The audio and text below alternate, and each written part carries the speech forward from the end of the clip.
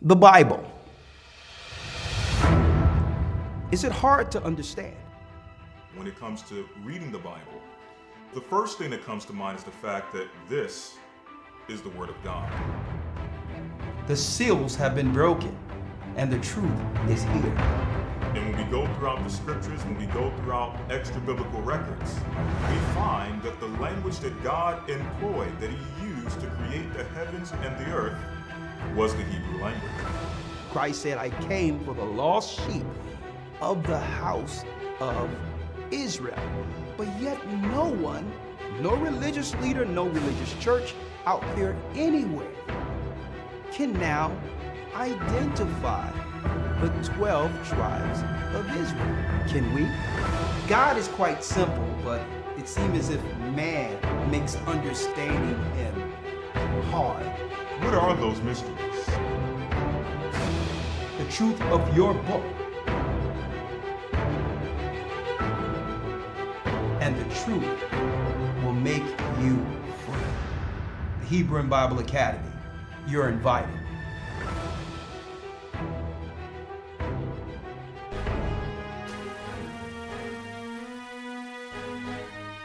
Come on in. Come on in. Shalom, brothers and sisters.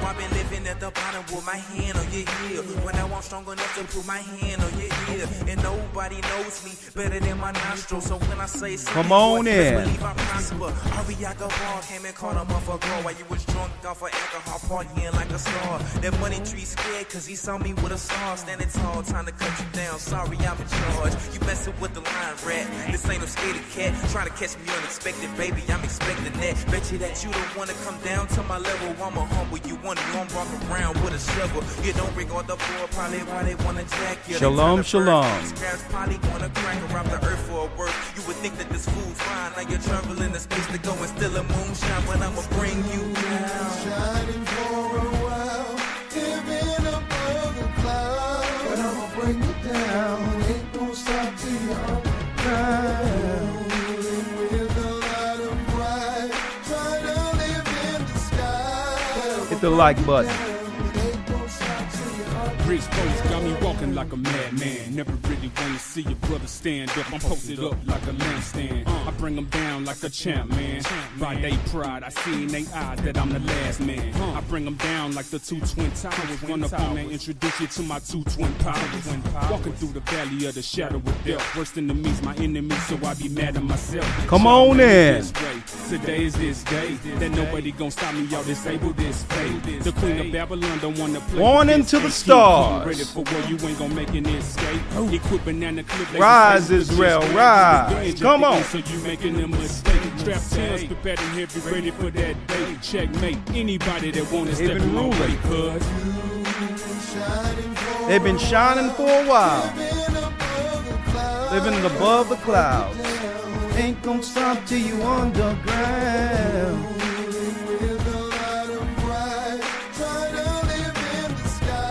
But I'ma bring you down. Ain't gonna stop till you Hey, yo, I'm on a mission. Grab your shoes and run with me. The cops on my tail, but I'm moving real slow. Come on. They got birdies on them things. Come on in. I ain't gonna stop till them suckers come and get me. I'm taking down the stars, all the stars in the industry. They try to take me once, but them suckers couldn't get with me. They took my brother through, but they said it didn't matter. They lied on it.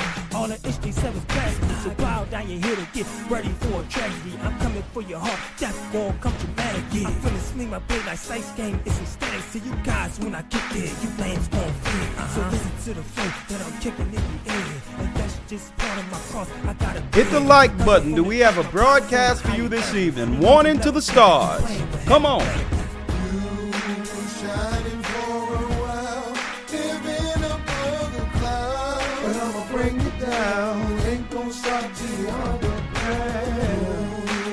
With a lot of pride, try to live in the sky, but I'ma bring you down. Ain't gonna stop till you're on the ground.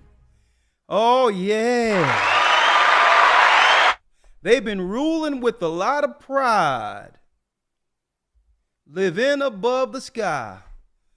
But the Most High prophesied in the book of Obadiah that he was going to bring them down and is not going to stop until their leader, Satan himself, is underground. Do we have a broadcast for you today? But before I go into the broadcast, we're going to get a few more people in, hit the like button. And I just want to do this real quick to all my brothers and sisters out there throughout the four corners of the earth. I'm Elder Rick Harshaw of the Gathering of Christ Church, and this song is dedicated to all of you. It doesn't matter. We've gone through so much trials and tribulations while living in Babylon, getting to know one another, finding ourselves and realizing that in truth, that we are the true children of Israel. And it's so hard finding ourselves through all this to a degree where there was offenses. Sometimes we've crossed one another, offended each other. But at the end of the day, folks, we're all we got. Forgiveness is imperative, and we're going to talk about that as we go. But before I go into the broadcast, warning to the stars, this goes out to all my brothers and sisters throughout the four corners of the earth to keep brotherly love, forgiveness. And if you did anything against me, I let it go a long time ago. I forgive you. And I hope you can forgive me and we can forgive one another, because what's coming down the pipeline, what they're letting in the gates, what they're letting through the gates, we're going to need one another, okay? Let's go out to my brothers and sisters, brotherly love.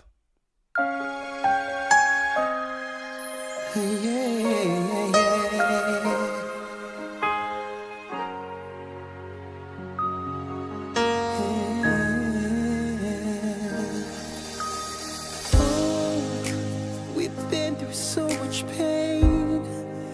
Life took us separate ways. Both did some hurtful things, but it's not over.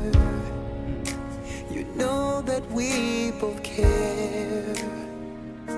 So can we forgive and forget? I need you here. Remember the ups and downs, the trials we've been through. See, there is no one on this earth who can replace you, my brother. Life is too short, don't hold no grudges. You are my blood, yeah. We must forgive and love each other, no matter what life throws at us.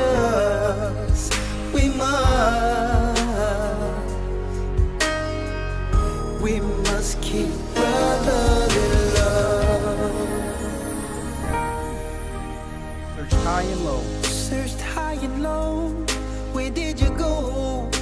Pick up your phone.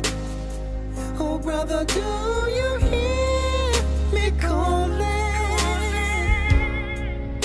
See, I apologize. Hey, this bond will never die. Remember the ups and downs and trials we've been through. We've been through so much in this world. So Babylon. I'll keep on darling.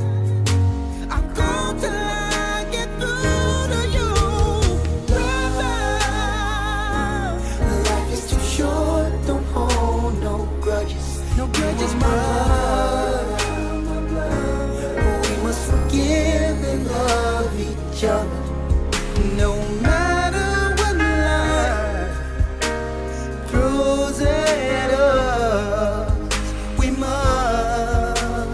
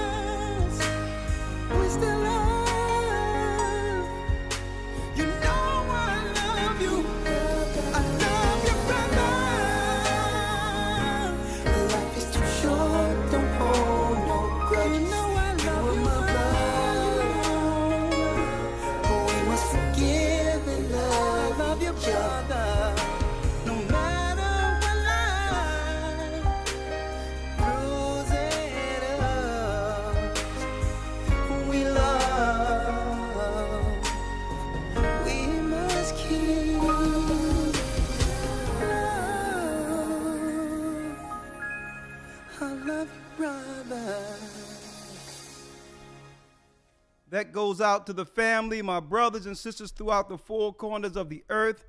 And you know what? That also, above all, that include my blood family.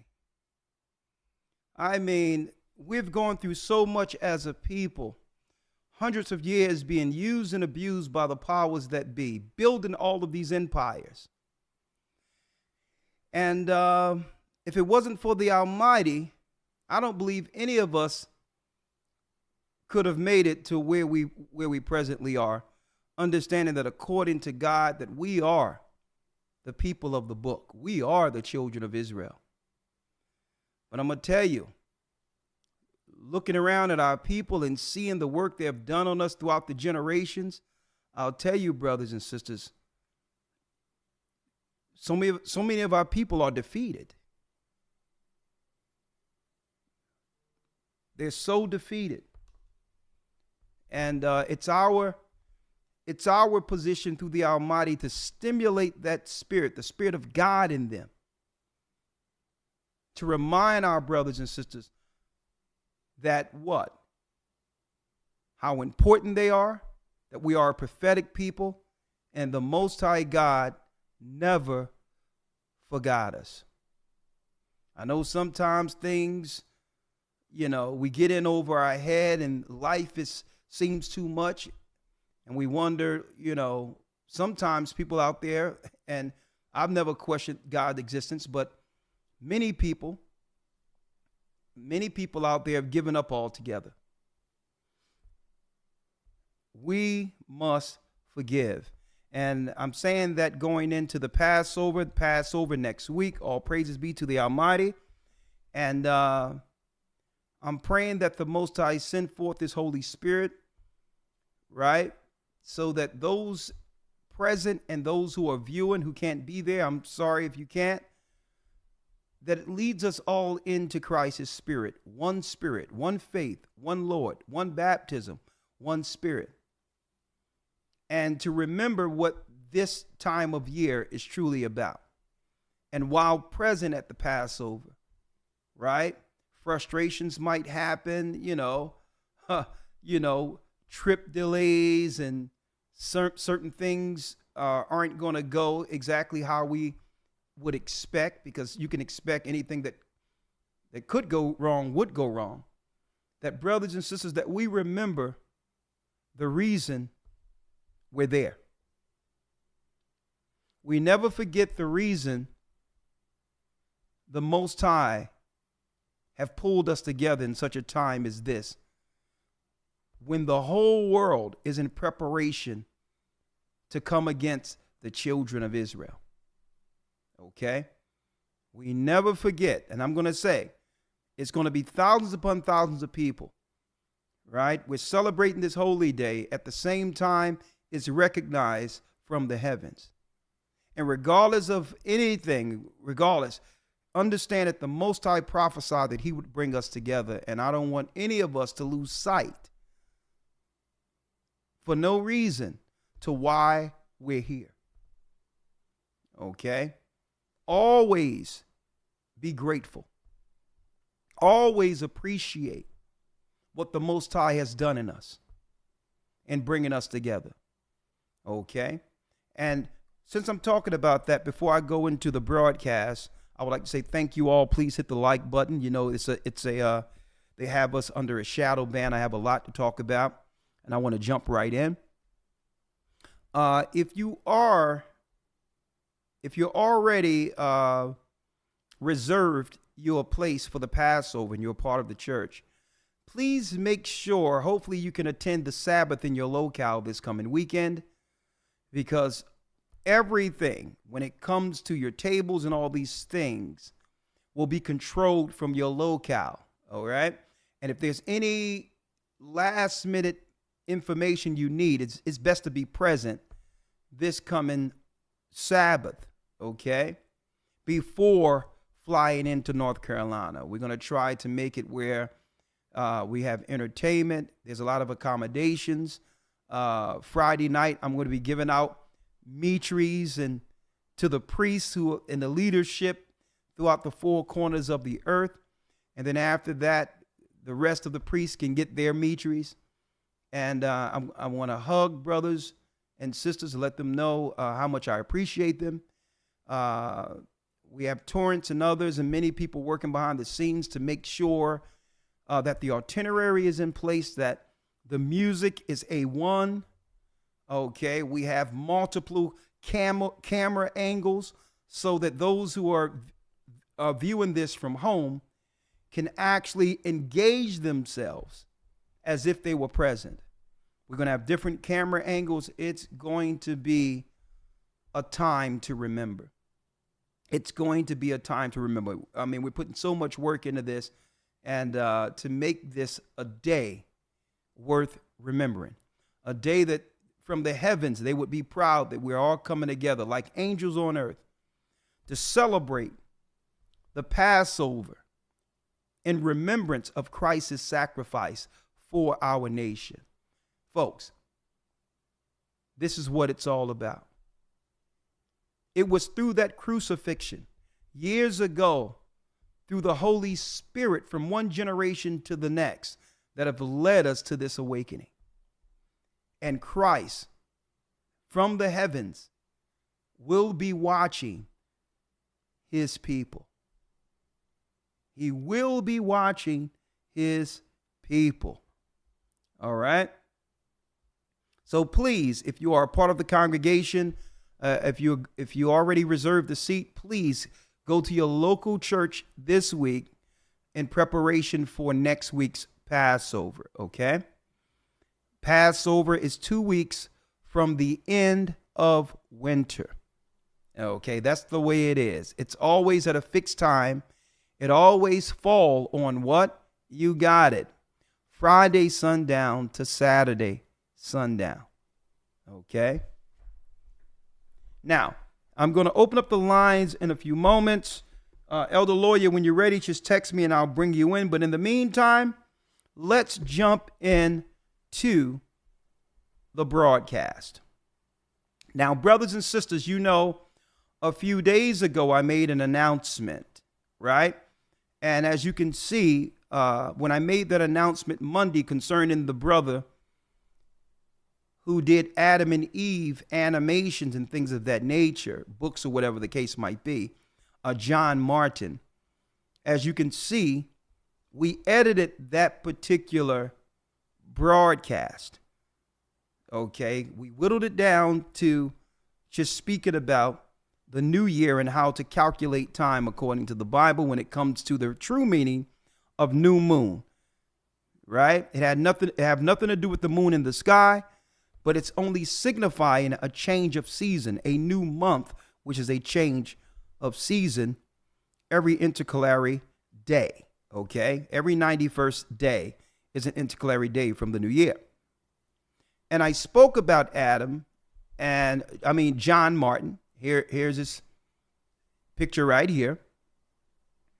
And I was talking about how that you just can't come through and begin to use the network of this church without proper protocol, because for so many years, the other nations come into our neighborhoods, whether it be Amway or something else, to connect with the pastor and get access to our people as a network, but yet go back to where you live. And none of the money ever comes into our community to help those same people in the church, right? But I did edit it, and I had an opportunity to talk to the brother. All right. And I told him that, listen, I will clear things up when I go live Wednesday. Okay. I spoke with him. And the whole deal was, while I was overseas, there was another brother over Houston. I corrected Houston to a degree where it's going the way I would have established that. But he came through and told me that he was baptized in the Houston church, but he never attended the classes with the leadership I have in place now, right? What tipped me off is this brother here Dan Yasha Allah, which is a good brother. Okay, I didn't want any negative aspersions cast on him, to let us know that John was actually linking in with other areas of our church, talking about the books or whatever the case might be, or his animation background, and linking in cross states with churches even outside of the area he was baptized under. And I said that I will correct this. Why? I spoke with him, right? And I said, well, listen, if you're baptized in the church, you become a member of the body, and all work is within the church's operation. And he understood that. I said, you can't come through, get baptized, disappear, and now you got to network with the church to financially grandize yourself when it isn't helping our people. We don't do it that way. We can very well find someone in the church to do exactly that, knowing where the finances will go within the body itself. So I'm not trying to knock down what you're doing, but there's rules here. You just can't work in the surface online and communicate with people in the church and siphon money off of a work that was established before you. And I say, you see how that can look. And he says, well, I can understand how that looks. And I say, well, okay. See, where your heart is, your treasure shall be also. Okay. So even though he got gifts, I say, listen, brother, all due respect, we all have gifts. I'm looking for what can you do within the body itself? Whether or not you do animation, books, and all that, we all came in with different gifts, but we're here to serve the Almighty. Okay? And I'm not going to allow anyone to come through without showing forth their work and prove themselves like the scriptures says we must do. And not be ready to give anyone credit who's not in the mud with the rest of us. So all due respect to you, sir. I told him, I'm glad that I spoke with you. I'll make sure I take that down in respect of you and give an opportunity for you to come through and show a presence at Houston. And once you show a presence and we know who you are, then we can discuss business. But what you do in the world has nothing to do with the business of what we're doing here. My business is the word of the Most High. And if you're going to come in, whether you Jew, Gentile, whoever you are, you're going to come in under the guidance so that we'll understand what your true intentions are. If you come through to just merchandise, then I'll understand that's why you're here. All right. So I'm going to give you some proving. He says, well, okay. Okay. He says, my wife even want to be baptized. I says, all praises. But once he come through, then we can discuss down the line, right?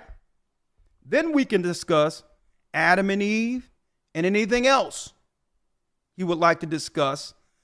And I'm going to say this, right? I don't get overexcited through symbolism. Okay? Personally, symbolic gestures. I'm not going to be happy because somebody, white or anybody else, who's showing our people, showing the true images of our people as Israelites. Symbolism is okay. But how are my people benefiting from now you showing this? And if you are my people, then we can do it together to make sure these same people, because Adam and Eve were black people, these same people financially benefit. Okay? That's what I'm into. Where your heart is, your treasure shall be also. So I have to find out how my people benefit, our people who are in Christ, outside of symbolic gestures. And that's fair, right? So yes, don't come down on this brother.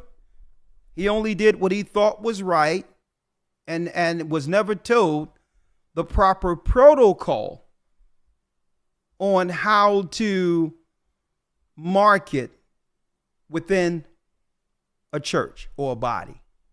So I'm not blaming John for this, okay? But I thought in good faith that I would come before you all. If I come out and say something, okay, I'm not too proud to come back and say, well, listen, this is what it is today. I don't want no negative aspersions cast on this brother. He want an opportunity to show that he can do things right, and now he's in order with the church. Okay, so everything is on hold until after Passover, and then I'll sit down with the brother and we'll discuss what this relationship is. But more important, his soul and the family of his soul and the soul of those in his family is more important than the gifts he's delivering. So that's what I'm going to focus on first. Him being a part of the work and how that benefits Christ's work. All right. All right. So I'll leave that there. So I thought that I would put that out there because I said I would. Right. So let's now jump into the broadcast. Let's jump into the broadcast. Let me pull Elder Lawyer up here. Please hit the like button. We have a great broadcast. Warning to the stars is the topic, right? Warning to all these stars who have made it in the world. Here's a warning to them, right? Warning to the stars. Check 1 2. Check 1 2. Check 1 2. All right, I got that. Okay. All right, there go Lawyer there. All right, let me bring Elder Lawyer in. Ruling with a lot of pride. I'ma bring you down. Ain't gonna stop till you underground.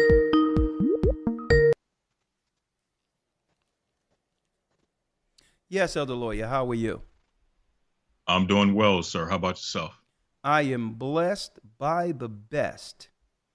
And his name is Ahaya. Let me pull you in. Let me see. Here you go. Here you go. Elder Lawyer's in the house. Yes, yes, yes, yes, yes.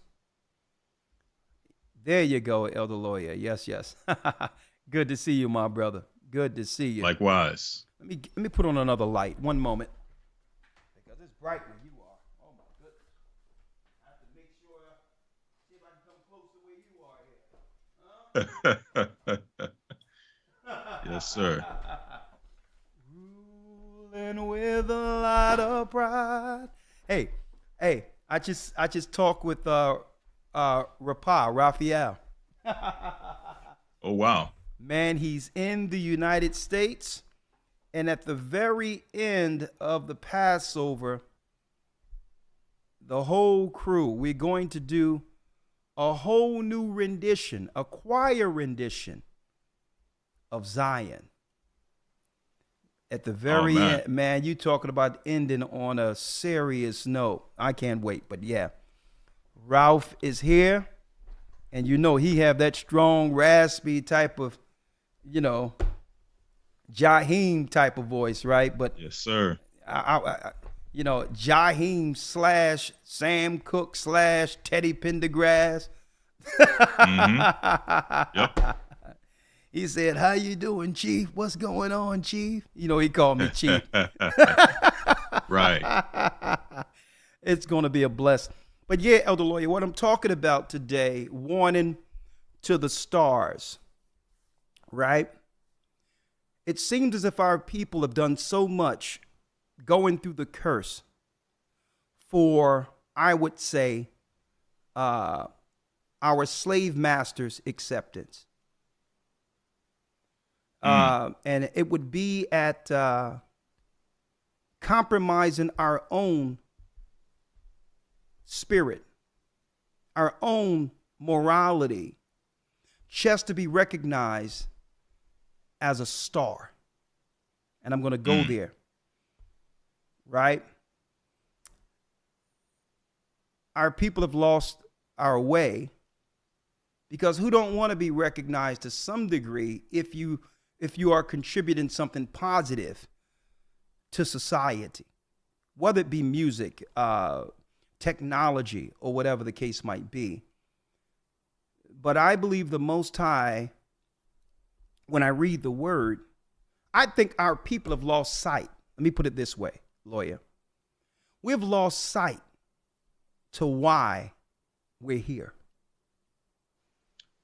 Right. And through that, we've gained the wrong kind of recognition. Right? Like, for instance, Christ was famous. Right? Christ was famous. As a matter of fact, let me read it. This was the type of fame our people, the ancient, the righteous, this was the kind of fame we were known for, right? And instead of celebrating this type of famous, it seemed as if the stars of this world, when it comes to our people, that particular recognition isn't famous at all. It more so turns from fame to infamy. Mm-hmm. And I don't think our people know the difference. So I wanted to make a clear distinction to why the Most High have us here in the first place. We're here, America and scattered throughout the world, to learn the trials of our era and to realize we're under a curse for disobedience. We were never here to gain the same recognition as the world. Our people were intended to become famous in an entirely different way. And this is a warning to the stars, right? Whether it be P. Diddy, whether it be Kanye West, they're fighting an uphill battle. Okay, they're fighting an uphill battle with the paymasters. When from the beginning, I'm going to go there, they never intended on us basking in the glory of Babylon equally with them. We were here as workers. And they never intended for us to be anything outside of that capacity. Either we would become employment or something for them to toy or play with. They never intended anything for us outside of that. And the only reason they bared us so long is because they needed us to build their empire. Right? And I'm going to talk about this today. I have a book. I'm going to share a page out of that. The Negro in the New World. And this was published in the 1800s. Right? They had a study from all the lands the children of Israel were taken captive, and they logged our existence within these particular colonies, right? These slave colonies. They logged it. They charted the social engineering of our people. And there are some key things I'm going to bring out of this while talking about this. We were never in their eyes.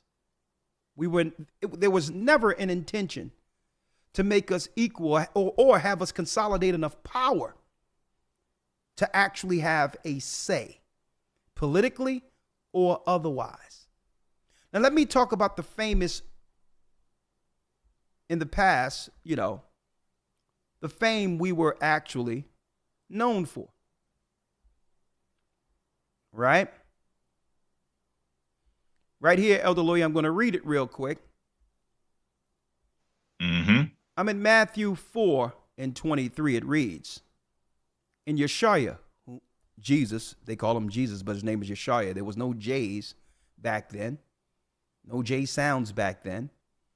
And Yeshua went about all of Galilee, teaching in their synagogues and preaching the gospel of the kingdom and healing all manner of sicknesses and all manner of diseases amongst the people.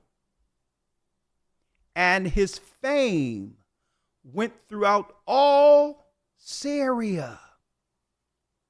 You see, this is what true fame is. And they have it twisted in a twisted world as Babylon. They have confused and blurred all lines to make us believe infamy is famous. Debauchery is famous. Anti-God activity is famous. And I'm going to show you how the enemy tricked and deceived our people. The true fame is when you read in Syria, and they brought unto him all sick people that were taken with diverse diseases and torments, and those which are possessed with devils, those which were lunatic, that means mental illness, and those that had the palsy, and he healed them. How can you acquire all the wealth of this world and not think of fully healing your people? And not and believe and begin to think that others view you separate from the same people the world is making sick. Mm-hmm. When the destitute, the trodden down, those who are poor, who can't see the light, are looking to those who've achieved something to actually heal the ills of our community. And it seems as if the elder lawyer, it seems, let me go here. It seems as if the stars from our community who are highly gifted, it seems that they don't think to actually connect with us until the paymasters turns on them. Mm-hmm. Right? That's right. And when you get that notoriety, that's when you're supposed to realize what real famous is and begin to sacrifice to make sure you acquire the same fame as our king and recognize and be recognized for more than just your carnal talent. Healing our people. We're under assault. We're under eugenics. Tens of millions of our children have never seen the light of day, which is calculating. A political system that makes our people believe that it's a caveat or it's a right to get rid of our own children. While the stars idly stand by. No other people would allow a genocide of their own people if they have something to do about it, say about it, and if they have the finances to get to the bottom of it. I'm going to talk about this today. Fame, infamy. Our people who've acquired riches don't know the difference. Don't know the difference. And there's a few things I want to go into, right? Let's go here first. This is fair use for educational purposes only, and for religious purposes. We're not getting paid anything for this, but I need y'all to check this out. This was about, almost 2 decades ago, elder lawyer. Almost 2 decades ago, right? And PSAs like this were being ran on BET and other, I would say, rural entertainment. Not rural, but urban entertainment within our communities, right? Mm-hmm. So let me play this real quick, right? Let me get you here. And this is for fair use, educational purposes only, right? I need you to check this out, right? Warning to the stars. Years ago, when our people were getting genocided, racial profile being shook down in New York, right? Being frisked, right? They had the frisk law in New York. The same time, genocide was being perpetrated on us, where they were convincing our parents to actually deal with certain types of health care that, you know, that some could deem questionable, that was perpetrated on our children to some degree. At the same time, instead of looking out to heal our people, PSAs, we were watching PSAs like this. Fair use. What's hot? Respect for people. What's not hot is hating people because of their color or religion. What's not cool is anti-Semitism. It's a long word for racism. Anti-Semitism and racism are the same thing. Don't let anyone tell you otherwise. Speak out against anything racist, any kind of bigotry, the minute you hear it. Let's fight all types of racism and anti-Semitism together. Don't be silent. Remember, we are one. One voice. We are one. See, we are one. That's Jay-Z, Elder Lawyer, and Russell Simmons doing PSAs aimed towards us, saying stop anti-Semitism, as if we were the people speaking or coming against that block of people. Right? I need you to think about this. So here it is, Jay-Z, Russell Simmons, we're doing PSAs, stop anti-Semitism. Now, I don't believe in any type of hate, right? But let's unpack this real quick. Let's unpack this. I would think an Aryan race, a KKK or somebody like that you'd have their people with a PSA towards, you know, the KKK. But I digress.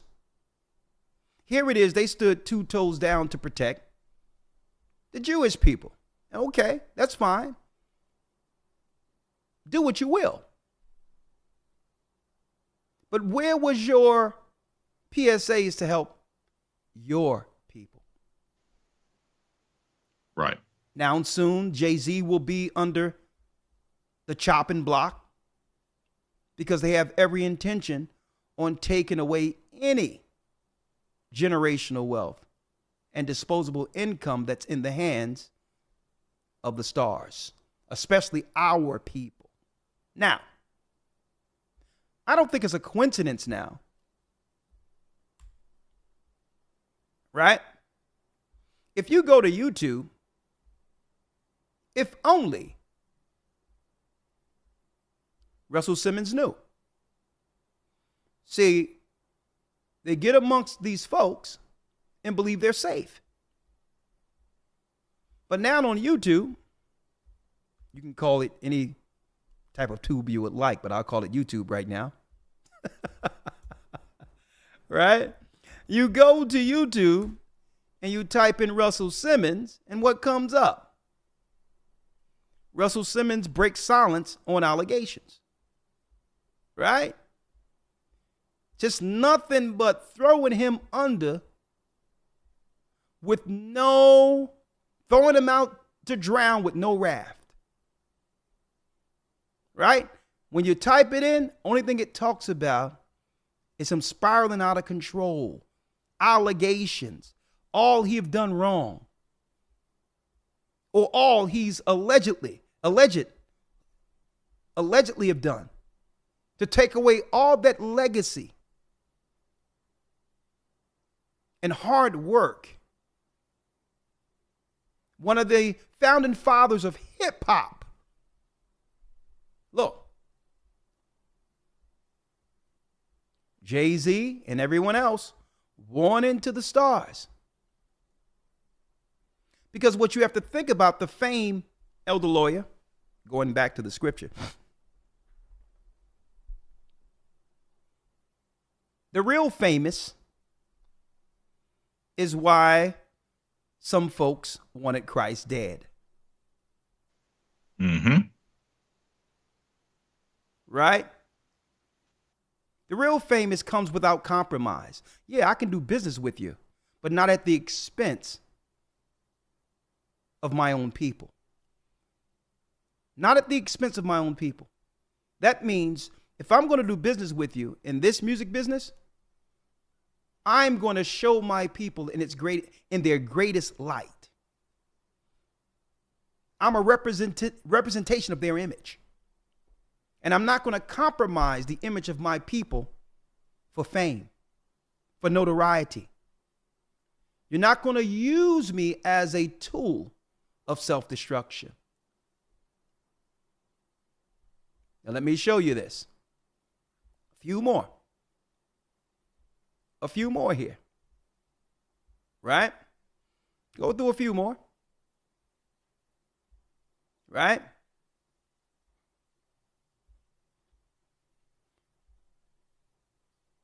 Russell Simmons, Jay-Z, all the other famous icons, if you will, in New York. You think they never seen Hebrews on the corner telling the world that we are the children of Israel? You think elder lawyer, you know they've seen that, right? Most definite. Now, how do I know they've seen it? Right? Years ago, at the Hit Factory, a few friends of mine were recording at the Hit Factory. Right? And at this time is when Barack Yard, Maurice Wiltshire had a deal with Dr. Dre's, with Interscope before it blew up or whatever. He was an artist under Interscope. And there's nothing I'm talking about that I didn't talk to him about first. So I'm free to talk about this. He's in New York at the Hit Factory, right? I'm a part of the writing team, and I'm a singer seeking to be an individual artist, right? And get my own deal or whatever the case might be. And him and a friend of mine, some friends, come back from New York after seeing Hebrews on the corner and said, Elder Ricard, I was Richard at that time, excuse me. Yo, Rich, I think there's something you need to see. Right?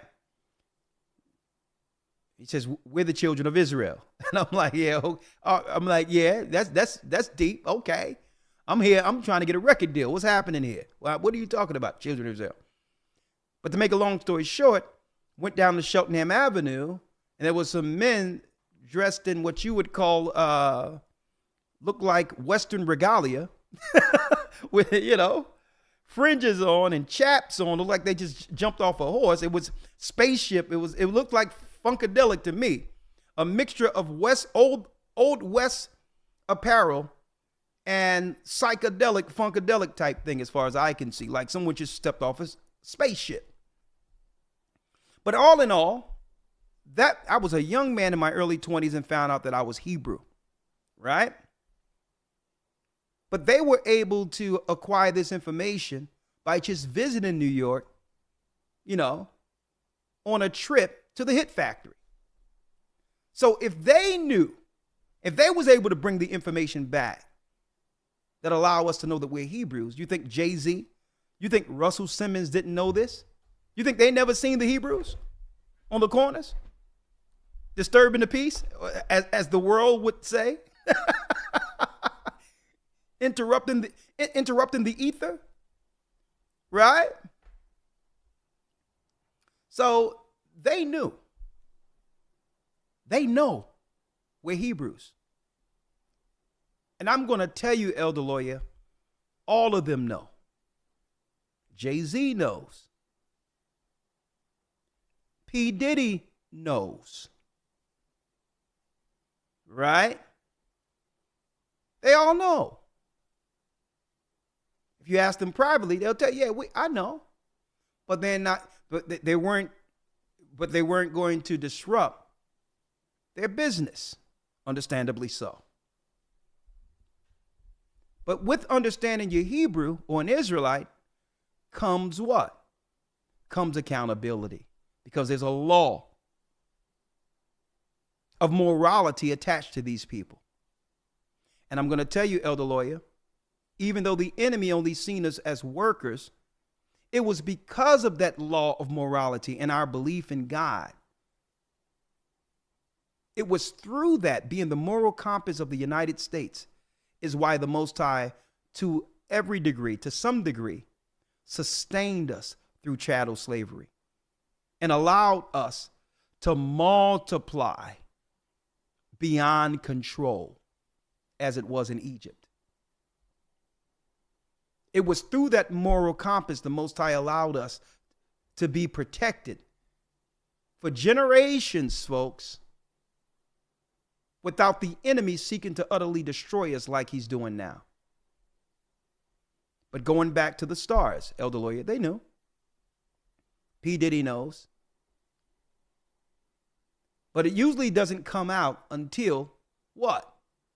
Until they're running to find some level of protection when the paymasters begin to turn on them. Right. That's when usually a lot of this start coming out, where they're willing to now side with the Hebrews.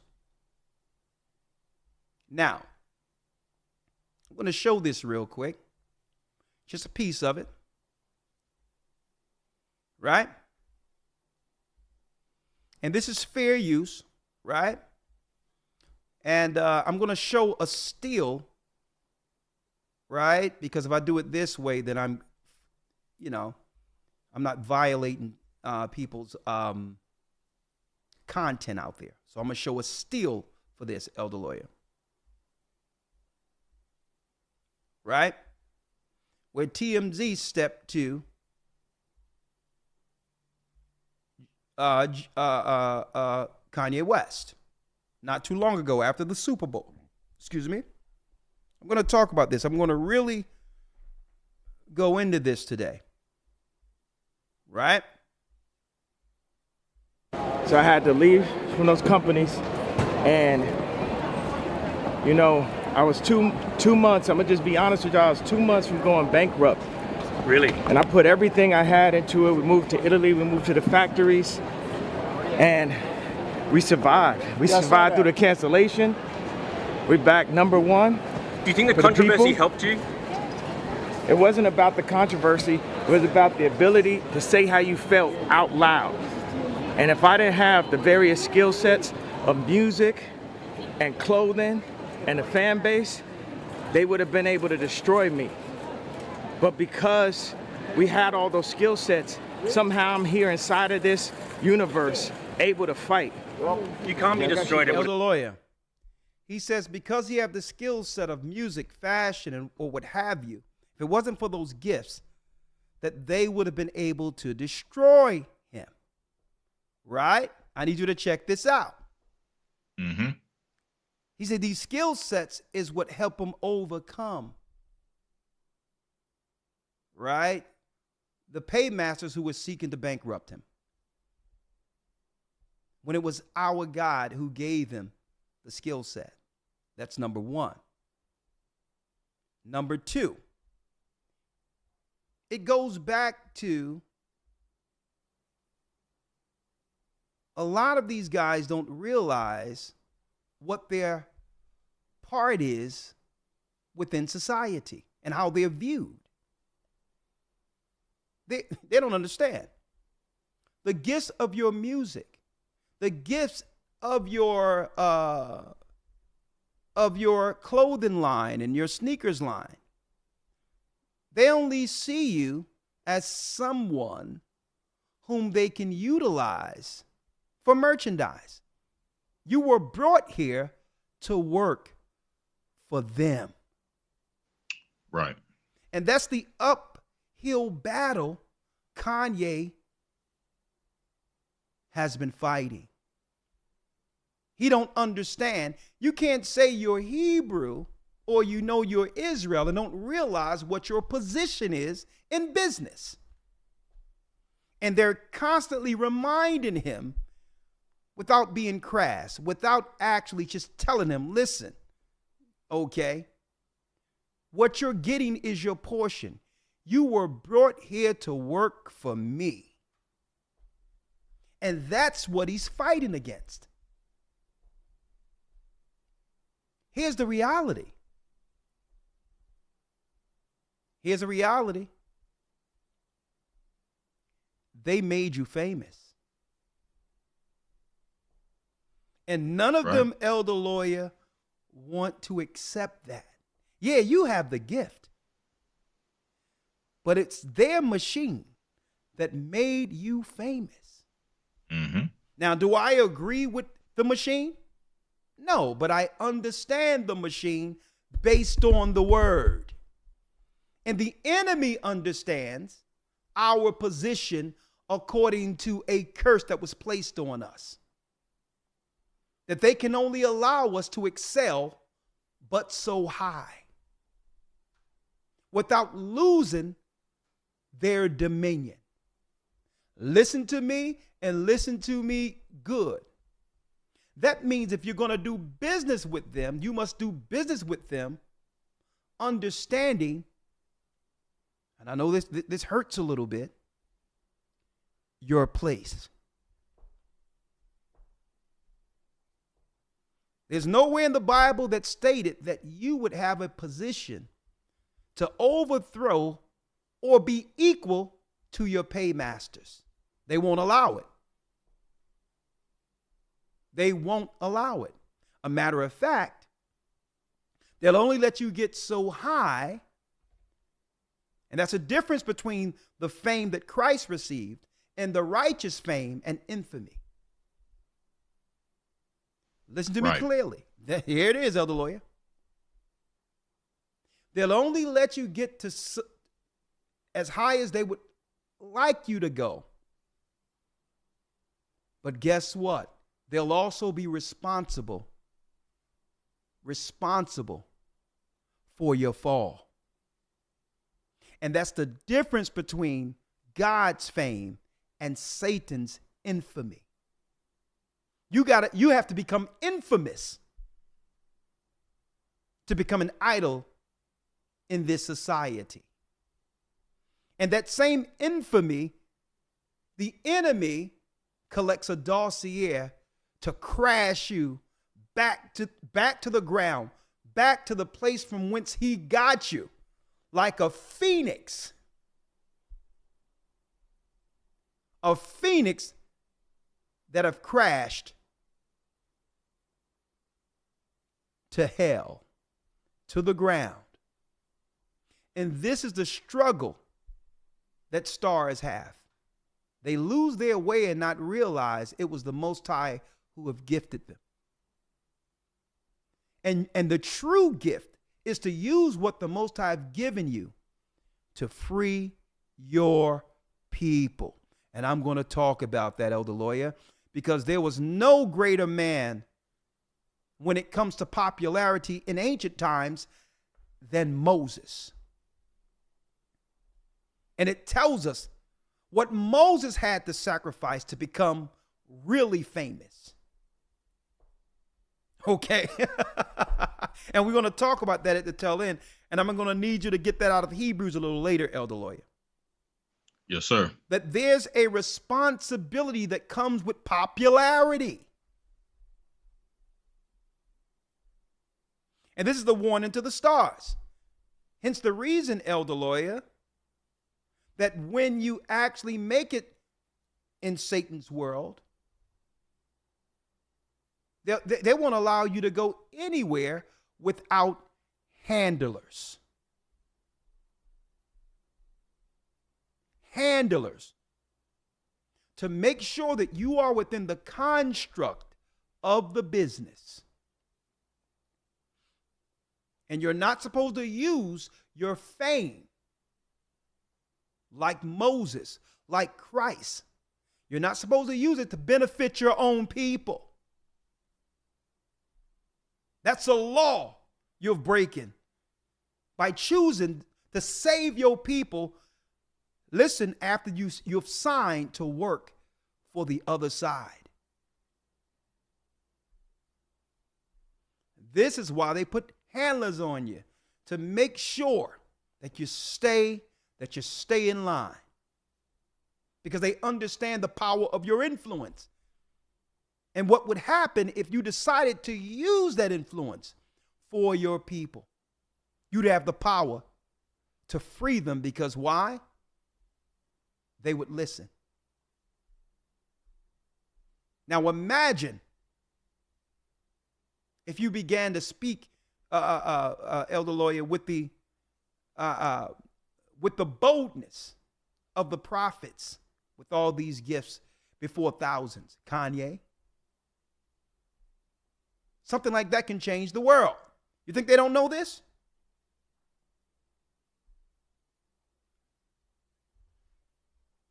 Warning to the stars. Let's go back. Then I'm going to go into the reality, how we've always been viewed.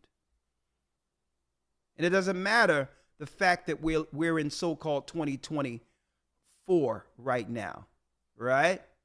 They don't view us any different than they viewed us coming off the ships. Mm-hmm. When it comes to our value to them and how they view us. We were brought here to work. That's the only value they'll see in us, and how they can benefit from our work. And it doesn't matter whether or not you are a musician. It doesn't matter if you are a master architect. Okay? They'll never view us above workers. Okay? That's why they told what? LeBron, shut up and dribble. Right? And our people look at LeBron, as a quote unquote God to some degree. King James and all these others. Mm-hmm. And you have these other guys who don't have enough talent. They don't have enough strength in their whole body to do what LeBron can do with one finger. But they will sit back and say, listen, shut up and dribble. You're nothing more than entertainment. And that's humbling. But that's how they're viewed. Because that's no different than them pulling us off the ships. The strong guy they threw in a wrestling ring, and they begin to bet. And as this guy began to take people out, they would travel him like a circus from one state to the other, and made him a boxer, a prize boxer. Right? Folks, they have just changed. Believe it or not, folks, they have just dressed it all up, but it's the same view. And this is what the stars are struggling with. They're struggling with the reality of their existence without being content. Now, why did I say this? If I understand the construct according to God, that the Most High would send us to serve for a time before freeing us, I can operate them regardless of how they view me, right? And I could take my pay and do whatever I would like to do with it to help my people. Okay? But I would have to do it with, wise as a serpent, harmless as a dove, by doing business, but at the same time not compromising my morality. Because I understand the construct. Until Christ returns, these people will always have the dominion. So I'm not fighting against that. God put all these nations in dominion. From the Babylonian Assyrian Empire, the Persian Medo Empire, we went through that last week. From the Greeks to the Romans, it was our God. We lost the power for disobeying God. So I'm not going to fight against the dominion. right? But if I'm going to, we're in this world, we have to do business. So if I'm going to do business with you, I'm going to do business in respect of that scope, understanding the prophetic scope of where I stand and how far I can actually go. With the realization that if I'm going to serve my people and my God, that this connection with the world must be sacrificed. And guess what? I'm willing, and you must be willing to let it go.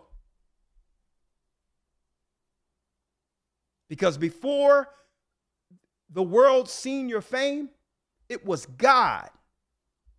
It was the Most High who instilled that spirit in you to inspire, to create. And you must be willing to let it go and allow the Most High to shape you in his image, to be utilized and use the gift for what it was intended for in the beginning. Our people understood that these gifts inherently endued within us was given to us by our God to free our people.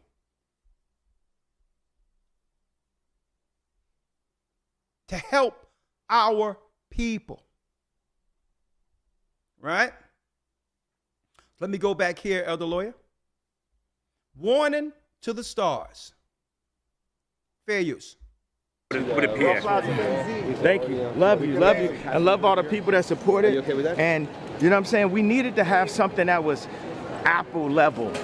You know, where's the Apple level? It's just me and my bro Elon. That's it. You know what I'm saying? Some of the streaming platforms. And that's another thing. Kanye believes Elon Musk is his brother. A rude awakening. He'll soon receive a rude awakening on that too. He'll soon receive a rude awakening on that too. But I digress. I don't want to just, I'm not going to commentate on every point. Let me get directly to it. Platforms removed you. We number one. Right. We number one. Everything that they did only helped us. I like it. Remove us. I like simplification. Streaming platforms is bullshit to the artists anyway. Fair use. Spotify would give us $500 million between all of us and say, work it about amongst yourselves. I'm like, what about Adele? What about Drake? What about Weeknd? What about Taylor Swift? What about me? They like, no. Doesn't matter how much any of y'all stream. Y'all got to work that $500 million. A $500 million? A $500 million? That's what streaming companies think of us as the musicians, and all the label owners just hand it over. Right. You understand what I'm saying? Right. We ain't on that, bro. As long as I breathe, I'm here for all of my artists, all of my peers, and all the people. People get in the way. That's what the market does. They get in the way. The diamonds are infinite, but people make a market out of it and try to charge more. They make diamonds our girl's best friend. You see what I'm saying? They make the Twix bigger. They trying to make us fat. You know what I mean? What do you have to say to people who resent your success based on some things you've said they disagree with? That's the whole thing. They got the right to their opinion. I got the right to my opinion. You understand what I'm saying? We all have the rights to our opinions, but so many people will lose their jobs, lose their careers for taking the steps that we took. You know, we went down for like a year and a half. You know, people think that I got, kicked out of Adidas for the tweet. We were having problems before. They were stealing my designs. They still trying to sue me. It's like, get right. Right. Get right, be honest. Y'all gonna send me $100 million a year, then say that I misallocated the marketing. I was the marketing. Look at where y'all at now. Look at where we at right now. Y'all wanna play? Gonna have me nap on the board. These companies, Gap, Balenciaga, they just want to use the celebrities and have us be like the polo man on the top of the horse. And everybody knows, everybody felt what I felt. You know what I'm saying? I even said the apology and they still fuck with me. You know what I'm saying? I said apology. Some of the stuff I was saying was true. So until y'all come up and say, yo, what he was saying, some of that was true, then go ahead with all that. Do you take back any of the anti-Semitic stuff you might have said? Black people. Now listen to what I'm saying here. Excuse the language. I'm sorry about that. I should have edited that. But he says, do you take back any anti-Semitic rhetoric, the anti-Semitic things you've said? You notice they keep throwing that in there? So it's as if there's a ritual in which if you become famous, you have to do a PSA to side and say before the public, mentioning something towards our people, to not be anti-Semitic, or you're for that side. You notice that. So now it comes right back around where they said, do you apologize for your anti-Semitic words? Listen to this. Listen to this now. All that. Do you take back any of the anti-Semitic stuff you might have said? Black people can't be anti-Semitic. We are Jew. Well, You understand what I'm saying? We are Jew. He says black people cannot be anti-Semitic, elder lawyer, because we are Judah, or from the tribe of Judah. Now, he's correct, right? Now, and I know a lot of people would celebrate that. Oh man, the people know. Folks, they always knew. Right? But if he know that we are Israel, have he not read the curses? Right? Mm-hmm. Can you imagine Moses having this conversation with the consul of Egypt of why they want to allow him to flex and become greater than Pharaoh in Egypt? Right. Can you imagine that? Nah. He's like, y'all got to go into the wilderness, right? I'm running things here. Right? I need y'all to think about this. How can you say you are a Jew and you're Semite for argument's sake and not realize that this battle against Jewish people is unattainable? Okay? Not that I'm for anything, but if you understand the construct of you being an Israelite, you would understand how the nations and how these same people view you. It starts off with how we came over, and they'll never see us as anything different. How do you know this? Now we're getting into, now we're going to scratch the surface here, right? Now we're going to scratch the surface. We were brought here to work. We were brought here to work. This is their view on us, right? Now let's start, elder lawyer, if you will. Since Kanye said we are Israel, he cannot be anti-Semite because we are Shem or Semite. And you know what? He's correct.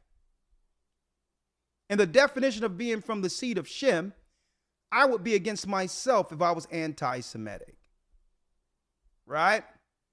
I'm from Shem. From Shem begat Abraham, Isaac, Jacob. Jacob had what? 12 sons. And then you got Judah, which is the fourth son.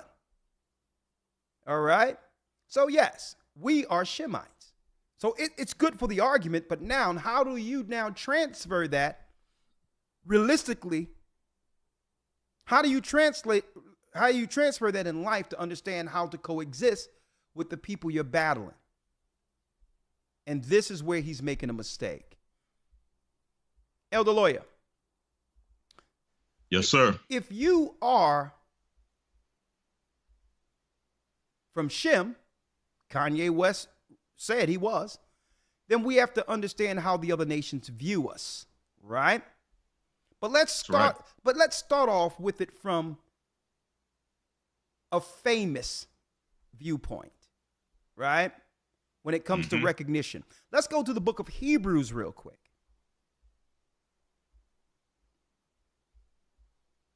Right? And let's talk about Moses. You can't find a more famous man than him in the Old Testament, right?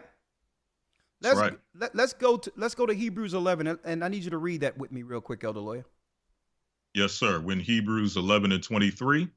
Hebrews 11, verse 23. Now guess what? Moses was a Hebrew. He was from Levi. And I know some people would say, well, he was Jewish. No, there was no such people as Jewish people. All right. Until the 3rd century, when the Idumeans under Hyrcanus, that's right, converted into Judaism. When there was hundreds of thousands of Edomites or white people converting.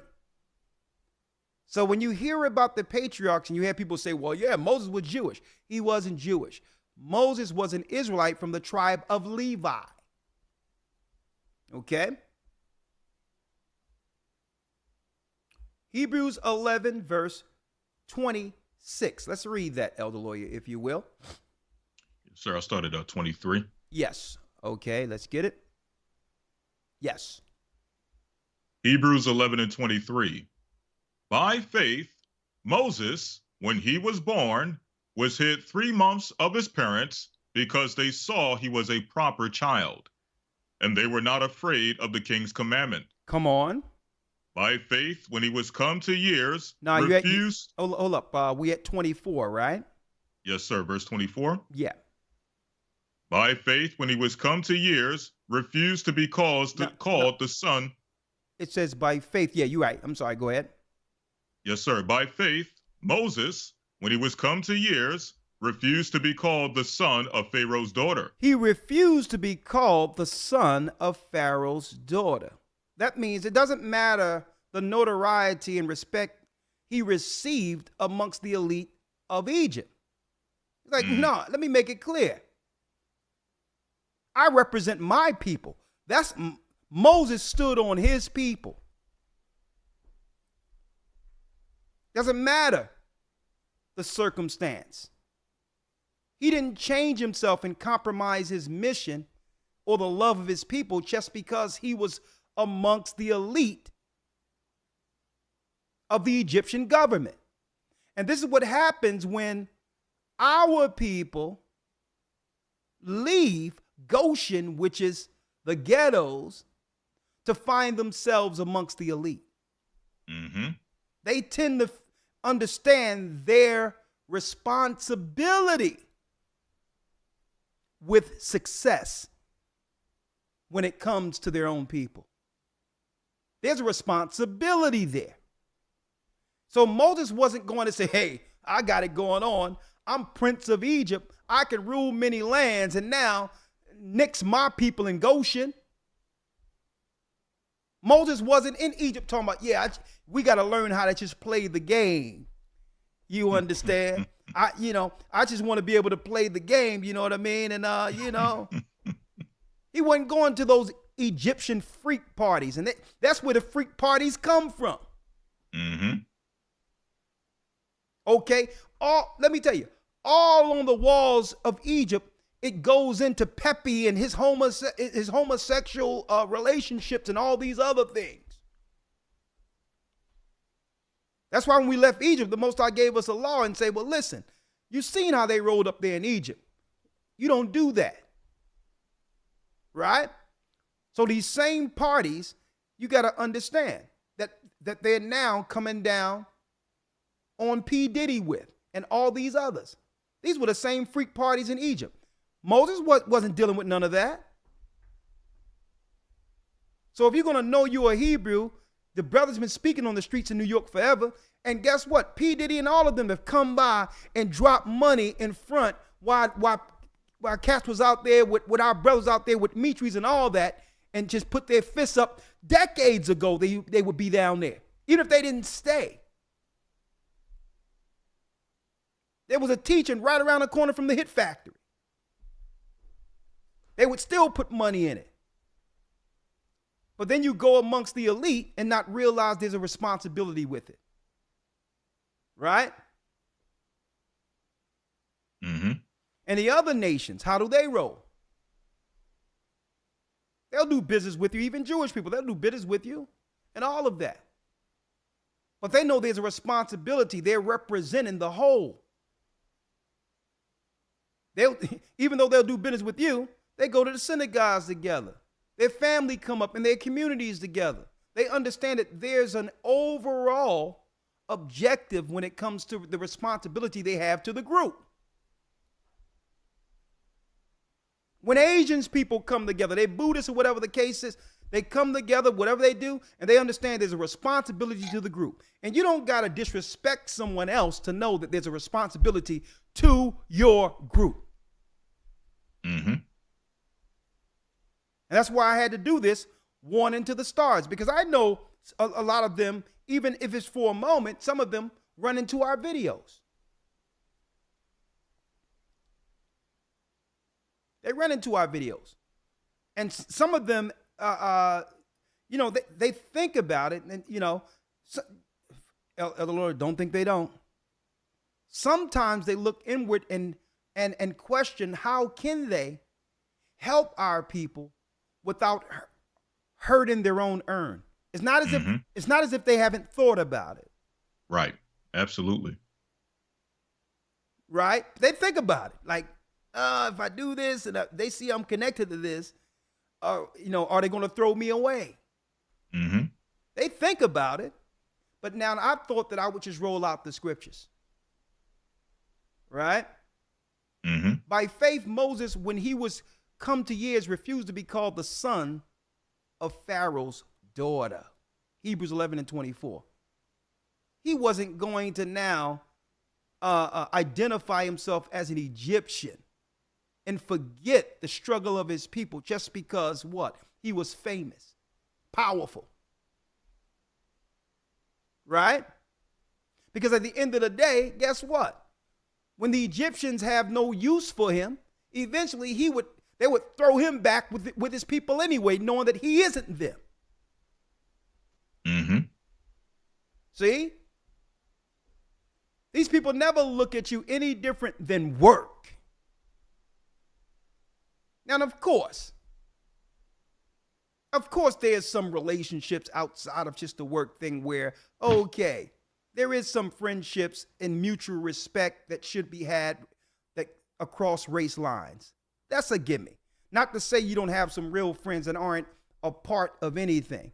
But when the rubber hits the road, I'm going to tell you, these people are for their group, and there's nothing wrong with that. It's supposed to be that way. And they're not willing to sacrifice their position with their group for us. They're not willing to do it. Mm-hmm. And that's the mistake we make as stars or famous people within Babylon society. Let's read the 25th verse. Yes, sir. 25. Choosing rather to suffer affliction with the people of God than to enjoy the pleasures of sin for a season. A lot of people don't even know this is in the Bible. That Moses chose, that was a choice. Choosing rather to suffer affliction with the people of God than to enjoy the pleasures of sin for a season. Folks, the world of sin chew you up and spit you out and then looks for the next so-called talented person to put on the wheel, to do the same exact thing. Mm-hmm. I need you to think about that, Elder Lawyer. I was coming up when Bill Cosby was untouchable. Mm. I mean, you would put on a sweater. I'm going to show you how powerful Bill Cosby was, young man, a little before your time. Let me tell you something. You'd have certain sweaters on it, and you'll walk down the street. Oh, that's a Bill Cosby sweater. Mm-hmm. Check that out. They'll build you up to tear you down. And that's the difference between this world's fame and God's fame. Right? Because think about this. What will Moses always be remembered for? The parties he had in Egypt, or the parties he turned down if he would have chose that? Or freeing God's people and have the Most High standing up against what? The oppression of his people. Seeing the promised hand afar off over Jordan. See? He'll always be known for freeing his people and preferring his people first. And it doesn't mean you have to hate someone else. Mm-hmm. See, some people think that, yeah, if I choose this, I got to become some rogue person who just hate. Nah, you don't got to hate anyone else to love your own. See? I'm a firm believer of not hating anyone. It takes too much energy out of you to do so. I'm solution oriented, and any hate that I would actually extol against someone else, I'll turn that into the love that I'll utilize to help my people. I'd rather use that energy there. There's no better way to show love than to help our people as it was intended and commanded by Christ. Right? Let's go back, Elder Lawyer, 26. Yes, sir. 26. Esteeming the reproach of Christ greater riches than the treasures in Egypt. Because Moses understood that his life at that time was temporal. But his spirit, what? Will live on.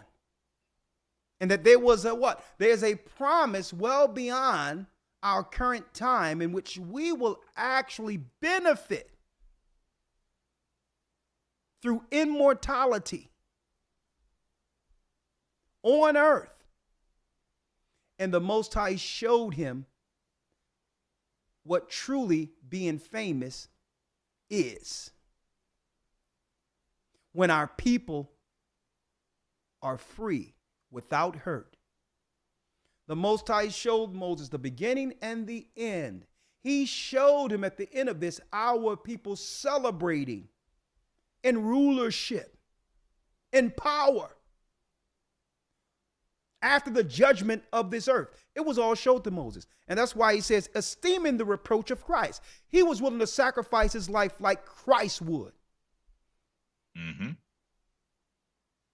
And he's seen that as greater riches than the treasures in Egypt. You know why? Because anytime Egypt or Babylon turn on you, if they had a hand in you becoming rich, folks, they'll always find a way to take it back. Right. And that's what Kanye is experiencing right now. He says, listen, I was almost bankrupt. You know why? Because you sowed in this world and not in Christ's world. And those who, the benefactors of your talent in this world, the way they gave it to you, are able to take it back. But the riches that you sow in heaven, these people can't touch. So, you see what I'm saying? These people can't touch the riches in heaven.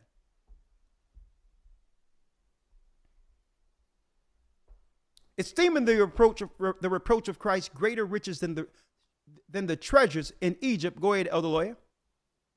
27. By faith he forsook Egypt, not fearing the wrath of the king. What verse are you at? 27. By faith he forsook Egypt, not fearing the wrath of the king. Read. For he endured as seeing him who is invisible. But Moses endured as seeing him who is invisible.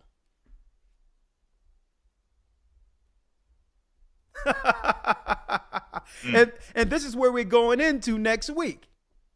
Read the 28th verse, Elder Lawyer. 28. Through faith he kept the Passover. Through faith he kept the Passover. That invisible God who rules from the sides of the north, from the heavenly realm, who control all powers, which minister to this earth, folks. It was that God who sent forth the death angel for those who didn't obey. Put that blood on the door so that what? So the death angel can pass over. And those who didn't listen, including Pharaoh, lost their firstborn. See? And that's the power of believing in our God. If you're going to say you're from Shem, if you're going to say you're Hebrews and stake claim, you must now stake claim to this. Of the only way you can fight the powers of this earth is through your God. Huh? Huh? The only way you can fight the powers of this world is through the God of the Hebrews that you're claiming now, Kanye. Mm-hmm. That's right. See? You can't play both sides. Okay? You can't live your life trying to prove a point to them by disrespecting yourself. Mm-hmm. And if you're going to be married to a wife, right, you can't be out there embarrassing your home by having her out operating in harlotry, walking around with no clothes on. You can't now claim to be a Hebrew for the people when it's convenient for an argument, an anti-Semite argument, Right. and disrespect your own home by operating immorally with your woman running around with no clothes on. See?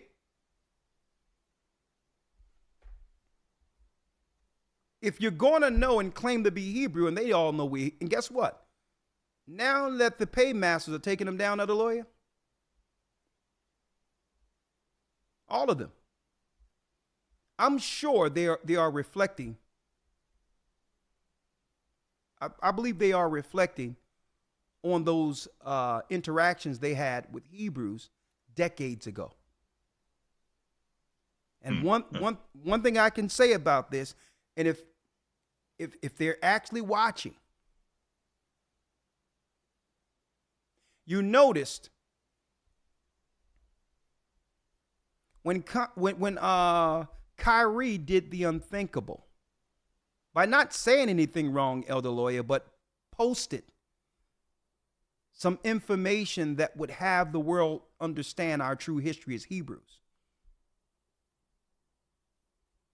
Right? He never said anything against any people publicly, not once. Mm-hmm. But you notice at the end of it all, he was able to stand with his head up. Right? Why?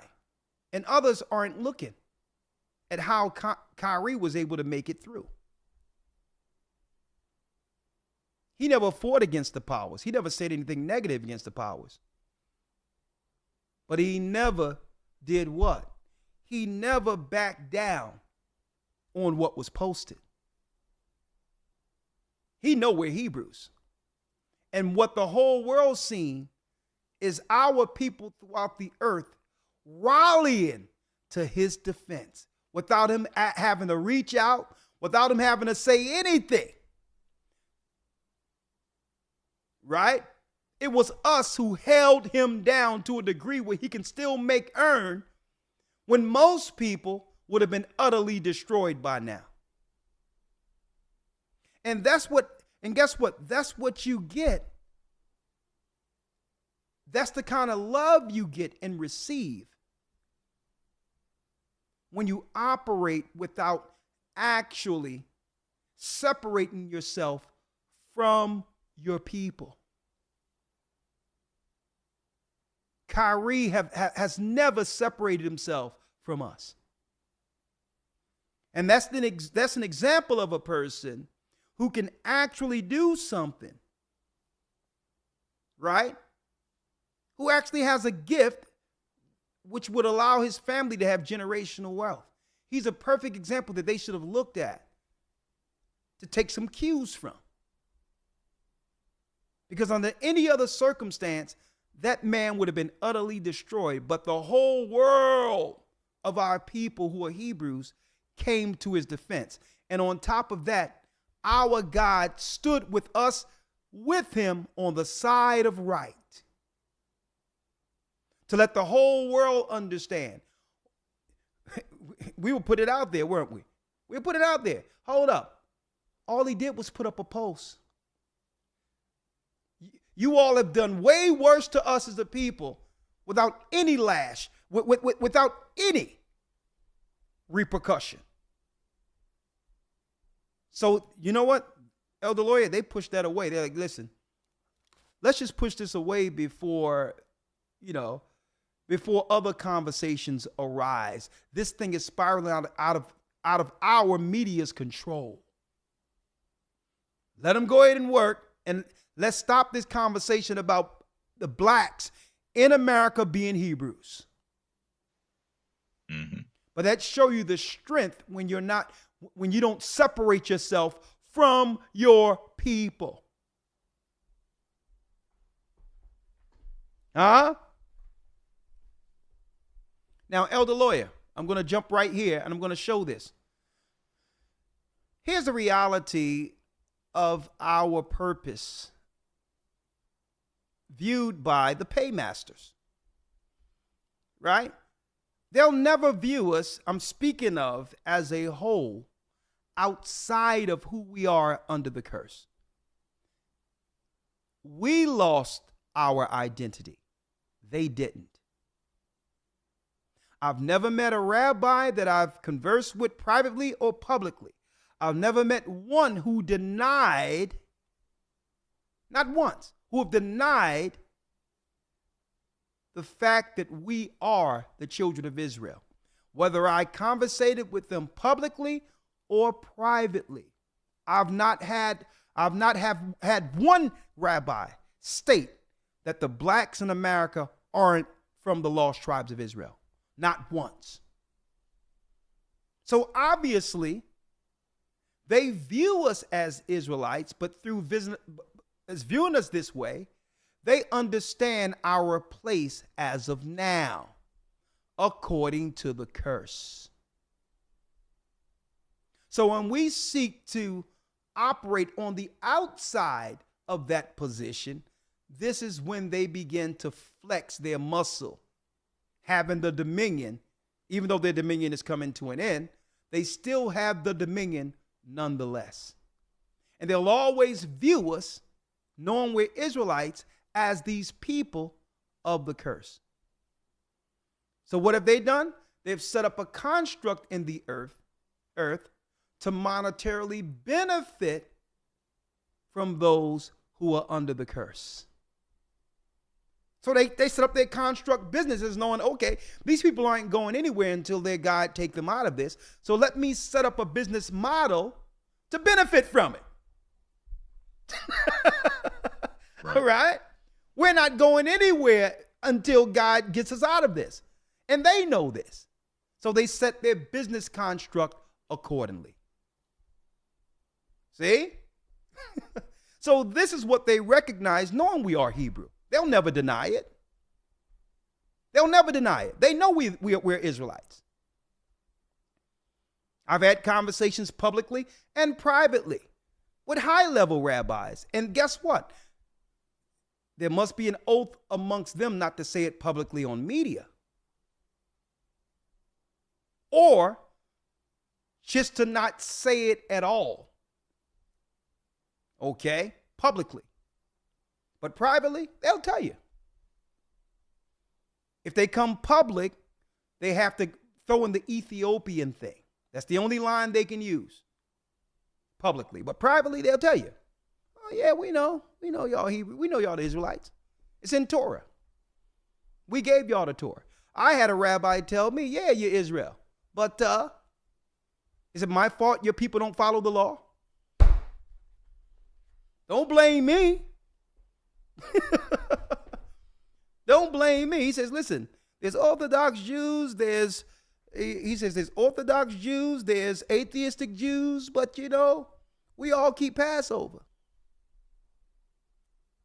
Right? Whether we believe in the Torah or not, we keep Passover.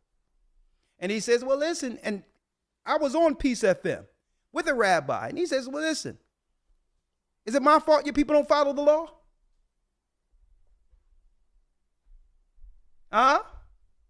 So you have to understand, you can't blame these people for dealing under a construct that cannot be changed. They know that according to the same Torah they read, that there was a people who would go on a cargo slave ships, and they could benefit if they set their construct off of that. Hence the reason why they'll never help you but so far when it comes to their business model. Their business model is predicated off of Deuteronomy 28. It's predicated off of people. Listen, people being satisfied in servitude. Their whole somebody has to work for almost nothing. Somebody's going to have to work in which they can actually make a profit off of. That's just the model. So Deuteronomy 28, folks, is their blueprint. And this is what, I'm going to tell you, that's what Kanye and others are fighting against. They're fighting against the fact that these people are actually making a lot of money, rulership and dominion and all that, off of the curse. And he getting mad at the people. When we should be saying, well, hold up. Instead of getting mad at them, how do we get from up under the curse?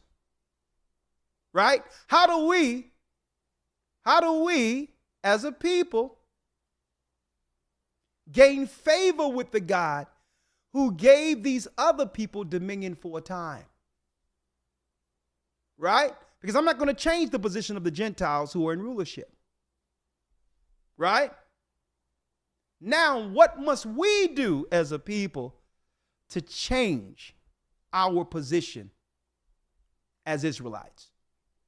Because it wasn't the Gentiles who put us in captivity, or it was our God who did it. He allowed them to do it. Why? Because our God, his word doesn't go out and come back void.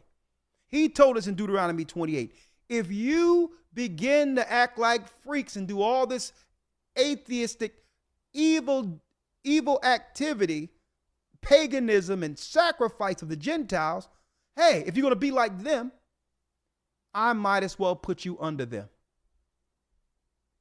If you're going to be down with me, you get everything. A matter of fact, if you follow my law, all the Gentiles of the earth will serve you. But if you break my law to become immoral, all these other nations who are weaker than you, your children will serve their children. So I don't care how many tantrums Kanye or anyone else throw out there about how they're being treated unfairly. Your problem isn't with them. Okay? Instead of dealing with your problem with them, you got to deal with our God's problem with us. And through that God, like Moses, that other guy out there who's harming us will get fixed. See? Elder Lawyer, real quick, let's go to Deuteronomy 28 real quick. Yes, we're going into the Passover next week. Boy, it's going to be a deep thing, but let's talk about this, right? Mm-hmm. Now I'm going to show you the construct the Gentiles set their business model around, right? And they'll never see us anything less than the curses we're under within Torah. They'll never do it. It'll never happen. Because, if you know you're Israel, then you know you broke the law and you're under a curse. So don't get mad at us. We just set up, here it is. We're getting mad because they set up the auction blocks and got paid off of it, right? But how do we get to the auction blocks? Disobedience. Mm-hmm. We start talking about the ships that they were able to build as merchants to actually transfer us all around the earth through the transatlantic slave trade. Even before that, Spain or what have you. Right? Yeah, we'll say, well, Jewish people own slave ships, this and the other. Yeah. But how were they able to set up that model and benefit from it? Because the Bible says if the Israelites didn't follow God's law, you would go in a cargo slave ships. Right? Right. So we're just pointing to them, not realizing, and that's the wrong way of viewing this, because it takes away from why the Most High put us in this condition in the first place. Mm-hmm. It takes away from the fact that only God could have allowed something like this to happen to us, And if we understand that, why not come back to him? Why not come back? Elder Lawyer, Deuteronomy 28 and 15. Let's read that. Yes, sir. Deuteronomy 28, verse 15. Yeah. But it shall come to pass, if thou wilt not hearken unto the voice of the Lord thy God, to observe to do all his commandments and his statutes which I command thee this day, that all these curses shall come upon thee and overtake thee. All these curses shall come upon thee and overtake thee. So, folks, in the synagogue, they have Torah. You think they haven't read Deuteronomy 28? They read this in English and in Hebrew. So now they have the model to understand what to set up. Okay, God is about to do this to his people. We have to set the engine and the cities in place for this to go down. Right? Because God is not a man that he should lie. If he's going to do this to a people, then someone going to benefit from these curses. Right? See, and no one likes to view it this way, Elder Lawyer. You know why? Because if you view it this way, now it comes with self-accountability.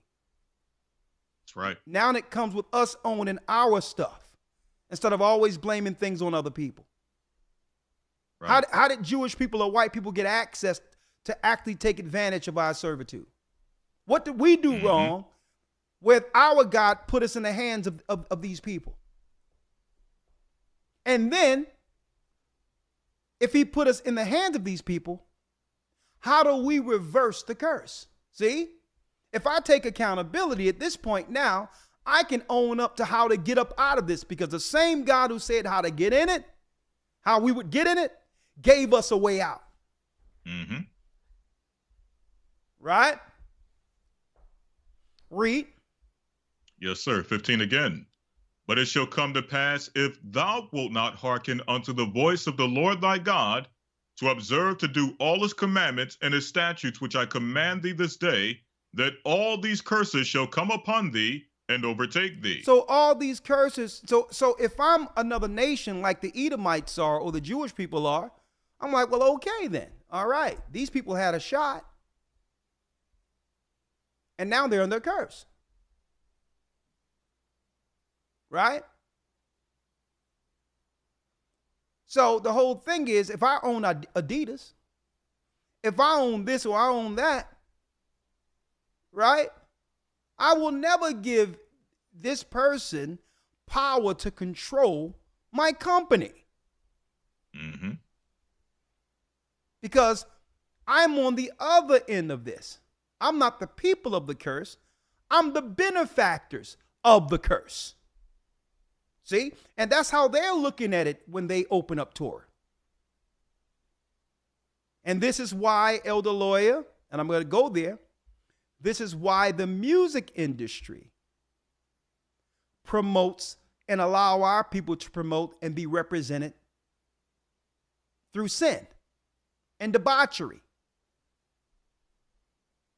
This is why they give you the engine to poison the minds of our people in the community.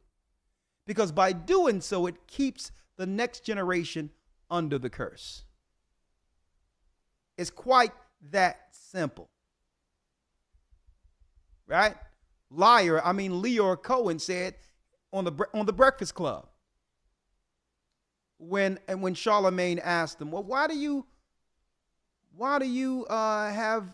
promote something that you know with drugs and all these others that's going to harm our community? You know people are going to come down on you on that, Charlemagne said to Leor Cohen. He says, well, you know, I got to eat too. My family got to eat. That's what he said. Go look it up. Mm-hmm. But there's something spiritual to all of this because they've read Torah. They know this there. As long as our people do wrong and teach others to do wrong, these people will always have the benefit to set a model. They can set a model to benefit off of these curses. It's strictly business to them. So if you want to talk about killing your own people, yeah, they'll give you the machine for that. Because the Bible says thou shalt not murder. And now their children will rule over yours. Not because anything they're doing wrong, because our God said it. Our God said that if you do these things, I'm going to put a curse on you and these other nations will rule over you, where you will be screaming in the mall about how you're being dealt wrong when it comes to business.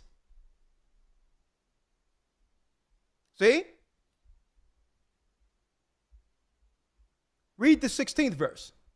16. Cursed shalt thou be in the city, and cursed shalt thou be in the field. So you think they didn't read this in the synagogues and all that? Like, okay, then I'm gonna now set up a chain gang after slavery, where you do something wrong, you're working on a chain gang, build railroads, and you'll build our cities, and you'll be picking peas and cotton in our field. Folks, that's all they've ever seen us as, a workforce. It was through the Most High God that he blessed us to multiply beyond control. But they never seen us anything different than that. See? They've never seen us anything. They've never seen us outside of the curse. They're like, okay, let's build a construct where they'll build our cities. They'll be working in the field. They'll be picking our cotton and paving our roads. Because as long as they're under the curse, we can benefit. See? Read. 17. Now check this out, Elder Lawyer. Read. 17. Cursed shall be thy basket and thy store. Cursed shall be thy basket and thy store. What is this? Cursed be thy basket and thy store. A bank. This is where you store what you've saved. So you have one side who benefit and would have the bank, and you'll have another people in the earth who can't save, who's working just enough to survive, and that's not even enough. Think about that, right? Think about that. Elder Lawyer, what was that Jewish guy, that scammer that ended up getting serious time for scamming the it was like a stock market type Ponzi scheme. What's his name? Was it the man, what was this guy's name? Was he involved with like JP Morgan or one of those banks? Yeah. What was this guy's name? I know it. I know somebody gonna say it in the chat. I know it's an M. His name starts with an M.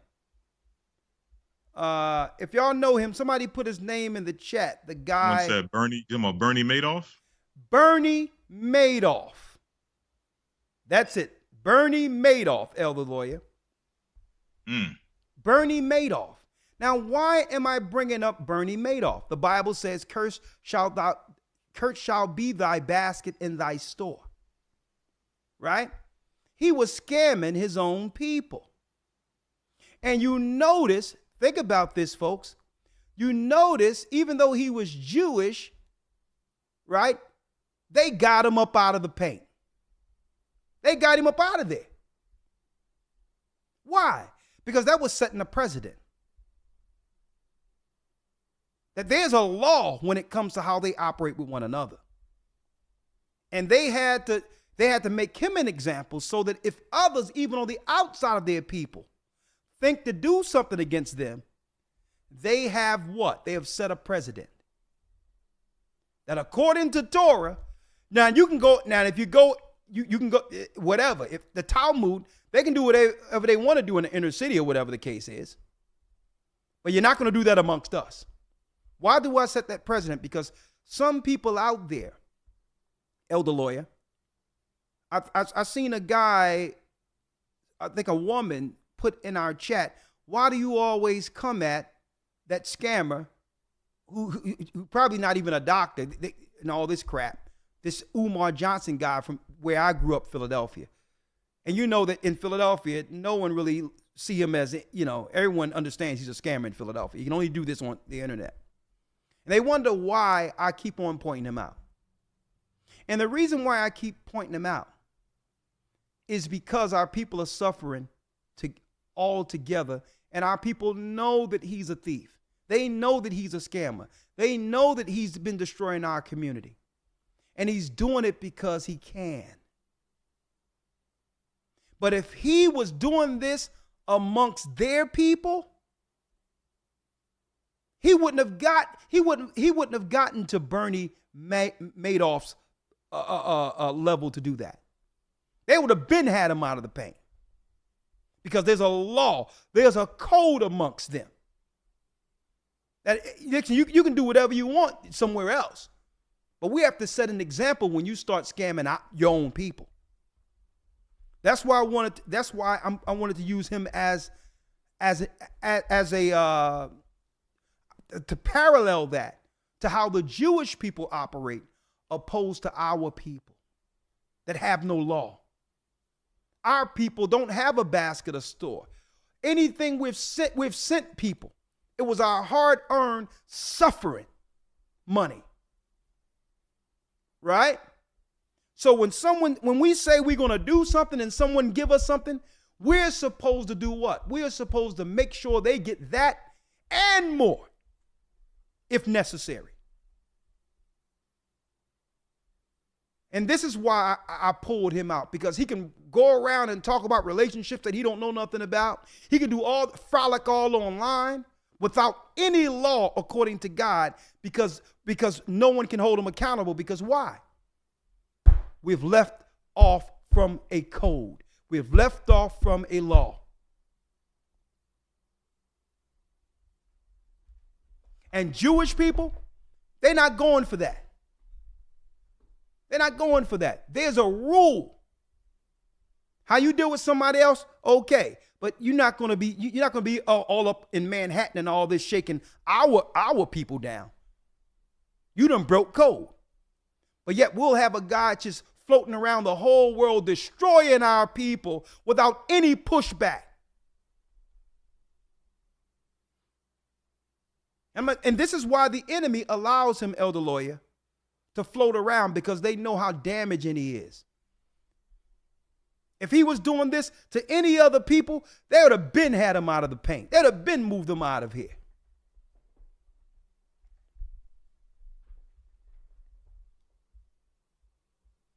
Unbelieving charlatan that's going around the earth destroying our people. Why? Because we're the people of the curse. It says, "Cursed shall be thy basket." No one want to hear about no relationships. No, our people should say, listen, I don't want to hear a darn thing from your mouth again. You are X'd until there's a school. I don't want to hear your opinions on nothing. No movie stars, no basketball players, no nothing. Your opinion is mud until you do what you said you was going to do. And until our people start holding each other accountable, you'll always have someone that's going to come through and destroy us from the inside. And that's why these enemies, the enemies of our people, allow him to just move around. This guy haven't paid taxes or nothing, but guess what? They're not going to put this guy in jail.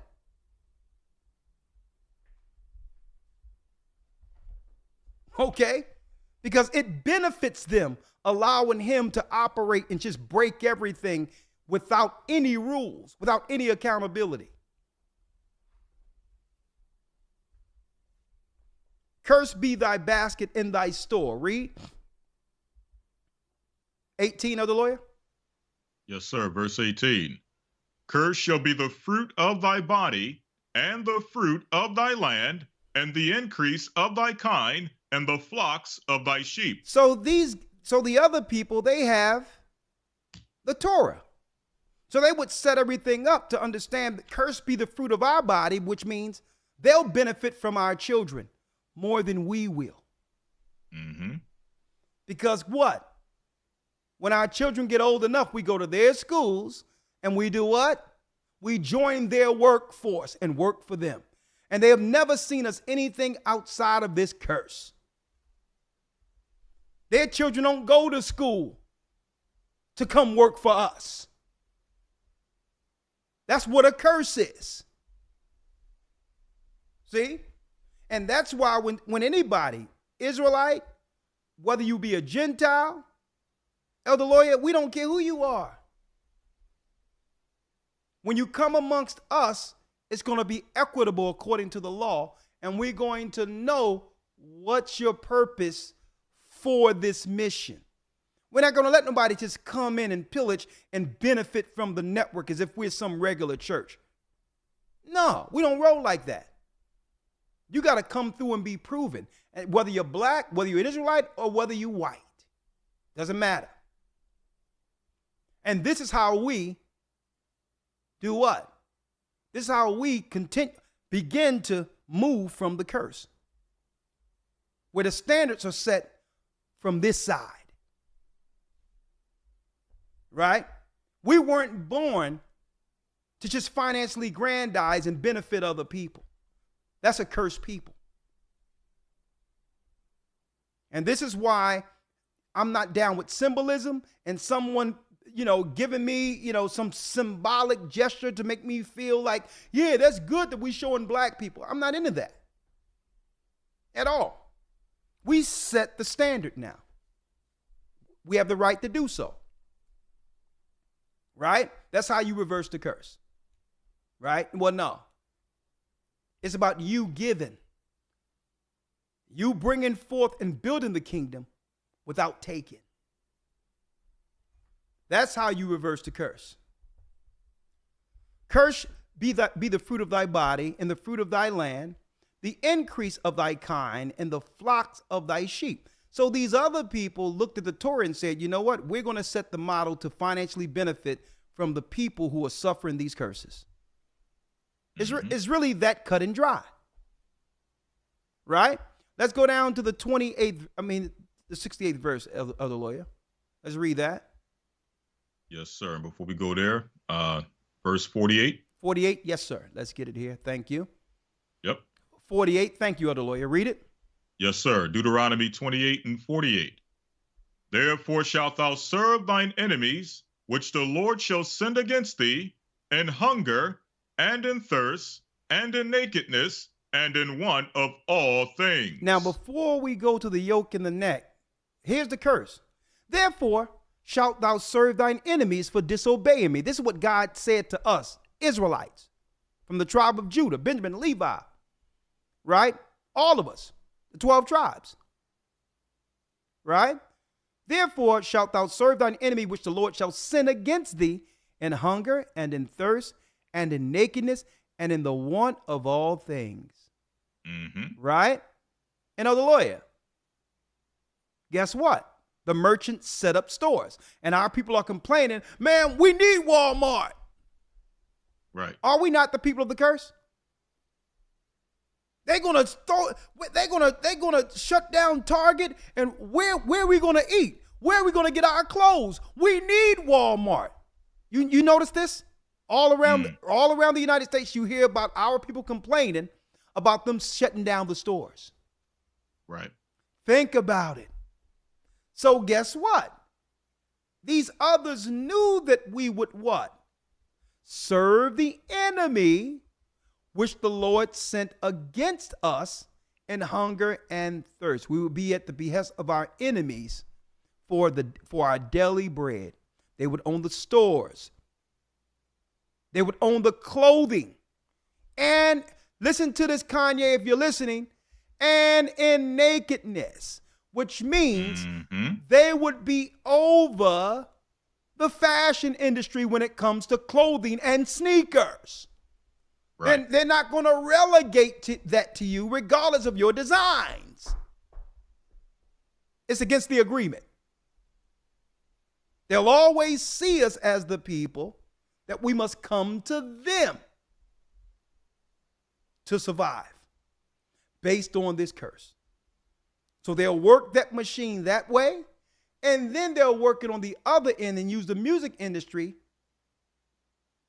to promote sin and debauchery in the community so that the cycle of the curse continues. So if you have influence as a star, It's your position as Moses or anyone who had recognition in the Bible to reverse it by being the contrary of what they've used you for. Mm-hmm. See? And use your notoriety to bring forth Jacob and to instill righteousness and virtue within the earth. That's your position with notoriety. It comes with responsibility. Right? And let's go to the 68th verse, Elder Lawyer. Yes, sir. Deuteronomy 28, verse 68. And the Lord shall bring thee into Egypt again with ships. That's bondage. A second time by the means of what? Ships. And the Lord shall bring thee into bondage, Egypt, again by the means of ships. So we can't get mad at Jewish people or any other people having slave ships. Okay? They set the model knowing that our people would go into servitude for disobeying God. Mm-hmm. Okay? Someone had to do it. So our question is, are we going to get mad at those who are the benefactors of our curse, or are we going to turn to the God who made the curse to undo it? See? Think about this for a moment. That's where the slaves, you think they don't know who we are? Of course they know who we are. But they understand the agreement. They understand the laws when it comes to our God. If we disobey, they'll have the machine to continue to curse us. Period. And we have a choice on whether or not we want to, whether or not we would like to actually put what destroys our image on their machine. Right? That's the power we have. The power we have to stand up and say, well, nah, we will not be misrepresented anymore in our communities. Think about this, folks, and allow them to exploit the ignorance of our people. Right? Let me show something real quick. So this is how they will always see us, folks. Let me show you this. This is how they'll always see us. Right? On their machine.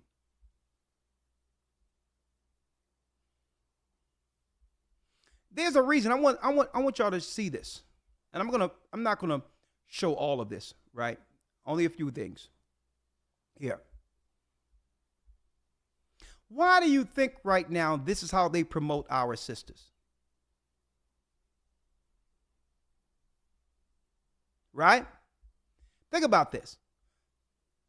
Out of all the people they can utilize to show forth a righteous image, because there's some good sisters with virtue and modest and have gifts and talents, but why do you think hey folks, I'm gonna hit you with a twist because it's not what you all think. I'm gonna show you where I'm going. Why do you think they want to promote this circus? Right? Look at this. Why do you think, here it is, no thanks. Why do you think they want to promote us as, through their media, as defeated, compromised, defeated, soft men?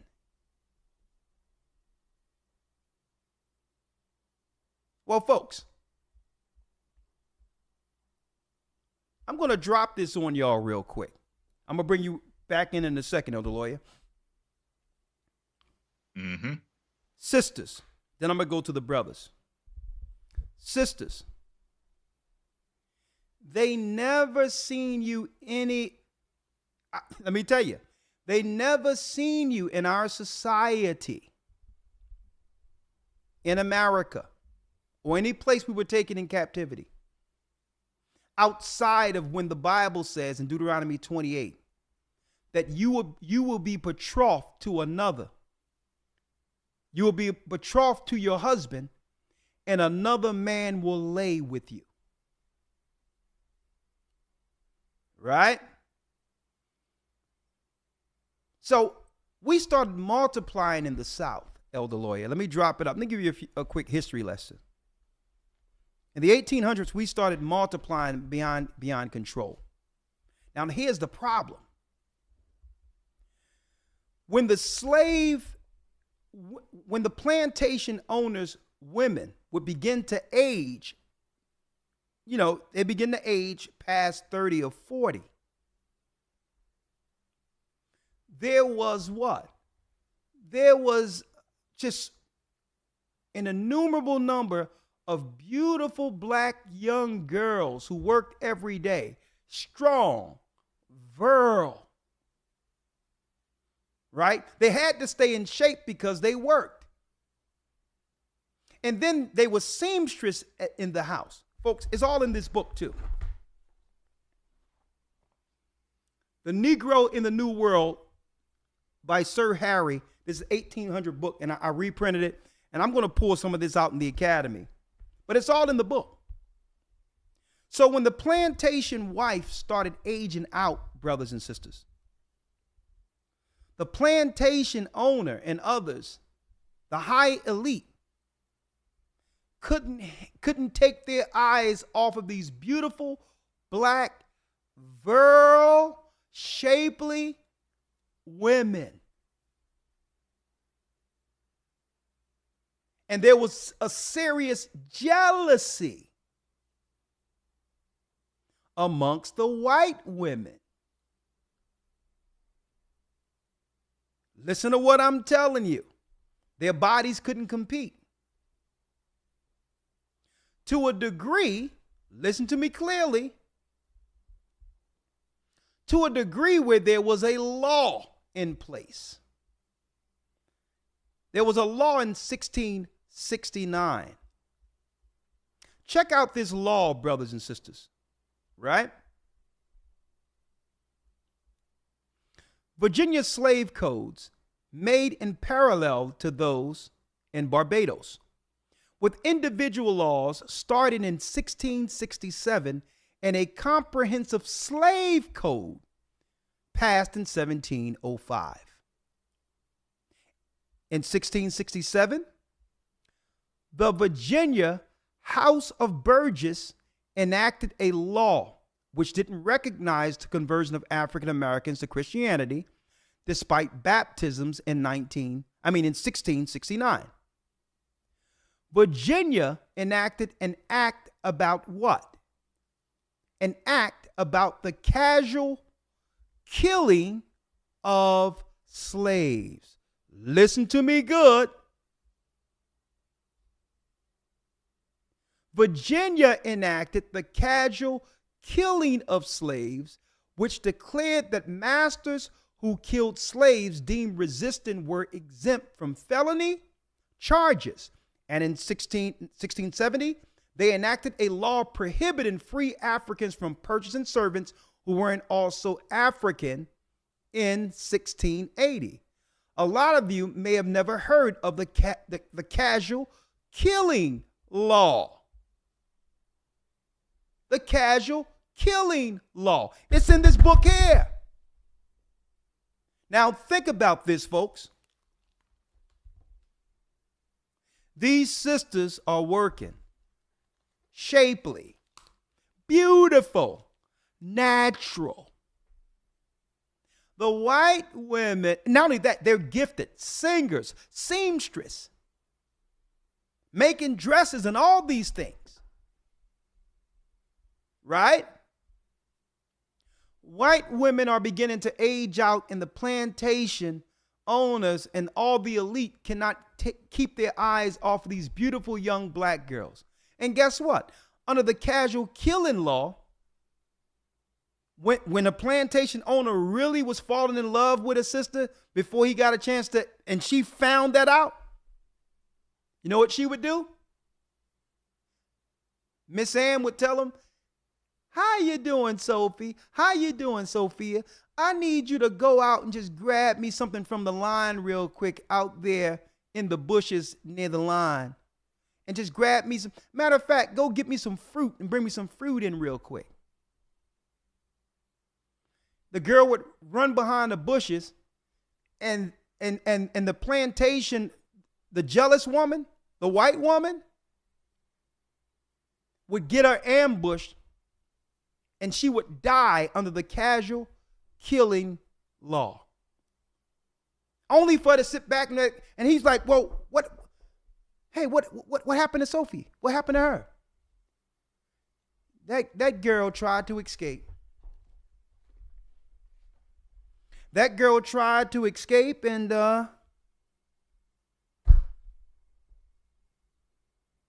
folks, that was happening. That was happening. So now, think about this. We were multiplying like nothing. I mean, we were just having children all over the place, folks. And a lot of those women in the South, and I need to talk about this even more, seen our sisters as a threat to take their elite men. You know what happened with Mr. Jefferson in Philadelphia? He ended up having a few children with them in Philadelphia. So the white women who weren't having children at the same rate were afraid of the elite men actually marrying and dealing with sisters that all in the South. White women had a problem with that. You can do anything, but you're not going to take their men, folks.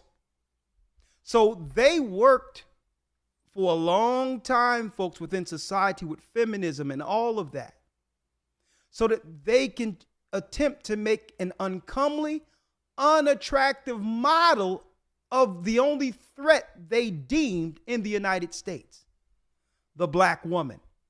We must work to make her uncomely so that our men don't choose them over us. And that was an underlying thing in feminism that no one talks about. If we make them unattractive, right?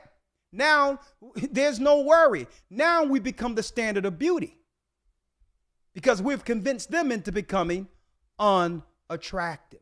Now there is no threat of them stealing our men. A matter of fact, we're going to reverse it. Where there's a lack of good men amongst our men,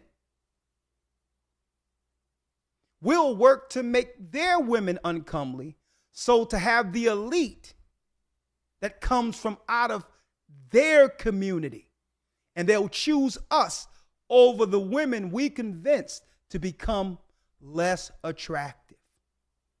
That's the maniacal, evil, diabolical plans they had since slavery, folks, because sisters work in the field and everyone was in shape, was a threat to their power. The elite plantation men couldn't even think about any woman outside of those women who was working around them. And this is why they put this particular image out there to promote it amongst our sisters as the norm, which is unhealthy. See? They have worked to tear down our sisters' self-esteem so that they can become undesirable, so to not have the elite of their men choose our sisters. It's in the book. One other thing I wanted to put out there real quick. Hold up. I need y'all to check this out because I took this from, right? Yeah, folks, a lot of y'all don't know about this law. It was called the Casual Killing Law.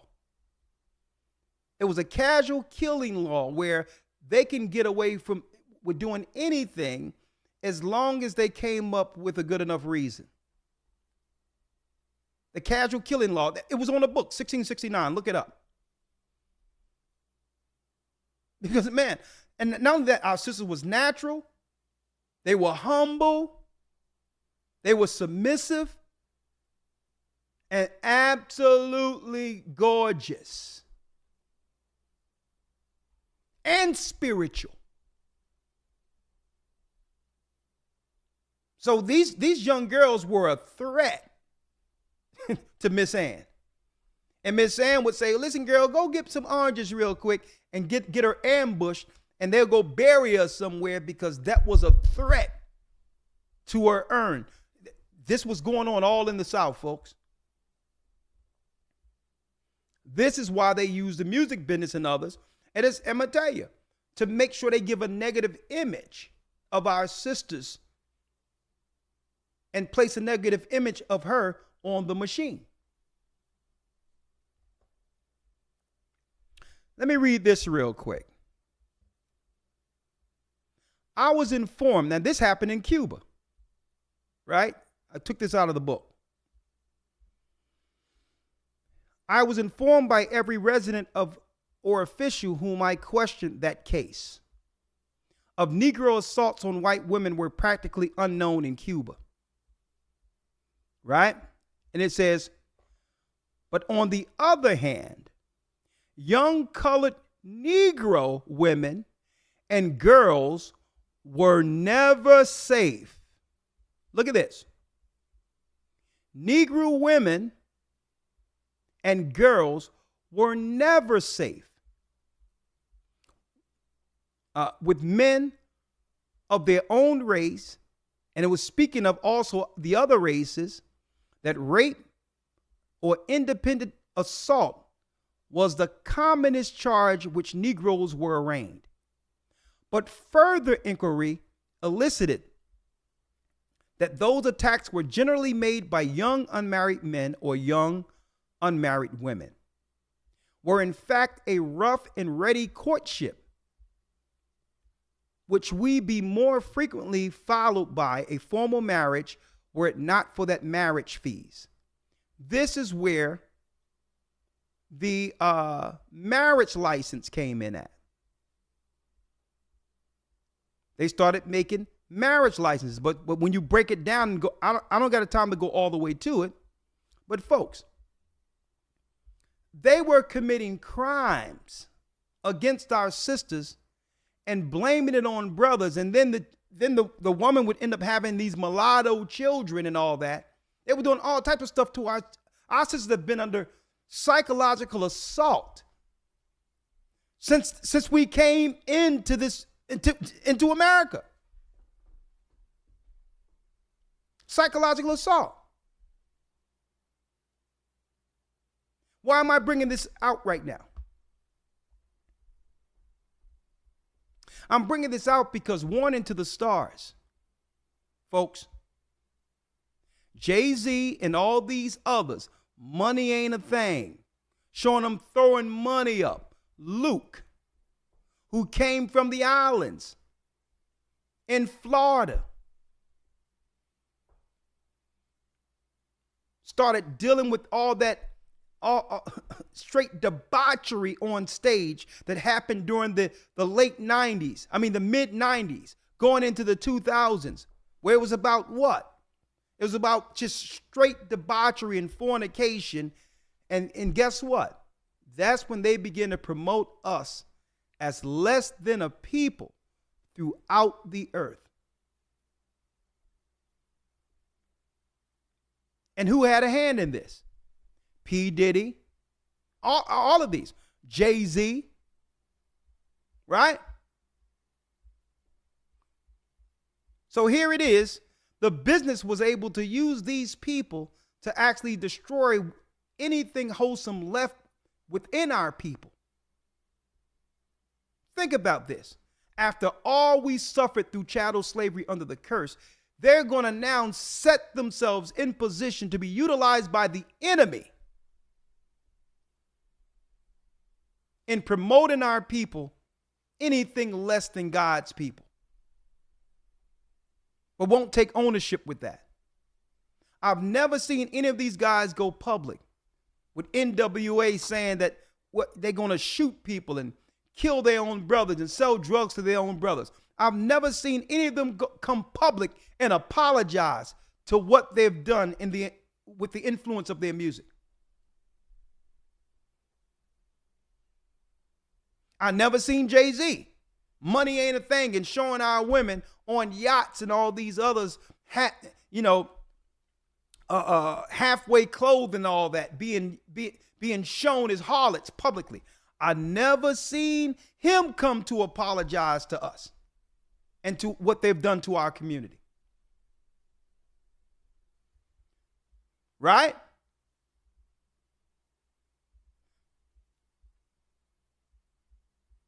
I've never seen them apologize, but guess what? They don't have no problem stating publicly what side they're on. What's hot? Respect for people. What's not hot is hating people because of their color or religion. What's not cool is anti-Semitism. It's a long word for racism. Anti-Semitism and racism are the same thing. Don't let anyone tell you otherwise. Speak out against anything racist, any kind of bigotry, the minute you hear it. Let's fight all types of racism and anti-Semitism together. Don't be silent. Remember, we are one. One voice. We are one. They'll come out to protect other people when it comes to ethnic hate. But yet are used as tools to show our people under a curse as a cursed people, only incinerating our God even more against the children in our community.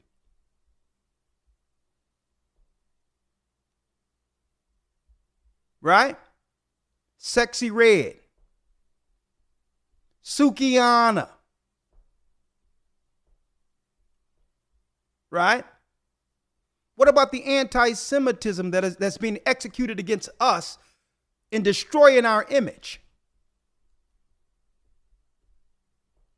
Where's that PSA? Warning to the stars. One other thing I wanted to show before I end real quick. This was 7 years ago. You notice? Right now, Puff Daddy is under fire. They're seeking to destroy him without hand. I'll leave it here. Fair use. For educational purposes only. Okay? Fair use.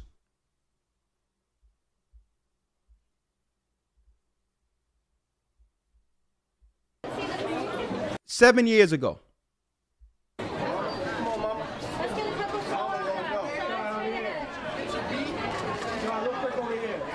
know, I'm going to be announcing something, very big if they don't stand up and talk about how things are going to change for the voting blocks that they're going for, that'll put them in office. They need the African American voting bloc, the Latino voting bloc, and they're not bringing up the issues, and they're not making strong enough commitments for our votes. So we have to be undecided, we have to hold our votes, and we have to just hear what they have to say. And tomorrow, if they don't talk about what they're going to do for our communities that are in such dire service, that we're going to have something to say about that will kind of teach and educate from my perspective of, starting Vote or Die and being involved in how I'm disenfranchised with not seeing enough attention to a voting bloc that is just kind of guaranteed. They people count their votes without dealing with their issues. So we can't guarantee anybody, Hillary Clinton, to vote. We can't guarantee Donald Trump to vote. We have to make sure that they're talking about our issues. That's how the game is played. We're going to make the difference, and we're going to be educating people. But we hope that they recognize it and they speak on it, so we're going to see. But if not, there's something that's going to be done more powerful than vote or die. See that? Elder Lawyer, I don't know if you ever seen that, but before Trump became president the first time,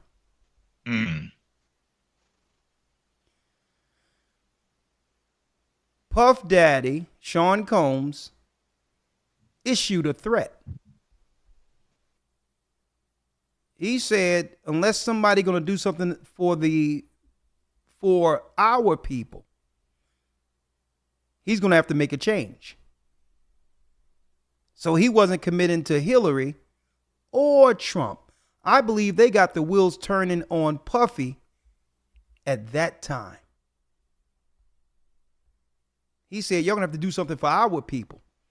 Folks, you would rarely hear this. This is when the conversation started to be had concerning how the Democrat Party have always destroyed our people. But this is what Puffy didn't understand at that time. You can't take a stand in the middle. You can't do it. Right. You can't receive all the riches and powers of this world from the machine. And once you've acquired the wealth, turn on the machine. You can't issue a threat. One thing about power, listen to this. The last thing someone that has wisdom and understanding power is that you never let the enemy know in advance what your plans are. Okay? Now, they didn't understand exactly what he was going to do, but they knew based on his rhetoric, he isn't willing to toe the company line. And that's what these brothers who are stars and sisters who are put in position, that's what you're there for. Mm-hmm. That's what you're there for. You can't now not have a decision on what side you stand. You can't now say publicly that you stand with your people and then threaten us concerning what you're going to do if we... Hold on. Let me get this real quick. 1 second. Let me get it back here. Hold on. 1 second, folks. Let me get this here.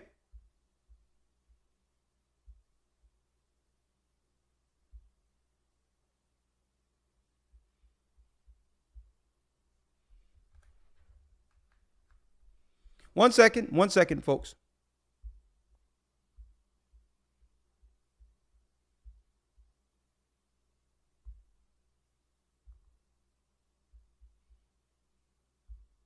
Okay, this is deep. 1 second, the lawyer, all right? Yes, sir. It went off for a second. 1 second. That's deep.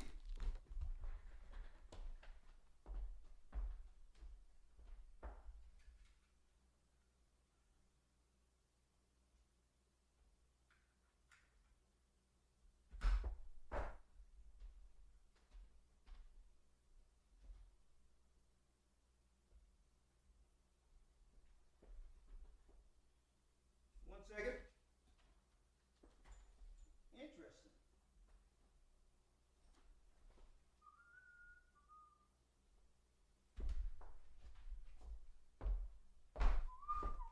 1 second, folks. I'm not going to start up a new one, so I need y'all to stick with me.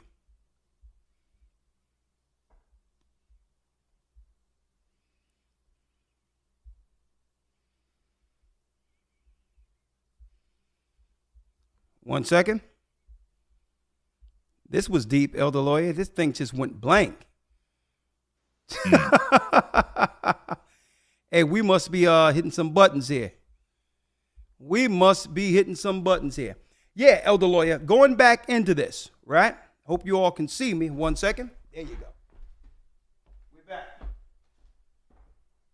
We must be pushing some buttons here.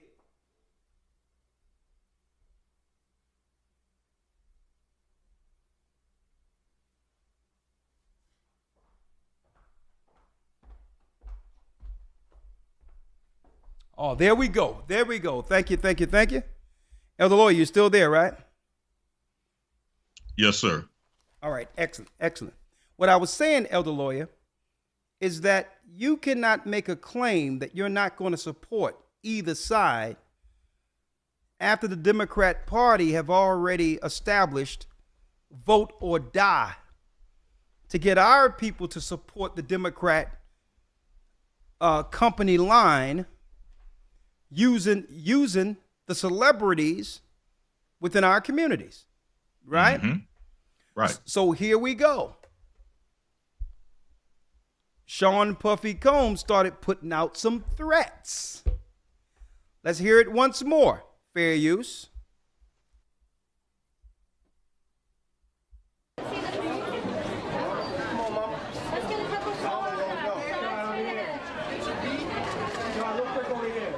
You know, I'm going to be announcing something that, you know, very big if they don't stand up and talk about how things are going to change for the voting blocks that they're going for, that'll put them in office. They need the African American voting bloc, the Latino voting bloc, and they're not bringing up the issues, and they're not making strong enough commitments for our votes. So see what Sean Puffy Combs didn't understand before Trump was voted in, that you're supposed to be for exactly what they put you there for. Right? You're supposed to be for LGBTQ rights, stop anti-Semitism. You're supposed to be there for open borders so that our people can be replaced. You're supposed to be there for what they call reproductive health care, which is getting rid of our children. You're supposed to get up and dance, okay, and promote the debauchery, which in essence leave our people under a generational curse.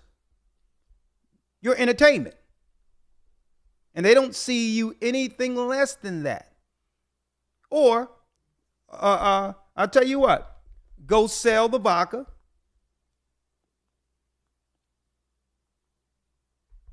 Right? Go sell the vodka. Right? This is Associated Press, fair use. Right? Go sell the vodka or whatever the case might be. Get your people drunk. Go entertain. Okay? Now, ever since that happened, as you can see, Russell Simmons, all them on down, who said stop anti-Semitism, are between the crosshairs. Right? You can't type Russell Simmons' name in YouTube right here without something coming up in scandal. Vlad TV. Russell Simmons looks guilty. See this? It was Russell Simmons who years ago said, stop anti-Semitism. See? You go to YouTube, you type in P. Diddy,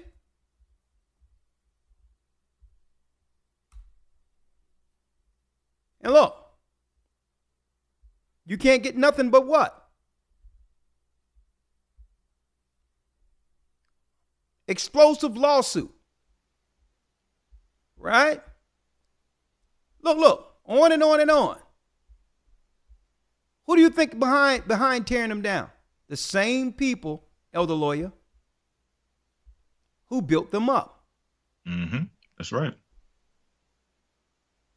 Look at this. It's a shame. Right? Look, you go here, it says the end of Diddy. Now, personally,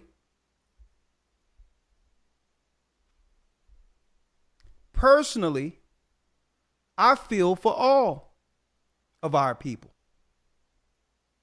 I feel for those who got lost operating on that side. Okay? So I'm not like some of these people who are going to be on this side and says, well, this is what they get. This is what, nah. Right. No. They still have something that's worth their weight in gold, and it's more than what the enemy can take. They still have the blood of Israel through our God running through their veins. And they still have opportunity for repentance. And I firmly believe that they can still use their popularity that the Most High have given them, even in this world, for good. So I'm not here to bury our own people. My own people. I'm not here for that. I'm here to let them know that there's still an opportunity. The same opportunity Christ has given us all. Mm-hmm. Right? The enemy have always, brothers and sisters, used who they could to destroy our people in order to keep us under a curse. They've always done that. But when P. Diddy says it's a new day and all that, no, he wasn't supposed to say that publicly. And understand, if you're going to do something, you have to make sure that it's right with your people, so that what? So you'll have a soft place to land when they no longer have anything to do with you. Look at Sam Cooke, look at Muhammad Ali, look at all these people who had this wide fame, but what preceded them, what came before them, was first the cause and love for their people. And it has to be, a moral line must be drawn. A moral line must be drawn where there's class, that we're promoted under the regal image the Most High intended.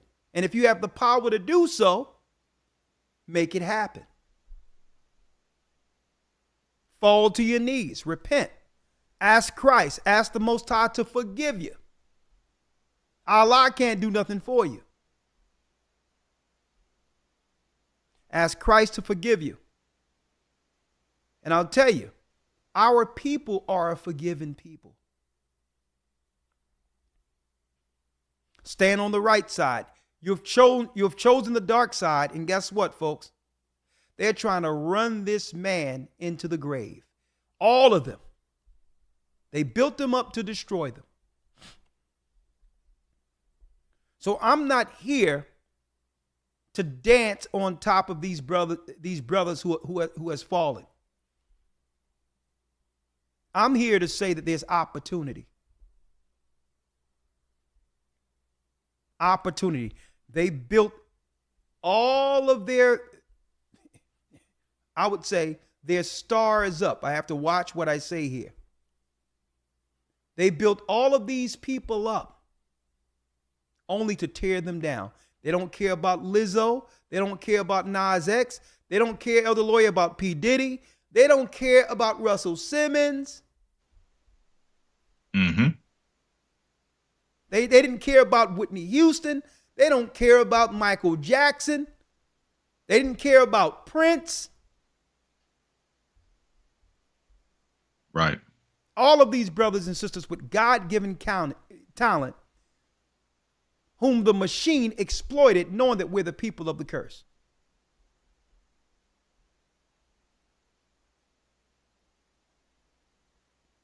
So how do they overcome this? Elder Lawyer, we can end it with Hebrews and open up the lines. And if you have anything to say, we can do that. Let's go back to Moses.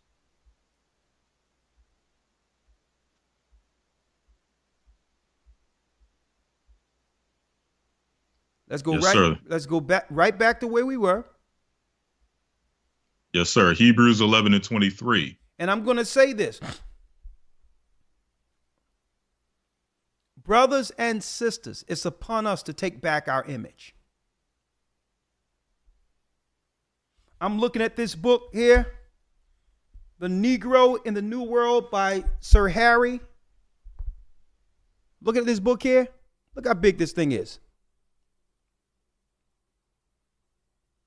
They tried everything to break us, and we're still here by the grace of the Almighty. They tried everything to break the will and confidence of our women to make them insecure. Only because the threat our sisters had with the elite of their own people chasing our women in slavery. They did everything to make our women undesirable and not love what they see in the mirror, because if you don't like what you look like, then they don't have to fear their man choosing you. Okay, it's in the book how they were doing this. And these sisters weren't doing their hair. They didn't have all of the luxury of what we see right now, which is the natural beauty that all men desired. And the white women seen these sisters as a threat.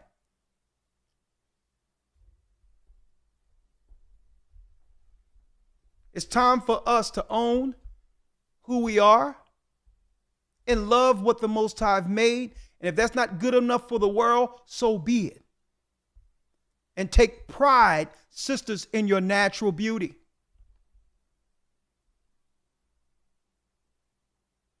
In your natural beauty, I'm going to tell you. And brothers must what? Brothers must man up.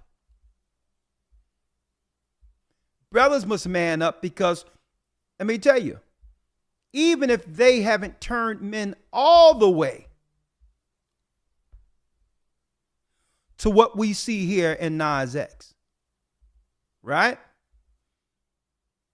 Even if they haven't turned brothers all the way, the sensitivities of young men who aren't homosexual. I'm going to repeat that again. The sensitivities of young men who aren't homosexuals is not too far from this. Weak and oversensitive. Folks, they were buck breaking us coming off the ships. The only thing that they've ever seen us for was work, and outside of work, entertainment. The people of the curse. And they had a finite time to take full advantage to financially aggrandize themselves off of the curse of Israel. And we must, and I don't expect the enemy to portray us any differently.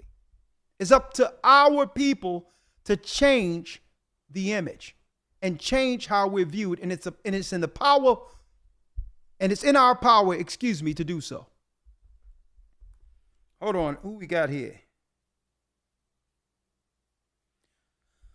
Gotcha. Let me bring in my brother. Hold on, Elder Lawyer. You can stay right there. I think I can bring his video in here. I must have struck a chord. God just like, can I please come in? Oh, yeah, my brother. Passover coming too. Let's do it. Right? All right, God, I'm pulling in your Skype now.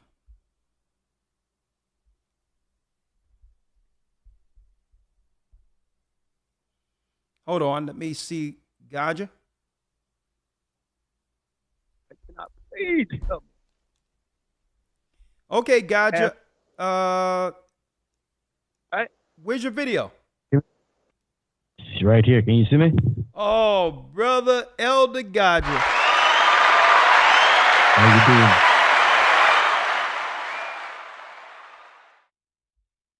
How you doing, my brother? What say you? I'm going to move Lawyer over just for a second. Lawyer, if you got something, you can bring it out in a minute, because I know I got Hebrews, but let me see what Gaja has to say real quick, if you will. And yes, sir. Elder, just listening into this, like you said, it struck a chord. You're seeing it. The attack is full on, with the attacking from men, the woman, the child, the attack is on. And we said this years ago that the celebrities them going to be the driving force in how them using the attack. But you see monkey do monkey. You understand? Yeah. So it's not just within the confines of America. I'm seeing it here in the Caribbean. I'm seeing it in the UK. It's the same blueprint plan that they're using at everybody. You understand? And the minute they can't use you anymore, you are now demonized. You understand? And that's what it is.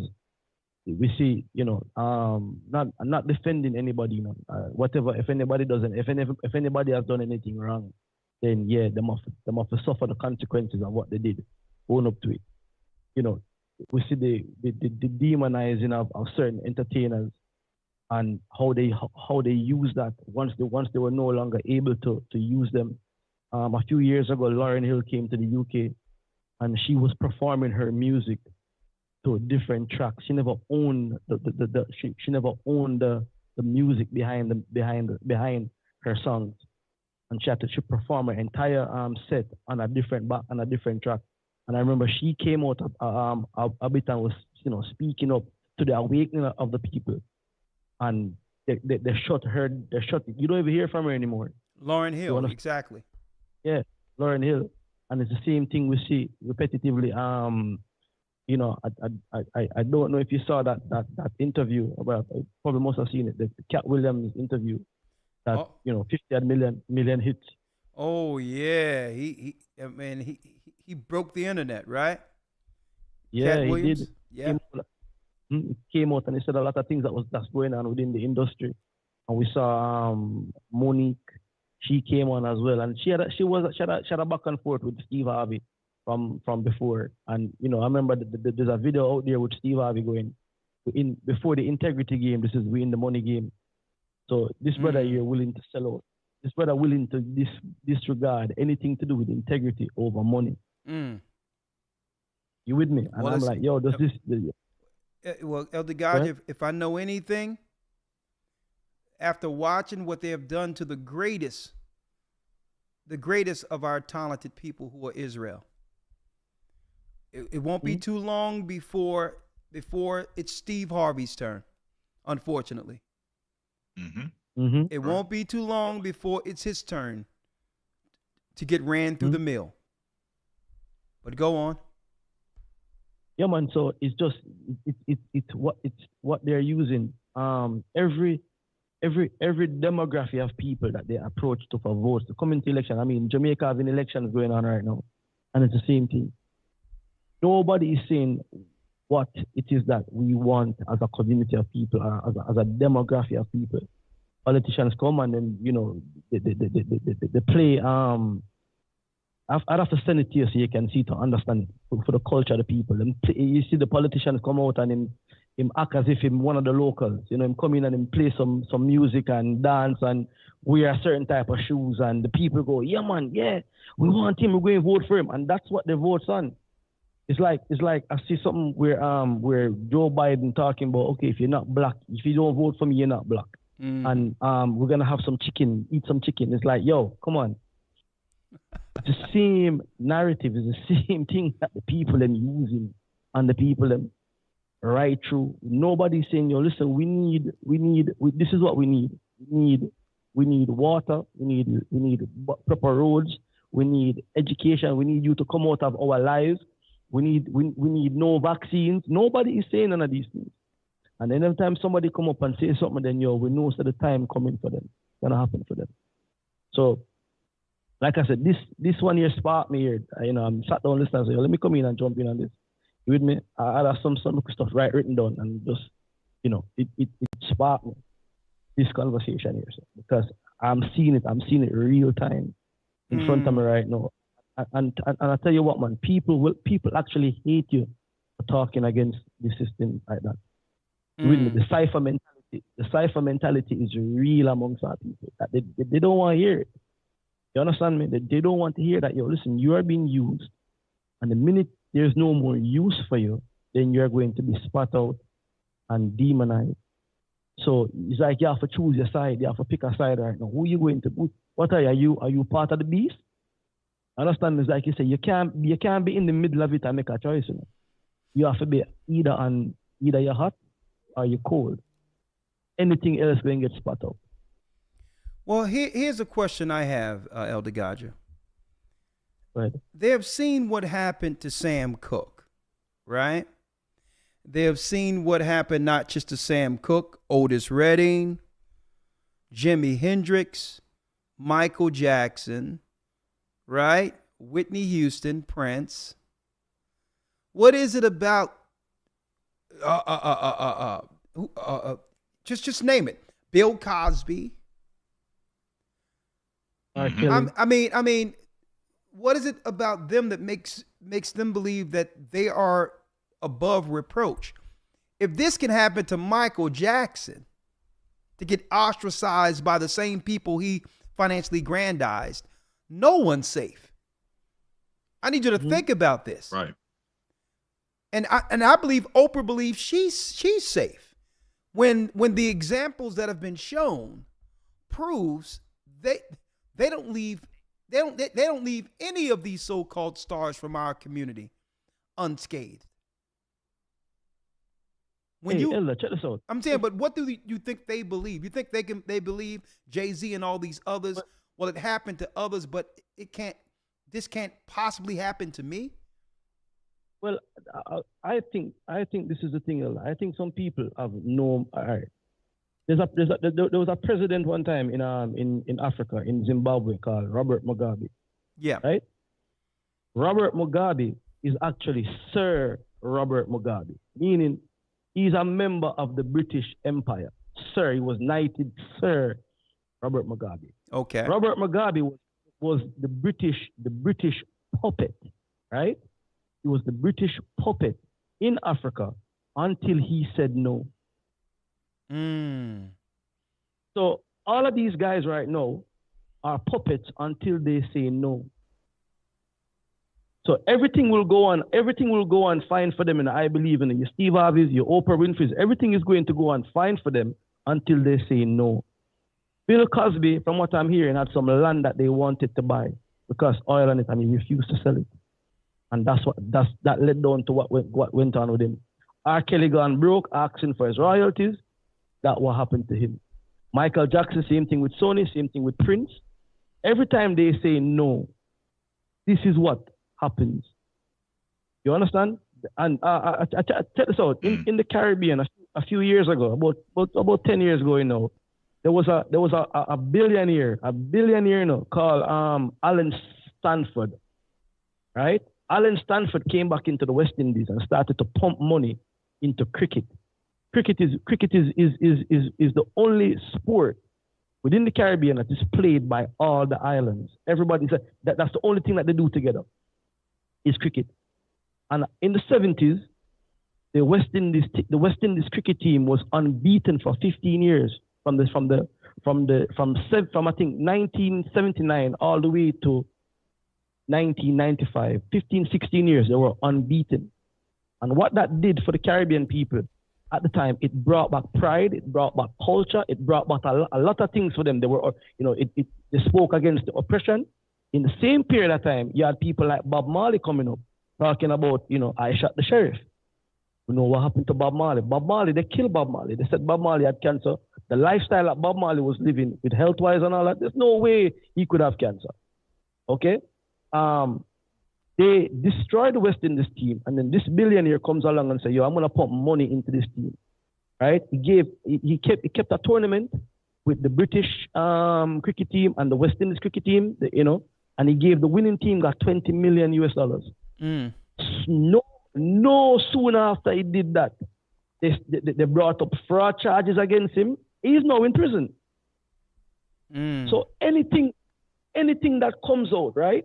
Comes out for the people that is going to galvanize the people then, right?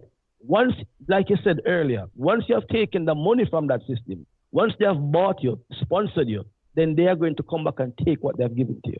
And that is why nobody from within the system can speak on the system. You have to be on the outskirts. Yo, we don't want your sponsorship. we don't want your funding, we are independent. Because the minute you take the bag from them, that is the time them is going to come after you. If you preaching a message about unity and all that. So if Oprah and all of these other people stay where they are as the puppets, leading the people them down into that zone that they are paid to do, then they have nothing to worry about. What is going to worry them is if they change their mind from that. And then the man them going to say, all right, listen, time to go. You have to go now. Well, I'll tell you this. I'm looking at what's going on in Ghana right now. And I'm looking at they're trying to really push. I'm going to put it here real quick. Ghana's parliament passes anti-LGBTQ bill. And the president is still hesitant on getting this thing pushed quickly through, to be signed as law. Knowing that this is a compromise on culture. This is what they're trying to do is destabilize Africa or Ghana like they've done America. This is social warfare, and Ghana is standing up, right? So yeah, man, the African leaders. One thing I like about them is most of them, if not all of them, are saying no to the LGBT. Yeah, They're saying no because it's political suicide. You understand me? If they do that, if they legalize it, then that's it for them. You with me? But as we know, corruption, and we know that the American government, two presidents and a vice president have been over there in negotiations with that. They went to Uganda, and Uganda said, "Yo, get the hell out of here with that." Uganda said that went as far to say, "Listen, what does homosexual lifestyle have to do with anything in business? We here to talk business and make money. We're not here to talk about that." Okay. So this is not even up for discussion. You understand me? But Ghana, what I noticed when I was in Ghana, right? Ghana is trying to be the Babylon of Africa. They're trying to play the middle more so, and eventually, if they'll get turned before the other countries, especially with what's going on over in Accra right now. Accra has become the Babylon, like the Atlanta area of Ghana right now. So, yeah, they were pushing for that. When I was there, I noticed that. Because everywhere else, and it was good on certain aspects, because we felt safe in Ghana. I never felt anything of crime or anything. I was in the streets till late, had my phone outside of the car, taking pictures, and there's places in Kingston I would never do that. I'd lose my phone. So we felt safe in Ghana, but it did have that vibe that it was trying to be Babylon. It was trying to get Babylon, become a Babylonian state like that. But the African leaders, them in general, most of them are against the LGBTQ, and the Biden administration right now is a political corpse. So I can't see them putting any pressure on them. Plus, a lot of the African countries are siding with Russia. So Putin has more talk in Africa right now than the African than say the Western side of it anyway. Do you understand? Okay. Putin. Putin control Mali. The coup that they coup in Mali and Niger recently. Putin was behind that. So it's and we know the stance of Russia when it comes to LGBT. Putin puts a foot in that. But getting back, circling back around to this real quick, right? If you had a say, just say if P. Diddy and a lot of them came to you and said, "Well, listen, I know that I chose, the path of darkness. What options do I have? What do you see? What options do you see for me to land on my feet?" What advice would you give? And if they ask that, check this out, you know what I found out recently? I found this out within the last week, right? Check this out. I found out, right, that lamb, the sheep, the baba, the goats, the lamb. Yeah. That lamb's blood, right, is used as anti-venom. I did not know that. I found that out last week. Yeah. Now check this out. In the Bible, Christ is referred to as the lamb. Revelation 12:7 tells you that they overcame the dragon, the serpent, the Yep. snake by the lamb's blood. Yep. So if these brothers, Puff Daddy, you name them, Steve Harvey, Oprah Winfrey, you name them out there, Cat Williams, Dave Chappelle, if these celebrities have been bitten by the serpent, the lamb's blood is the cure. That's the advice I'd give. That's what I tell anybody right now. The lamb's blood is the cure. The only thing can get way out is the lamb's blood. So if you want to repent, change, we're going to have to get that lamb's blood for you to get rid of the venom from this viper that we have all been infected with. Hey, man, there's not much I can say on that, Gaja. And will you be doing the Passover from Jamaica, or will you be in England? No, I'll be in the UK, be the most as well. I leave on the 13th. Okay. I'm going to get back over. I hope you're ready, brother. This will be a Passover of all Passovers. I love you, man. You can stay on in if you want. Let me bring in... I'm right here. Okay, let me bring in Elder Lawyer real quick. Elder Lawyer, if you will. Right? Yes, sir. Elder Lawyer, let's pick it up from where we left off real quick, right? Let me just shrink it up a little bit so I can have us all in here. Yep. Right? There you go. So we can all share. Yeah, it works. Okay, thank you, Elder Lawyer. All right, let's go here, because here's my answer to those who have acquired public fame within this world, using Moses as an example. Right? Like I've mentioned, for those who missed it, Christ was famous. It says it tell you in the book of Mark that his fame went throughout all of the world. But he got fame through helping our people. That's the true fame. And this world have turned infamy into fame. Our so-called stars are infamous. And those who have a care to help our people are usually tainted. Their legacies get tainted, either alive or while they're dead. Right? Let's go to Hebrews real quick, if you will. Elder Lawyer, I'm going to grab it real quick. Let me grab it. Hold on. Hebrews 11, and let's pick it up from where we were before. Elder Lawyer? Yes, sir. Hebrews 11:23. Yes. By faith, Moses, when he was born, was hid 3 months of his parents because they saw that he was a proper child. Come on. And they were not afraid of the king's commandment. They were not afraid of the king's commandment to kill the children. And you notice the righteous stand in protection of their children. And they've legalized getting rid of our children within our society. They have normalized that. And folks, there's a judgment for all of that. No other nation, no other race of people have chosen to genocide their own children before birth compared to ours.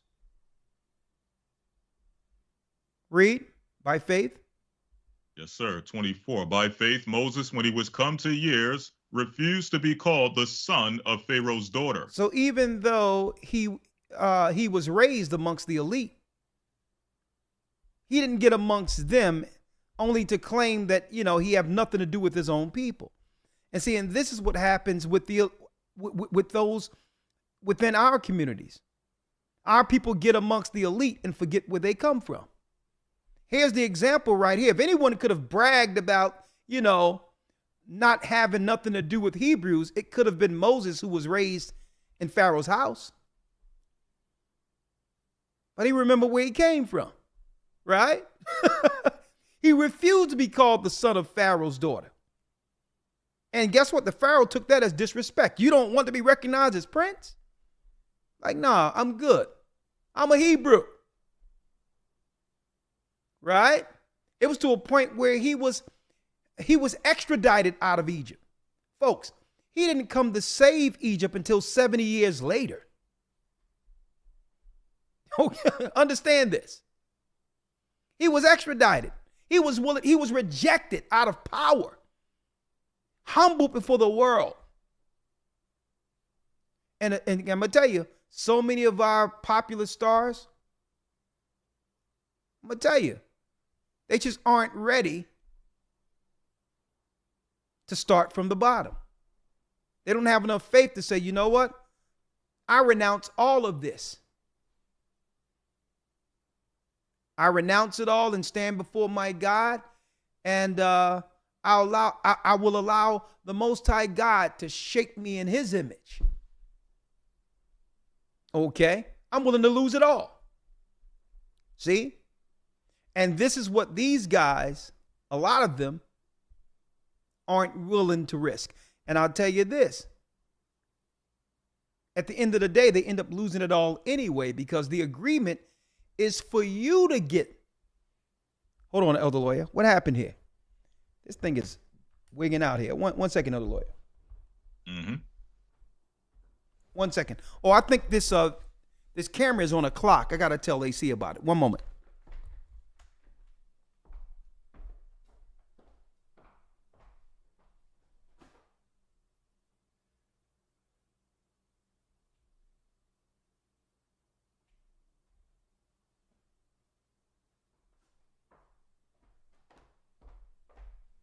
Yeah, I believe this thing times out sometime. I think that's what it is. One moment.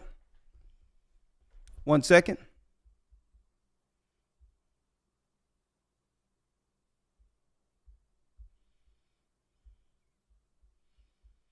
Hold up, folks. Integrated.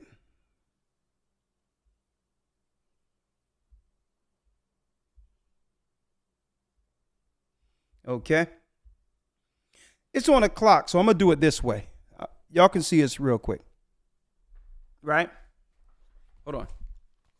I'm going to do it this way. Check 1, 2. Yeah. So here it is. Moses, it says, by faith, Moses, when he was come to years, refused to be called the son of Pharaoh's daughter. And a lot of these people in position are afraid to risk it all, only to be shaped back in the image of God and say, you know what? I may lose it all anyway. And the agreement that they have really is for what? The stardom that comes with fame, brothers and sisters, during their lifetime. The agreement is never to allow your generational wealth to go to your children. The agreement is so that you can benefit during your lifetime. Right? If you noticed, think about this. If you notice what happens right before a person actually leave his wealth to his children. That star is from our people is destroyed financially, so that there's nothing to leave to the children, because that's the agreement. See? Michael Jackson, where did his money go? There's 2 children. You can't tell me those Michael Jackson children. Okay. They don't look nothing like it. Whitney Houston, where did her money go? There was only one heir, and that was her daughter. And now she no longer is living. Think about this, folks. The agreement, even with R. Kelly, he started looking for his royalties so that his family can have something. And the agreement is so that you can live a higher life compared to the rest of the people we pulled you out from. Because as far as the machine is concerned, elder lawyer, right? They could have put any talented person in our community on the machine, and they would have become just as famous. Right. Right? They would have become just as famous. There's too much talent to choose from amongst our people.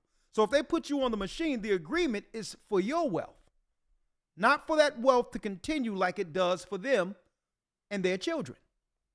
Mm-hmm. So eventually they come for you.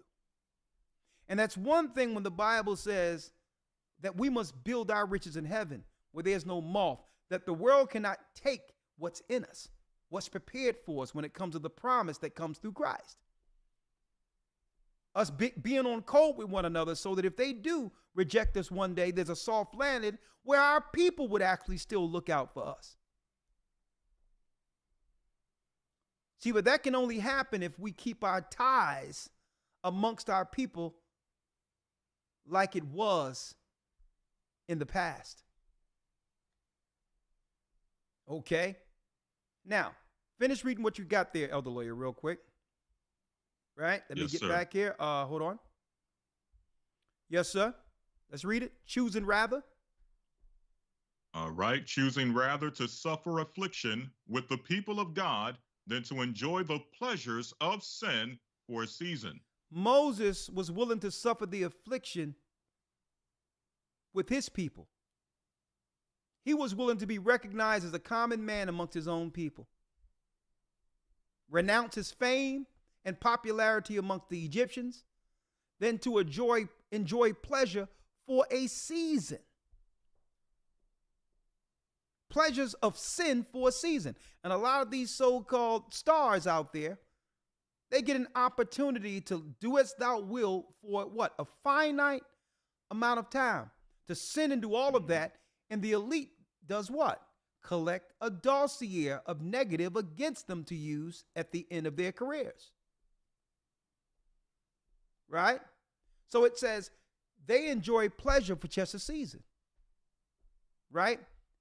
They do many things above the law and believe that, man, can't nothing happen to me, but someone is keeping an account.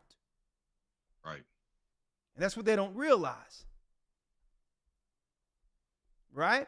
Choosing rather to suffer affliction with the people of God than to enjoy the pleasures of sin for a season. And I should think about this, Elder Lawyer. Right? You got to play ball till the end, literally. I used to wonder, I'm like, Shaq is a multimillionaire. What he's doing general insurance commercials for? He don't need that money. No, the agreement is if we need your celebrity, you got to put it behind something. It's not about the money.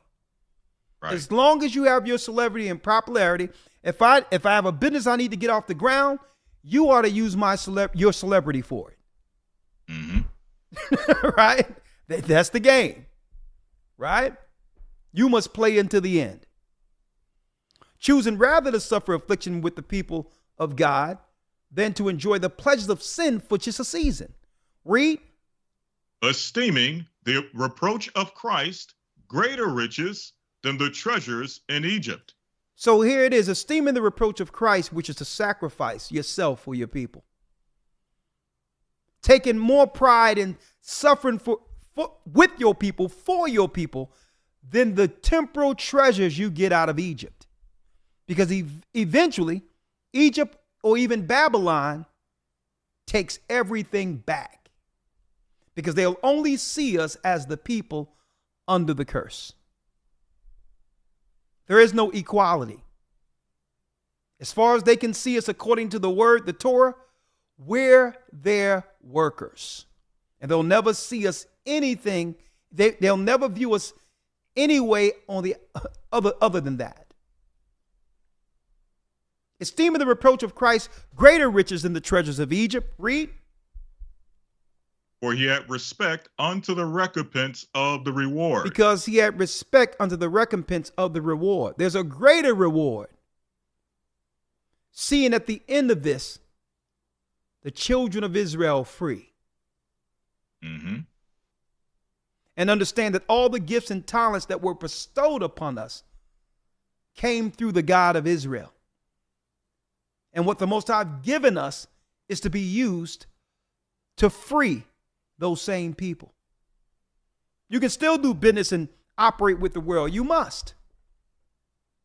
But with the mind towards helping and freeing God's people. That means there's a moral line you'll never cross. And don't tell me it can't be had because Muhammad Ali did it. He was able to become famous, but not at the expense of selling out his own people. right? There's a line that cannot be crossed when it comes to my people. I'll entertain you. I'll do whatever I can to keep this business intact, but not at the expense of exploiting my own. See? You must have integrity in business. And that's how Moses was. Right? That's how he was famous. So yeah, I do business with you. I'll entertain, I'll do whatever. It's my gift. I'll use it to help my people. But you will not get me in a room and say, okay, let me get a daughter of Zion from our neighborhood and put some red wig on her and call her sexy red and have her totally destroy the image of the daughters of Zion. No, we can't do that. A matter of fact, I'm going to expose you for even attempting to have me sign something like this. See? Mm-hmm. Read the 27th verse. Yes, sir. 27. By faith he forsook Egypt, not fearing the wrath of the king, for he endured as seeing him who is invisible. It says, by faith he forsook Egypt, not fearing the wrath of the king, for he endured as seeing him who is invisible. He understood that there was one more powerful than the king of Egypt, the God of Israel. See, you can't make a stance like this without knowing the Most High. See? So understand, when Puff Daddy got out there and started saying who he wasn't going to side with, Trump or Hillary, that's an issue. Because you can't renounce the king in this world without knowing the king over the universe. You have to make a choice playing their game after agreeing to take their money. See? And this is where Elder Gaja came in at right here. Read 28. Through faith. Yes, sir. Verse number 28. Through faith he kept the Passover and the sprinkling of blood, lest he that destroyed the firstborn should touch them. See that? Through faith he kept the Passover. That's a high holy day we're about to go into next weekend. And the sprinkling of blood, lest he that destroyed the firstborn should touch them. And this is the faith that comes with having fame. The faith enough to sacrifice it for your people and choose a side. Right? All right, we're going to open up the lines real quick. Elder Lloyd, you have anything to say real quick before I open up the lines? Yes, sir. I just have a few scriptures. I'll just read them. You can break them down. Oh, no, you go ahead and break them down real quick. Hold on, real quick. Hold on. 1 second. 1 second, Elder Lawyer. I'll be right back, right? You can start reading them. I'll be right back. Go ahead. Yes, sir. Starting off in the book of Proverbs 15 and 16, where it says, better is little with the fear of the Lord than great treasures and trouble therewith. I'll read that again. Better is little with the fear of the Lord than great treasure and trouble therewith. And that's a concept that we have to understand. Many times we grow up in poverty. We grow up under the curses. We grow up dealing with the traumas that come with the curses. And we think to ourselves, just like our brothers and sisters in the entertainment industry, in the sports world, in Hollywood, we think that through all the traumas we went through, all the poverty, all the pain that we suffered under the curses in this captivity, we think that if one day we can become rich, it'll heal all of our problems. Hold up, Elder Lawyer. Chapter and verse so I can put it here for me real quick. Yes, sir. Yes, sir. And you can finish breaking it down. What's the chapter and verse you were at? Proverbs 15 and 16. Okay, let me get it so they can see that. All right. Hold on. Proverbs, go on. 15 and 16. All right. Okay, you got it.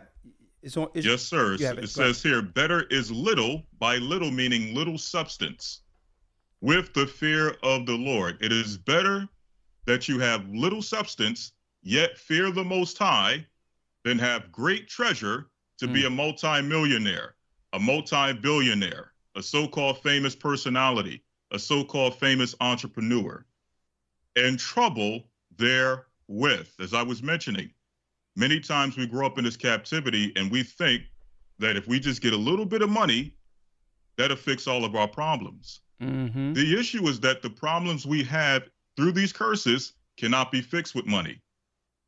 You got brothers and sisters who have been violated since they were young children. Brothers and sisters who witness abuse in their homes. Brothers and sisters who witness their parents being drug abusers and all of the different things that come with the curses. Money cannot fix that. The only thing that can fix that is what Elder Ganja mentioned, is the blood of Christ.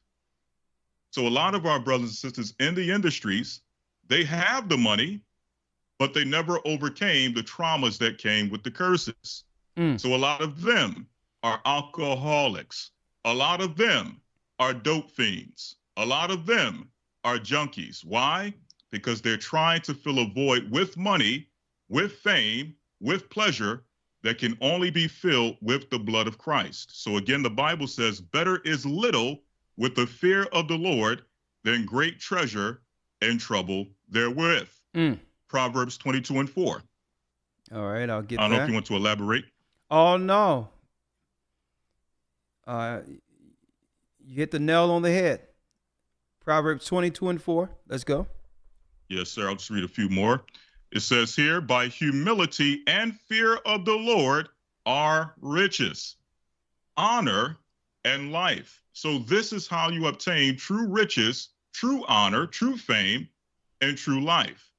They talk about the lifestyle of the rich and the famous, but this is true life.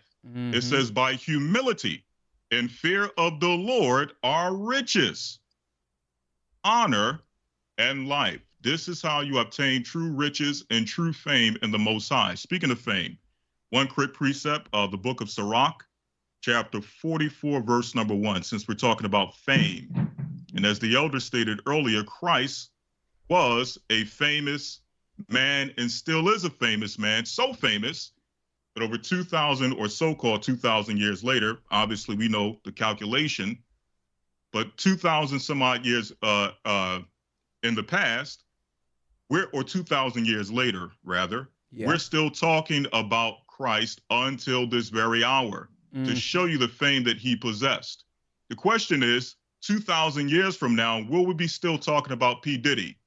Will we be still talking about Kanye West 2,000 years from now? Nope. Will we be still talking about Bill Cosby 2,000 years from now? Will we be still talking about Kyrie Irving 2,000 years from now? Who knows? But we know for sure that 2,000 years later, we're still speaking about Christ and his apostles. Hey, Elder Lawyer, on that, we're still talking about Isaiah, Jeremiah. Right? Jeremiah, Baruch. We're still speaking about Moses. Right? That's right. Enoch. Right. You're talking about 3,000, 4,000 years ago, and these men still got fame. People are still writing books on these men. Exactly. People are still studying these men, still finding archaeology on these men. Exactly. Good point. Chapter and verse, Elder Lawyer. Let me bring that in again 1 second. Yes, sir. Sirach 44:1. I got just one more after this, and that's it. Okay, let me put this integrated camera in. What is it? Sirach 44:1. Okay, just take your time, brother. Right now, you bringing it. It's all good. We need these scriptures. All right, yes, Sirach 44:1. Let's do it. Right. So now talking about real famous men. These are the real famous men, and we're going to see what made them famous. This is Sirach 44:1. Let us now praise famous men and our fathers that begot us. So this is who our forefathers believed were famous. This is how we identified who was famous, not by who could make a record, who could dance the best, who can make the best tune, who could dance or who can dress the best, so on and so forth. We looked at our forefathers that begot us as famous men, men that were to be celebrated, men who were to be looked upon as celebrities. let's see what made them famous. Verse 2, it says, "The Lord have wrought great glory by them through his great power from the beginning, such as did bear rule in their kingdoms, men renowned for their power, giving counsel by their understanding, and declaring prophecies." Not dunking a basketball, not tossing a football, tossing a baseball, but by declaring prophecies, these men became famous. Leaders of the people, by their counsels and by their knowledge of learning, meet for the people, wise and eloquent are their instructions. Now check this out. Now the Bible does deal with the music. Yep. Such as found out musical tunes, such as King David, and recited verses in writing. Rich men furnished with ability, living peaceably in their habitation. All these were honored in their generations, and were the glory of their times. And they were the glory of their times. 2,000 years later, 3,000 years later, they're the glory of our times.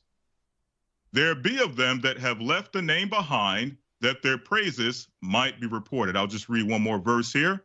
"And some there be which have no memorial, who are perished as though they have never been, and are become as though they had never been born, and their children after them."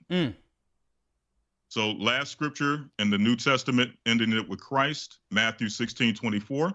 Matthew 16, verse 24. Okay. I'm there. Yes, sir. So this is the message we have for the Kanyes or the Ye's of the world.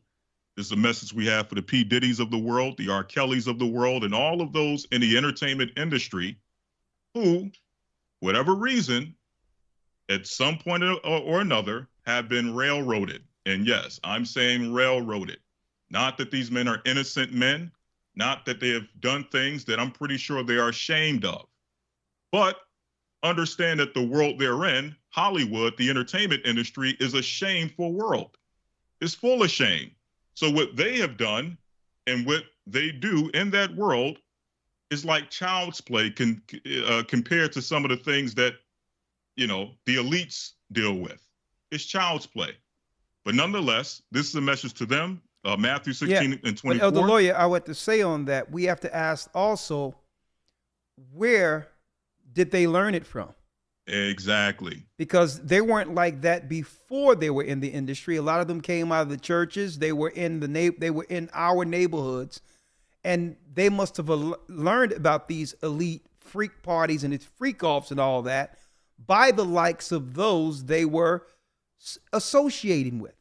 Exactly. Like we have to ask, okay, P. Diddy, were you around Clive Davis, Andre Harrell? What was those parties like, and why weren't they pulled to the carpet like Puff Daddy's being pulled to the carpet? Exactly. See, what would allow him to be, you know, obviously this is par for the course, right? And then we have to ask, okay, the same thing with Russell Simmons and anyone else. They were doing what everyone else does. Not to say it's right, but they're being railroaded for a particular reason. And it goes back to this also, the lawyer, before you say it. You must know your place. We as a people cannot do what the Gentiles do without suffering serious consequences, because we're the people of law, morality.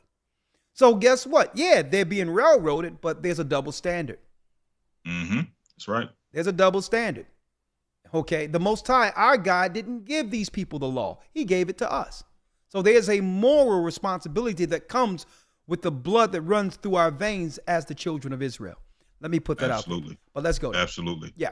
Yes, sir. Matthew 16:24. It says here, "Then said Yeshua unto his disciples, if any man will come after me, let him deny himself and take up his cross and follow me. For whosoever will save his life shall lose it, and whosoever will lose his life for my sake shall find it. For what is a man profited if he shall gain the whole world and lose his own soul?" Or what shall a man give in exchange for his soul? And with that, I yield.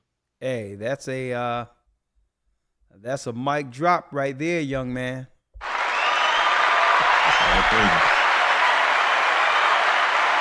Right?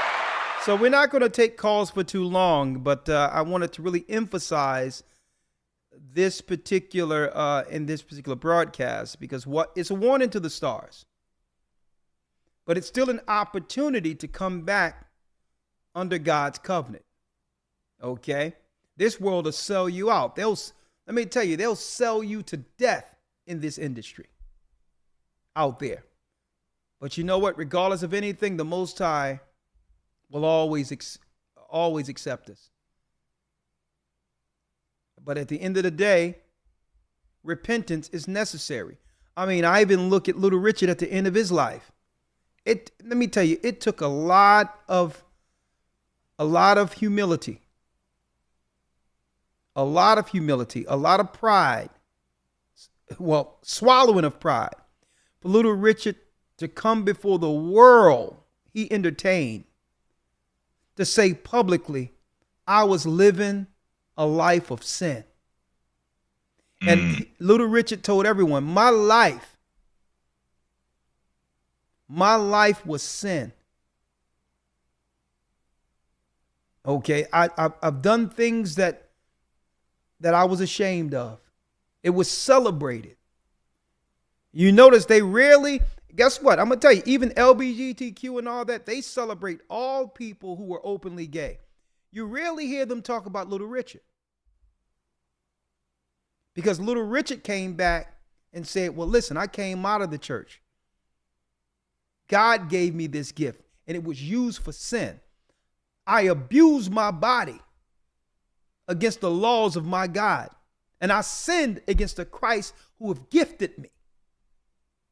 And I'm going to say that my lifestyle is not to be followed, that it's wrong. And if I would have continued on this trajectory, it was what? It was a trajectory down to hell. And you notice you don't hear any of them talking about this. So I got to give credit where credit is due. When someone can actually look at their own faults, confess their faults, and you know what? If they baptize, confess their faults, guess what? You are to be received. So it's never too late. There's only one sin that cannot be forgiven, and that's the sin against the Holy Spirit. It cannot be forgiven in this world or the world to come.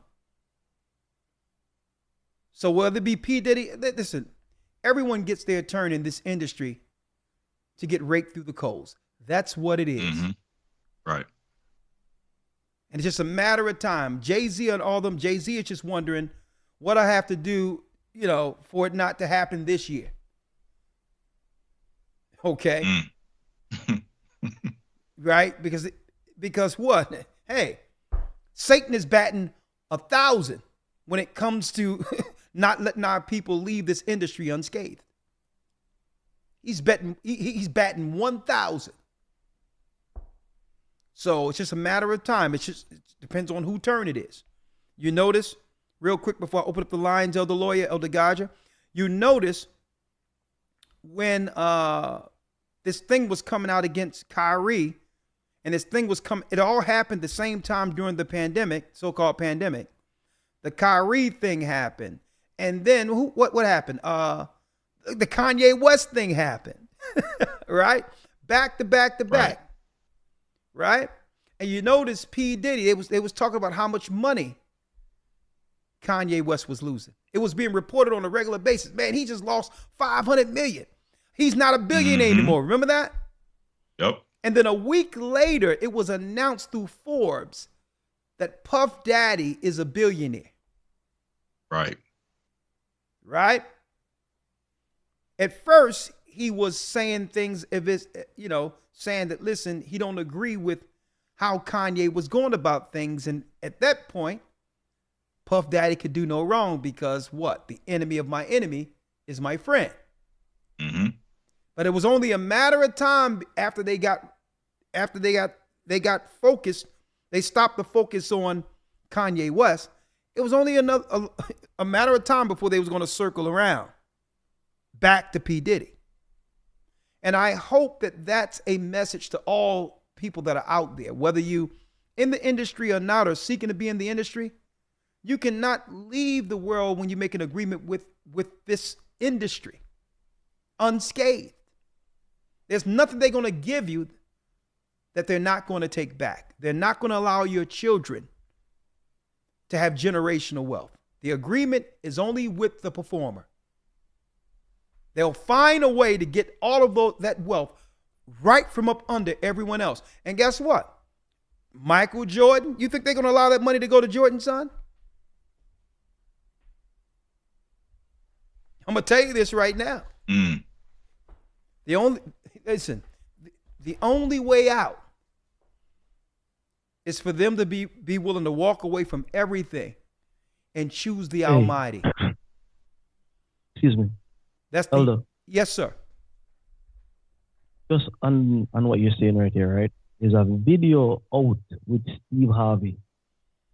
I don't know if you've seen it, but I can't remember who he sat down, if it's Oprah he sat down with, and he said, listen, I've told my children, you're not getting my money. It's not yours. It's me and your mama's money. Something, words to those effects. No, I tell you, he was talking to Jakes, TV Jakes.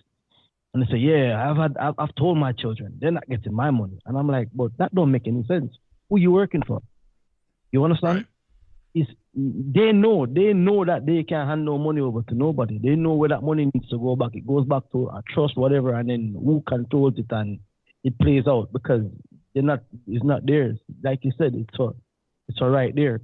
Another thing what you just said that sparked me as well is that Bob Marley, right? Yeah. 2 years before Bob Marley died, he was baptized in the Ethiopian Orthodox Church. Baptized, submerged in water.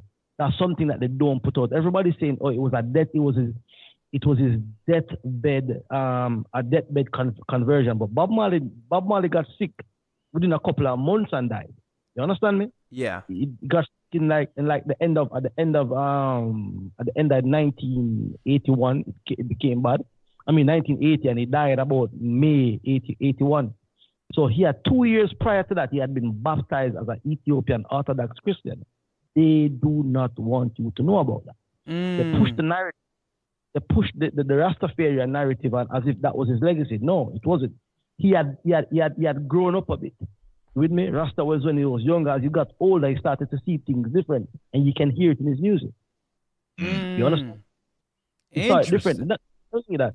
Yeah, they're not telling you. He was baptized, fully submerged in water.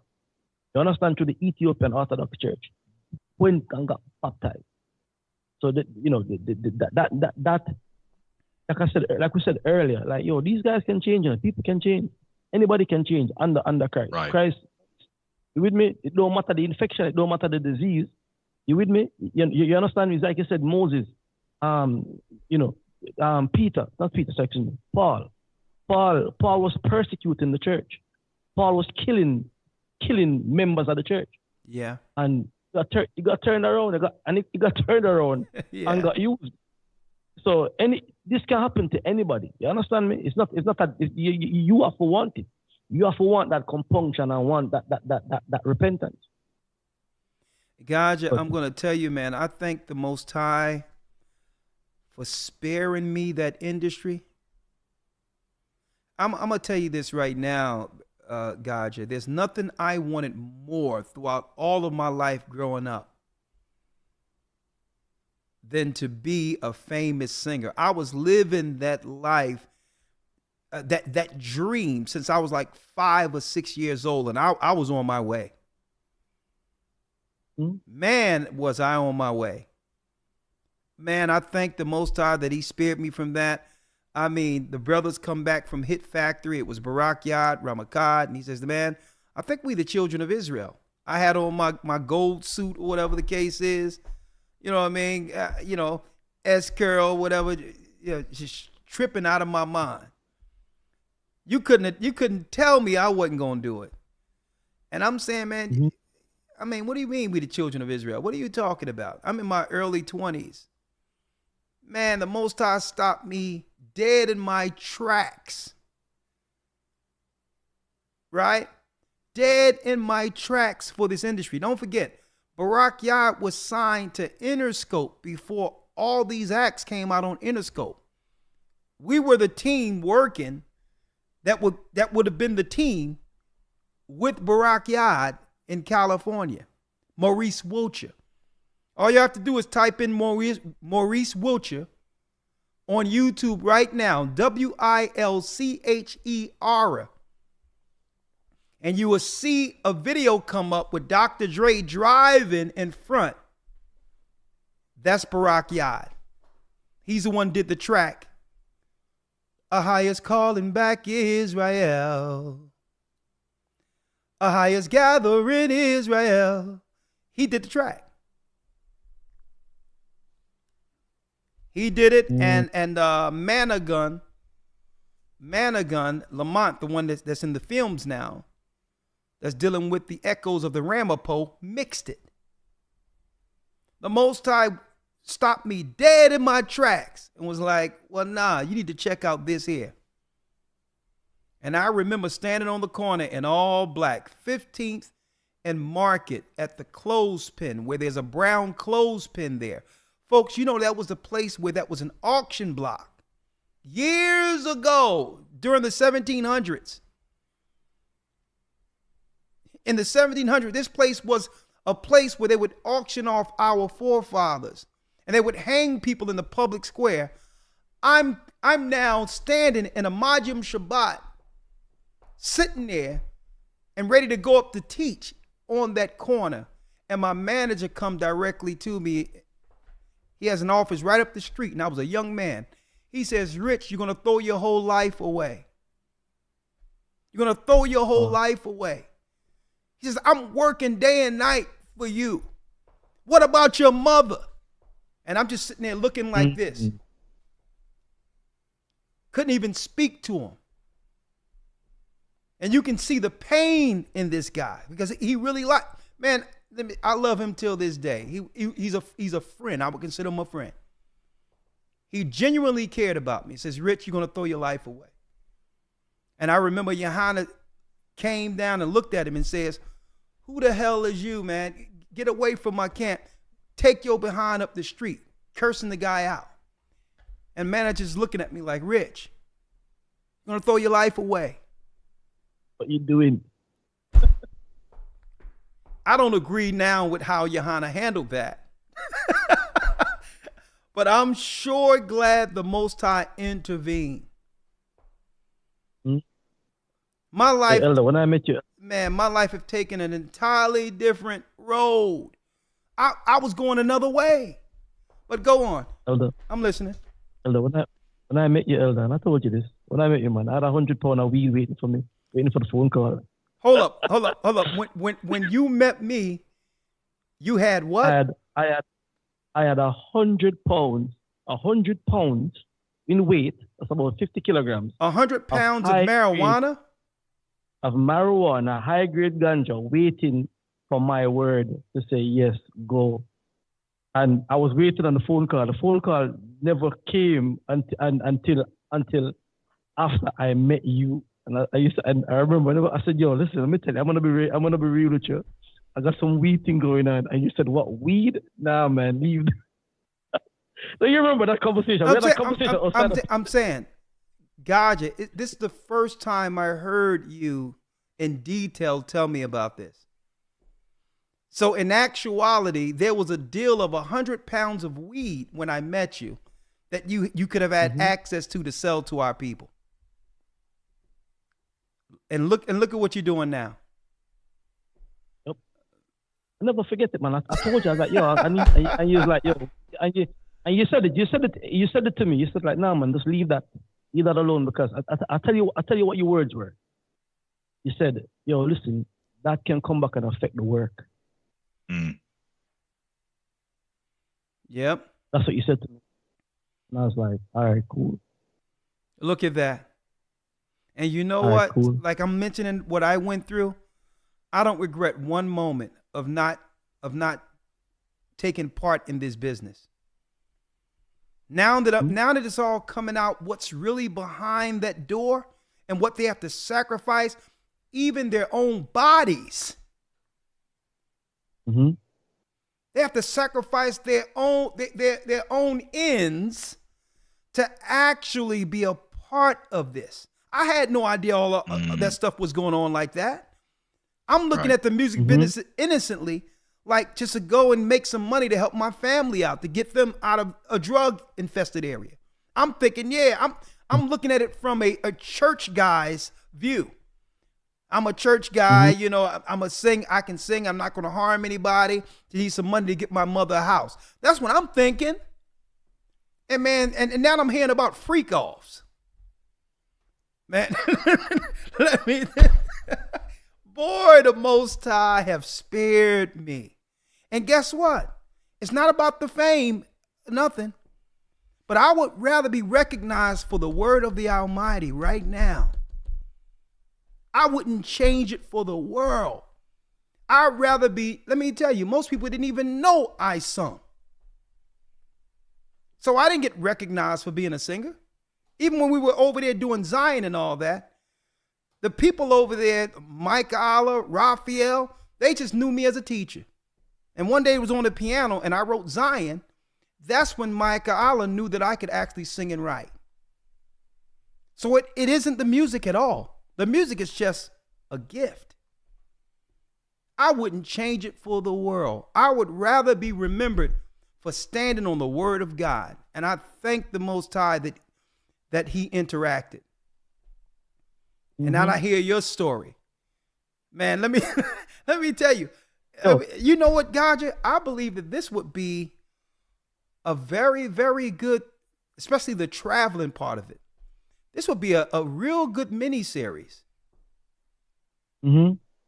Even if we need to do something like get our people together and just I have my son play me or whatever the case is, and just a little mini-series of the journey from the different angles, the different people who's in the church and how we came together.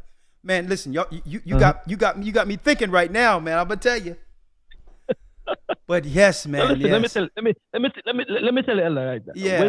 When I came to the truth, came to the understanding of this, there was a lot of things going on in my background, and a lot of things happening. And looking at it now, right? Looking at it now, I was at a crossroads in life where the Most High was really giving me a choice. No, and I've said this, I believe that if I had not chosen this, if I had not come this way, it would be prison or the cemetery with me. And it was going, and the situations and people I was involved with and could have been involved with, it would have been, would have been just that. You understand? So looking at it now, and I like you hear the stories them, and you hear certain things, you're like, wow. It's like the Most High favored you. The Most High have favorites. He favored you and say, yo, listen, you go this way. This is your lifelong dream that you have, but I have this for you. Prior to me coming and being a part of the Gathering of Christ Church, if anybody had said to me, yo, say in another couple of years, you're going to be baptized, you're going to have a Bible, you're going to go to here, there, and everywhere and baptize people and teach them, and you're going to be known for Bible, I'd have said, brother, you're mad. Are you crazy? Bible? White man book? You're nuts. No, man. No, I don't know what crystal ball you're looking into, but no. You with me? That's not anybody that tell me that. Because I hear a lot of testimonies. I hear people say, I was searching, I was looking, and I came across this and this happened to me. I wasn't looking for anything. I wasn't searching. With me? I never thought I was lost for anything. Me exactly, either. Elder. Exactly. Let me tell you, man, I'm the last person that was even would have ever thought about teaching anything. Even when I came in, I'm like, listen, I'll find out other things to do, because these teachers, I'll never aspire to do anything like this.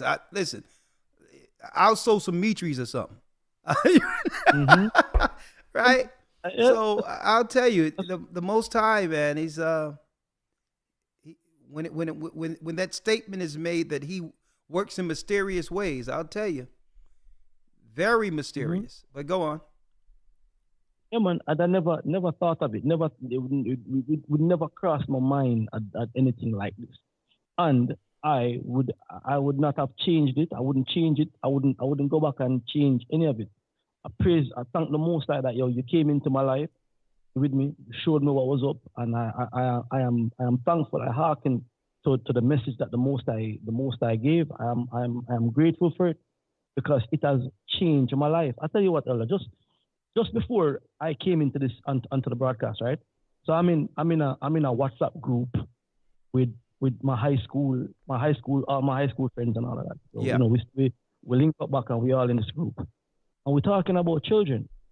And I put a message in the group and I say, yo, my daughter is 17 years old and she's never been on a date. And everybody find that crazy. They're like, yo, you serious? No, man, she go on a date and you don't know. I'm like, no, she's never been on a date. She's 17. She's never been on a date. And every man that comes into contact with her or a crush or like, she says to them, yo, listen, you have to talk to my dad. And if they don't talk to daddy, then it can't, and it's nothing, there's no communication via text messaging or none of that. And I'm like, yo, look at that. A few years ago, when she was a little bit younger, she went on a school trip to Manchester United football ground. And one of her friends said to her, listen, let's go back to school and tell everybody that we met one of them famous footballers, like Pogba, I think it was at the time. And my daughter said, no, I'm not going to go back and lie. For what? And Elder, these are the little things that I know. If the Most High never rescued me when he did, right? There would have been certain principles and morals that I would have been teaching my children. Oh, you understand me? So the benefit, it's not even so much me, but them. They got moral standards. You with me? Standards that I myself never had. Oh, nobody showed me that. You with me? So it's not that I will not trade that for money. Money cannot buy that. Imagine myself when I came to England, right? When I came to England in the early 2000s, I came to England as a grown up, and I was a grown man when I got to England. I was in my 20s, and my brother was letting me know that, yo, if you have a child in England that goes through the school system between the ages of 13 to 25 and then don't sniff coke, that's a unicorn. Right? So the English culture, the English culture is them, the kids that sniff coke, them on all sorts of party drugs, all of that. So for me, if I get children that come through the system and never done drugs, and never been a part of that, hey, that's a blessing in itself, Elder. That's mercy from the Most High. If I was to ever see mercy, because I did a lot of craziness when I was her age. Man, I did a lot of stupidness.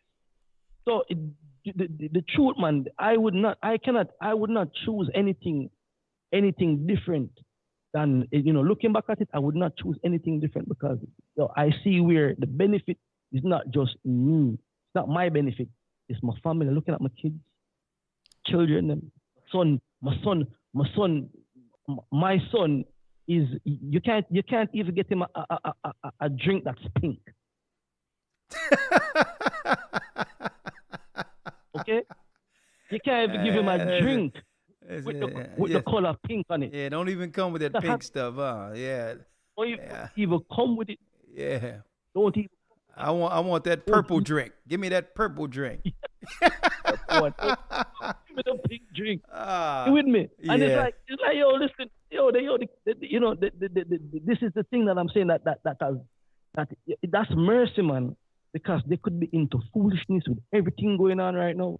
Yeah. Them in primary school and this little boy in there saying, oh, I'm a cat, or I'm a rabbit, and all of this thing. And he's looking at him like, yo, man, you stupid. You understand me? And the teacher's like, oh, you can't say that. And no, man, but he's stupid.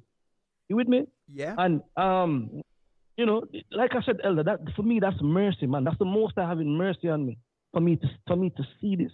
because I was up to no good at a certain age.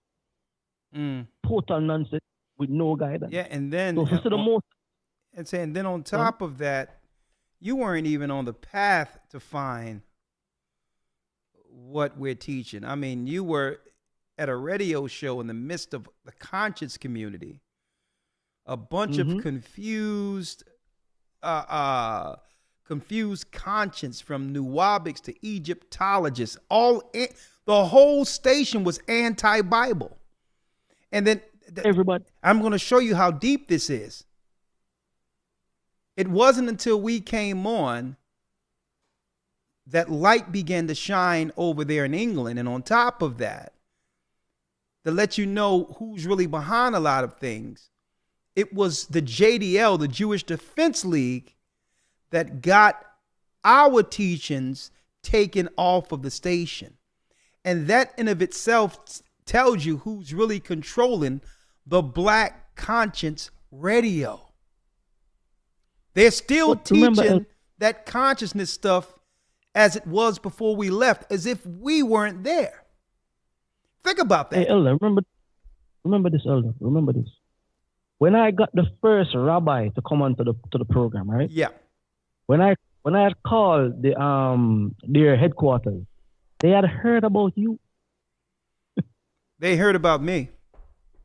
Yeah, they heard about you. They heard about the Jewish people in Manchester heard about Peace FM radio broadcast going on. Okay. They heard about it. Of course. They told me that. Yo, listen, we have heard about this. You get me? And then when you start looking at it, now I remember you saying that, yo, this guy not gonna come on. Yo, he came on with a purpose. He knew what was really going down. They knew it. That's deep. The Jewish community and the Jewish community, the Jewish people, and we heard it recently when they said that the biggest threat to the Jewish people is the black youth. So what we looking at just now is something that they've been doing for years, watching, influencing. In America, the American industry, the gatekeepers are Jewish people. We saw that with that movie, the NWA movie, Out of Compton. It shows you the producers were Jewish. Okay, well, listen, I want to keep this station. So real quick, hold on. We're going to have a conversation on that. I need to talk to you, brother. We got to, you know what? We got to have a separate conversation, and I'll probably record it and put it up, maybe we do a Rumble or something. I don't know. But this is deep. But again, a lot of people don't know, Gaja, that you are musically inclined also. And Lawyer got some rapping skills y'all don't know about. I'm going to tell you that truth. But many of our people are gifted. But it's who's willing to sacrifice themselves for the machine they choose to put on the machine. And that's what it comes down to. So hold tight, fellas. I didn't eat anything, so thank you all for your presence. Let me open this up. I'm not going to be long because I do have to eat. But I will bring in a few calls today, 515-605-9327. Let me add that. Participants. All right, that's good. 1 second, let me add something additional.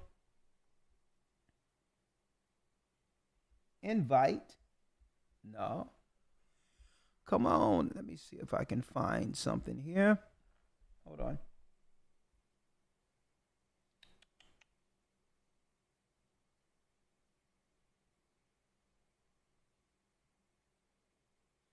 Can I add more? Hold on. Let me do it this way. This is chess as well. Yeah, 1 second.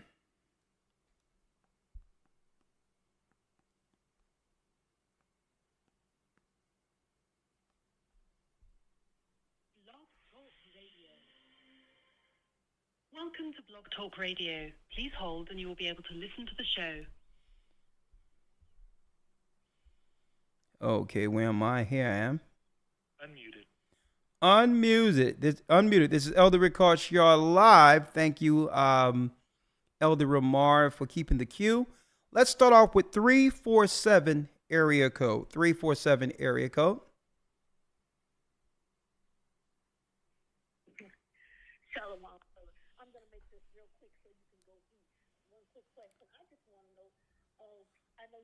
Hold on, you are real low.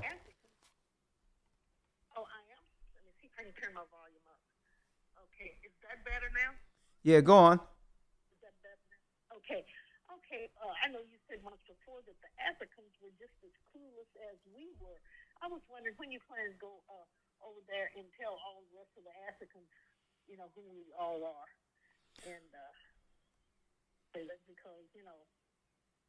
Hold on, I have to do this. Let me put you on hold. I'm gonna bring another phone on because y'all they have to hear better than this. So hold on, I'm gonna bring you back. 1 second. Yeah, this isn't gonna work. Hold on, Gaja, let me call you right back, okay? Okay. All right.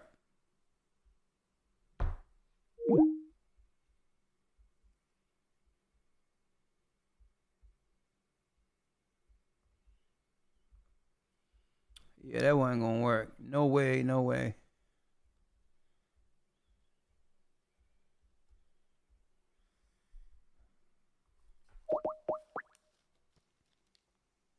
Blog Talk Radio. Welcome to Blog Talk Radio. Please hold and you will be able to listen to the show. Unmuted.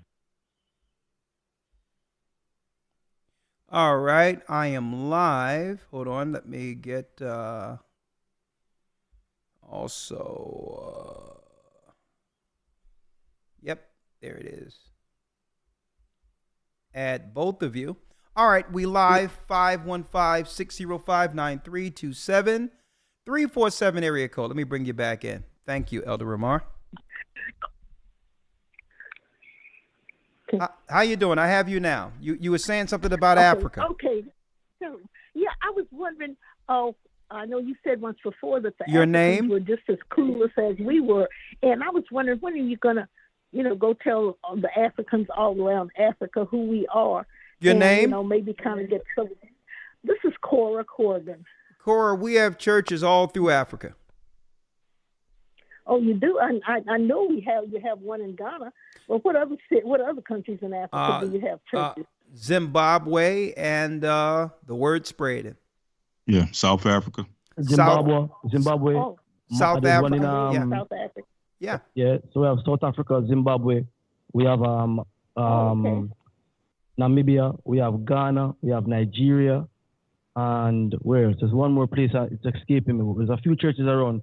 There were some people over there in Zanzibar, but it's not official yet. But yeah, there's people all over in Africa with churches, and I've been there baptized. Yes, yeah. and we initially, we had a gathering that's going on in Egypt, but it was so much madness with different ideologies out there. We dismantled that. They were trying to just cobble together a ministry out there. So. But I see. We're all through Africa, sister. All right. Okay. Well, with what's going on with the immigrants, why are we staying here to even hang around? Why don't we just tell America goodbye? I said, why don't we, just forget America? Just give America the finger and book on out of here. Well, when it's time, we'll do so. But if you think the immigrants are just here in America, you got something going. We're being pressed. We get the Chinese just came into Africa a few years ago before the pandemic. This thing ain't. Let me tell you, this thing is not. There's no safe place, in particular, when you're persecuted in one city, flee into the next. So it's not like you're gonna go someplace where this migration thing isn't happening. Okay, this is okay. Yeah, this is what you would call an economic forum plan. Okay, they're looking to do this throughout the whole earth. Yeah. So the whole earth or the whole world is is on us. Okay. Yeah, they're turning the whole earth into one big Tower of Babel. Okay, a mix. Okay. Oh, okay. All right. Thank you, sister. Okay. All right. Bless you. Okay. All right. All right. Shalom. Shalom. I'm gonna tell you, you're gonna end up going to Africa, and you're gonna be like, Elder, I should have listened to you. Okay, I'm gonna tell you. 984 area code.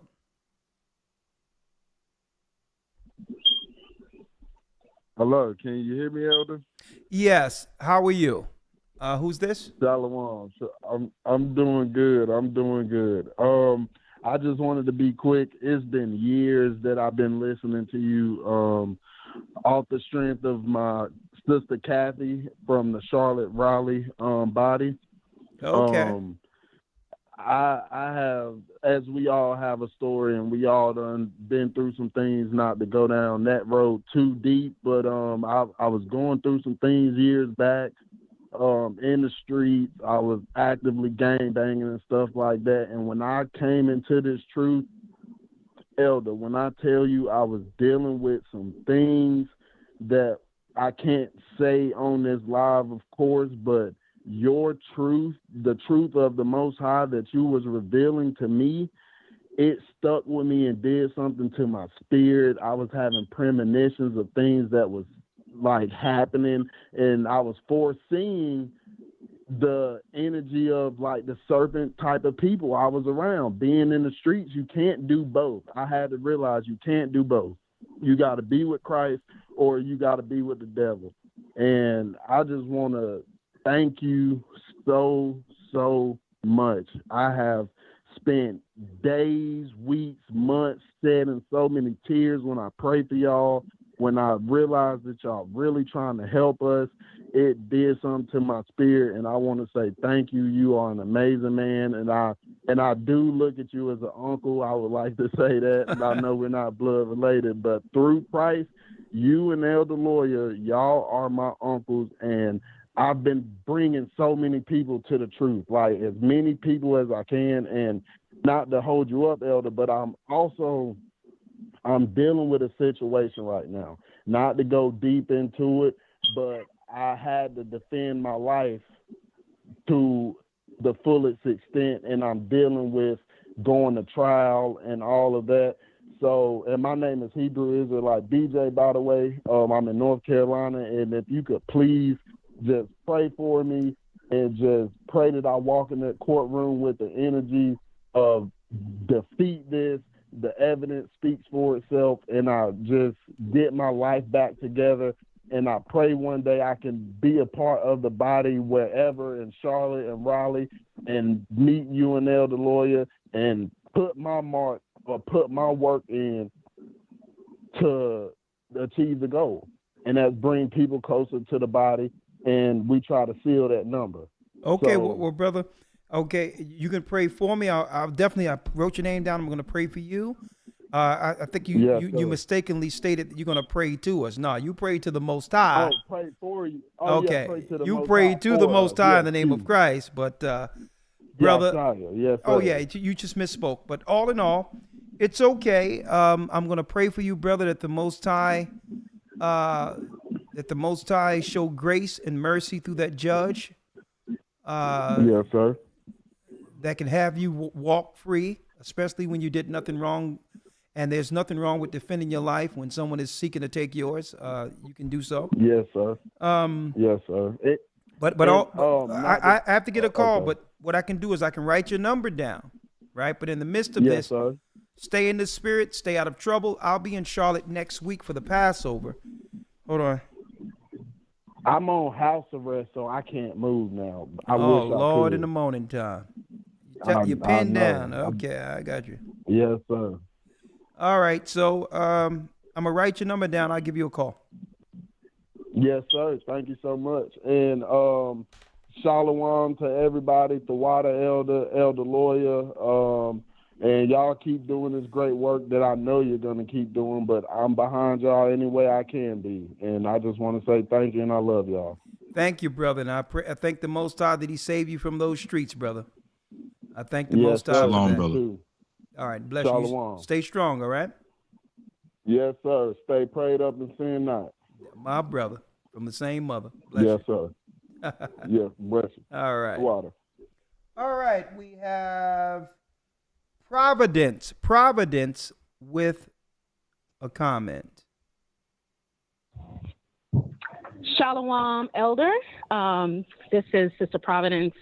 I want to say it's an honor to finally get through to you. I've been trying to get through to you for years now. Okay, I'm glad you made it through. The timing, I am too.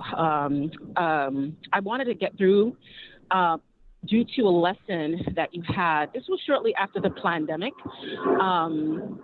where you had a lesson on how societies are formed, communities are formed, a nation and a people group are formed around a deity. And this was like 3-4 years ago. I remember that. And it stuck with me ever since then. I remember that. Oh, yes. And it put so much into perspective. And I've used that model to share in my line of work. I teach history. And that's what I've been doing is I've been showing how the gods of other nations look like the people, okay, that worship, that God, except, so-called Black people, And so that has been life-changing. That lesson was life-changing. And I've seen it impact the lives of the young people, that I teach. I am a substitute teacher for elementary school. And so that's what I teach. And it blows their mind every single time. And so I just wanted to say, Toda for that, hallelujah. Praises. And hallelujah. And then just I wanted to make mention, I wanted your opinion on the Patreon update that you did regarding the gentleman who was selling merchandise about our history. And I was curious to know what you thought about him, because he purports to be, or I should say he says that he is of the 12 tribes. He says he's of the Northern Kingdom. Who's that? So he's Who are you speaking of in particular?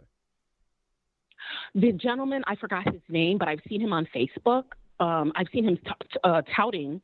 What he does is he fundraises. He's trying to fundraise, trying to, go to Israelite web, circles, okay, and he's trying to crowdfund and raise funds to produce a movie, okay, about our people in the scriptures, in their true form, in their accurate form, and I see a lot. And so when you did that, but who are you talking about? The guy that I was mentioning the other day? Yes, sir. Yes, sir. Oh, yeah. On your Patreon update, I believe it was yesterday. Okay. Well, I made that clear that when it comes to our church, we're backing off of all of that until I have a conversation with him after the Passover. He just can't. Oh, okay. The reason why is, right, he said he was baptized. He told me he was baptized in our church, right? And that's when another brother was in Houston, and then he began to correspond with someone in Virginia, right? But he doesn't congregate with the church. So the whole deal is, I don't know whether or not his objective was to get in to do what he's doing, and I'm not going to allow anybody to financially aggrandize themselves off of a network they didn't help build. I've always had an issue with these guys coming from other places, selling Amway and coming into our churches only to financially aggrandize themselves off of our people with nothing promised to the people they're actually benefiting from. So I would back up. Yeah. What I'm saying is, let's back up off the crowdfunding. We're not dealing with nothing until we understand what the business is in his relationship with this church.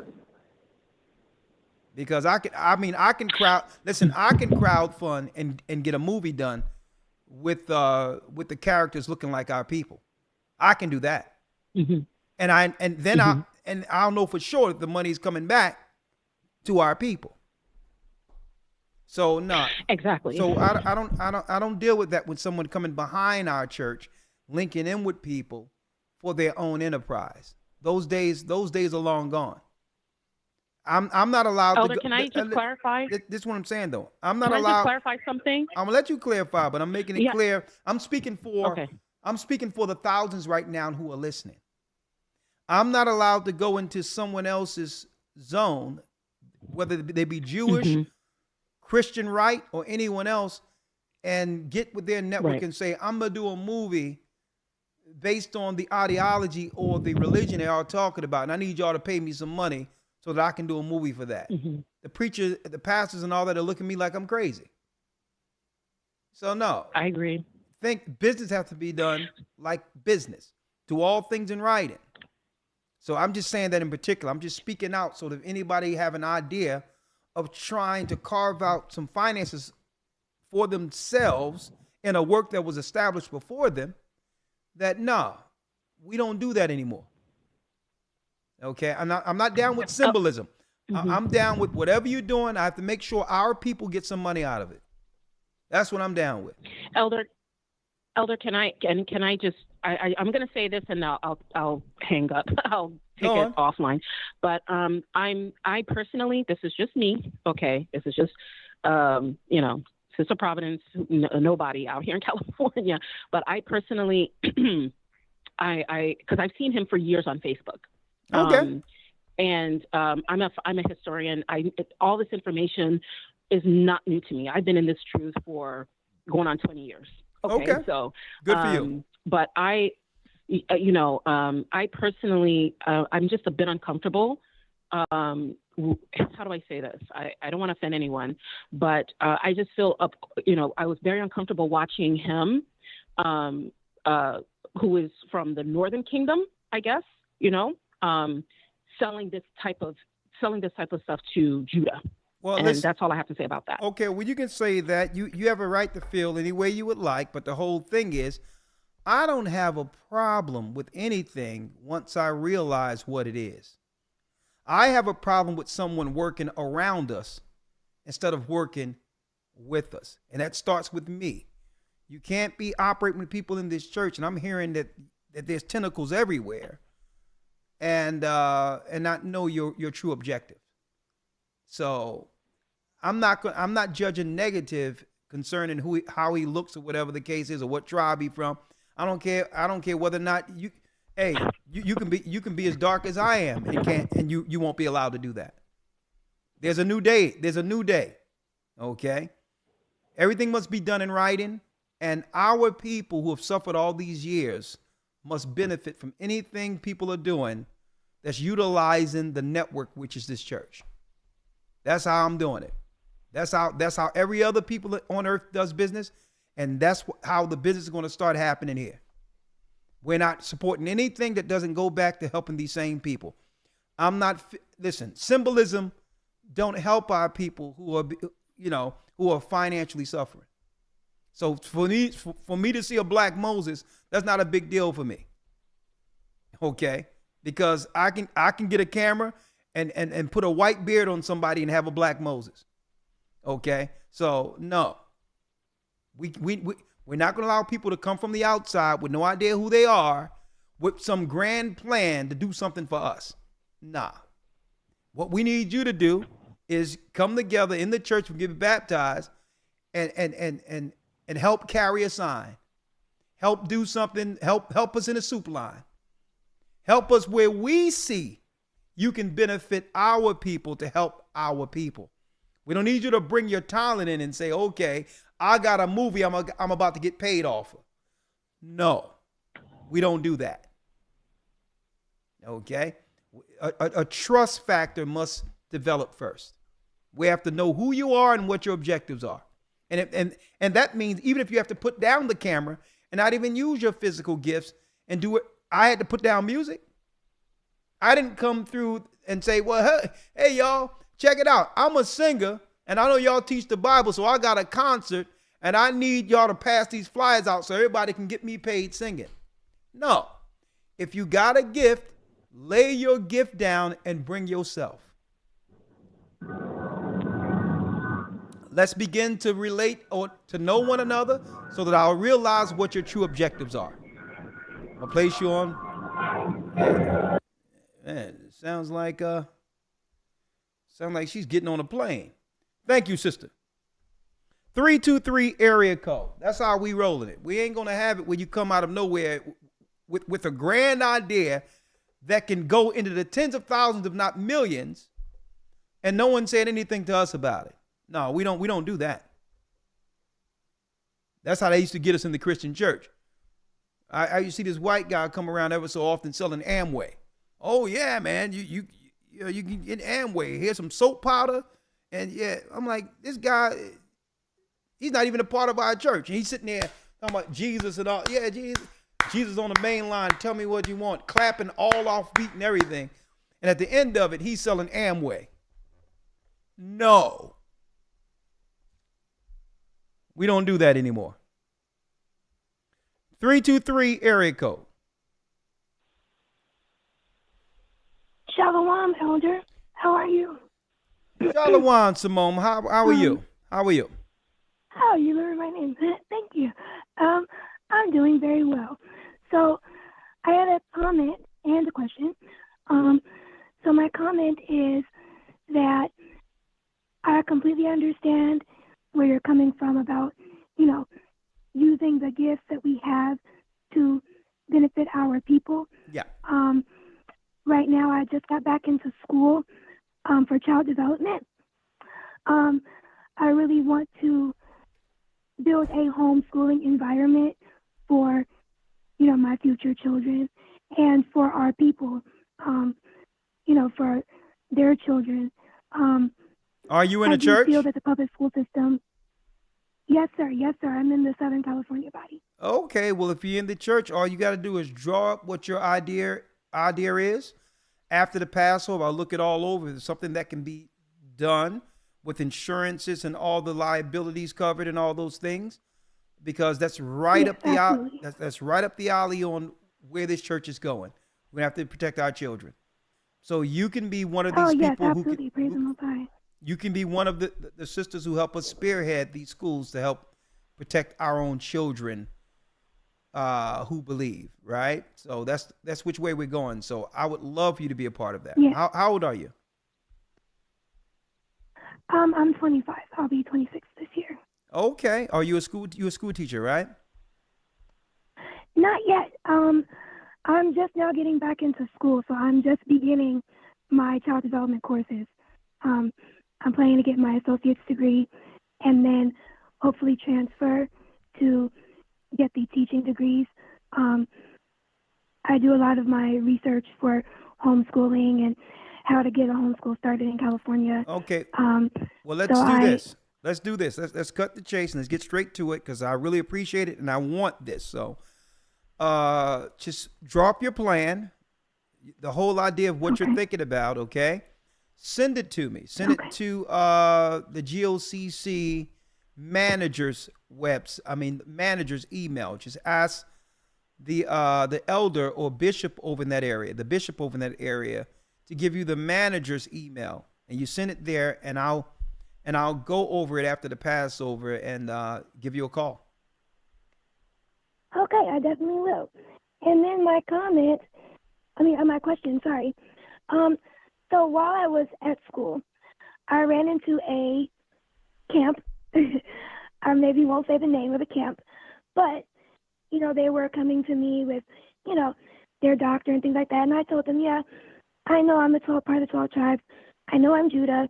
I'm a part of this church, so I'm good. But I listened because I want to understand what the other side, how they think. Okay. So they were cursing while they were, giving me scripture. So I asked, well, why are you cursing while you're giving me scripture? And they gave me 2 Peter something where in that verse it says, dumb, and hold up. It said what in 1 Peter's? 2 Peter's. What did it say in 2 Peter's that gave him the autonomy to believe that he can use profane words? Well, may I be frank? No, what I'm asking is scripture in Peter's. What is it? Yes. I'm not sure. Elder Lawyer, do you know what she's talking about? Something in Peter's that gives them the exegesis to say, let me go call you everything but the mother of God. A child of God. Yeah, I don't have a clue. Oh, Only thing I see. could probably It's, think of is what second- rude in speech. That's a famous one. People use to use profanity, but outside of that, I don't know. I found it. It's 2 Peter chapter 2, verse 16. Okay, I'm going to read 2 Peter's 2, verse 16. Right? Yes. Now, when I read this, right? When I read this, it's going to say that me as a teacher of the word has the authority to curse someone out while teaching the Bible. That's the context, right? So let's see. That is exactly what they say. Oh, okay, yeah. Out of their minds, okay? Wow. Let me read this. Because the ass in this particular verse is a donkey. That's a donkey. Wow. But was rebuked for his iniquity. The dumb donkey speaking with man's voice. That's an actual precept of a donkey. Speaking with man's voice forbade the madness of the prophet. How do you know this? You go here to the 16th verse, right? And guess what? This links to what? Numbers 22, and 23 when it comes to Balaam. And the God's anger was kindled because he went and the angel of the Lord stood in the way of the adversary against him now, and he was riding upon his donkey or his ass. That's a donkey. That's another name for a donkey. You know that, right? Yes, I've heard of that before. And his two servants were with him. And the donkey or the ass saw the angel of the Lord standing in the way and the sword drawn in his hand. And the donkey turned aside out of the way, it's an ass, and went into the field. And Balaam smote the donkey. He smote the ass to turn him into the way. Let's talk about a donkey, sister.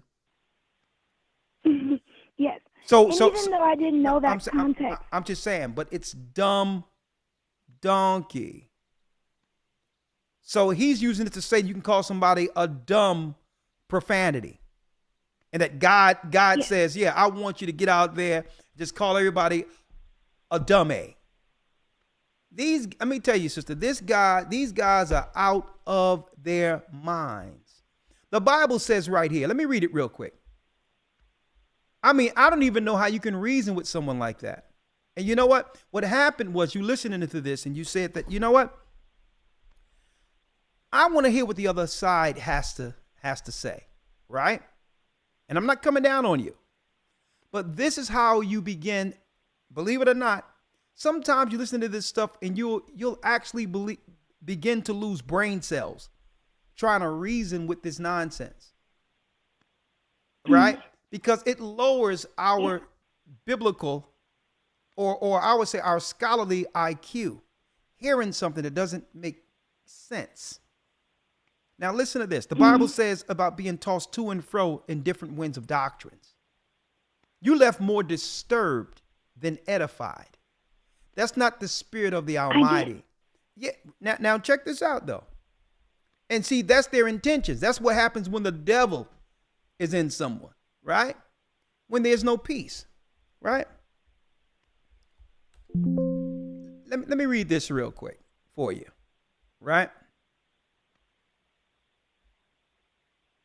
And the Bible tell you about a filthy mouth, a filthy mouth, right? I'm trying to find that. Hold on. A foul mouth.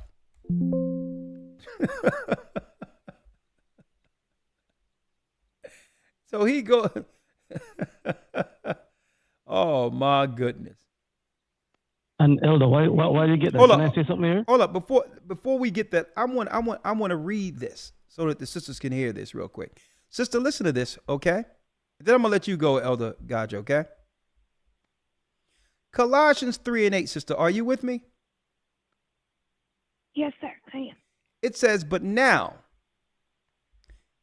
ye also put off all these: anger, wrath, malice, blasphemy, filthy communication out of your mouth. That's contrary to the fruits of the Spirit, sister. These guys are riddled with demons. And I'm going to tell you, there's no fear of God to go into the Bible and try to use the Bible to justify using profanity, weaponizing your filthy mouth against one of God's children. See, that's a low IQ doctrine, sister. And like I said, you shouldn't have wasted your time even listening to it. Right? It's low IQ, low vibration. And none of the scriptures they're bringing out rarely is saying exactly, in context, it's never saying what they're telling you. Okay? It was talking about a donkey, sister. But a wicked man will use anything to justify their own wickedness. That brother don't need to be teaching anything. He need to be home, getting his life together, learning the Bible in spirit and in truth. All right? He's off his rocker. But they all were speaking that way. It was very strange. But sister, listen, you're going to have that. And guess what? There's nothing you can do to change it. You're going to have that nonsense out there because this is how these people, this is how they get attention. So what you did by listening to this nonsense is made them believe that they should be there another day because someone actually listened. Okay? Mm-hmm. All right, thank you. Just ignore them. Thank you, Elder. All right, there's no reasoning with nonsense. Hold up, before you go. Elder Gazi, you wanted to say something. Sorry about that. Yeah, it's okay. Two things, Elder. Two precepts here. Sirach 21:25 says, where is it? Sirach 23:15 says this. The man that is accustomed to opprobrious words will never be reformed all the days of his life.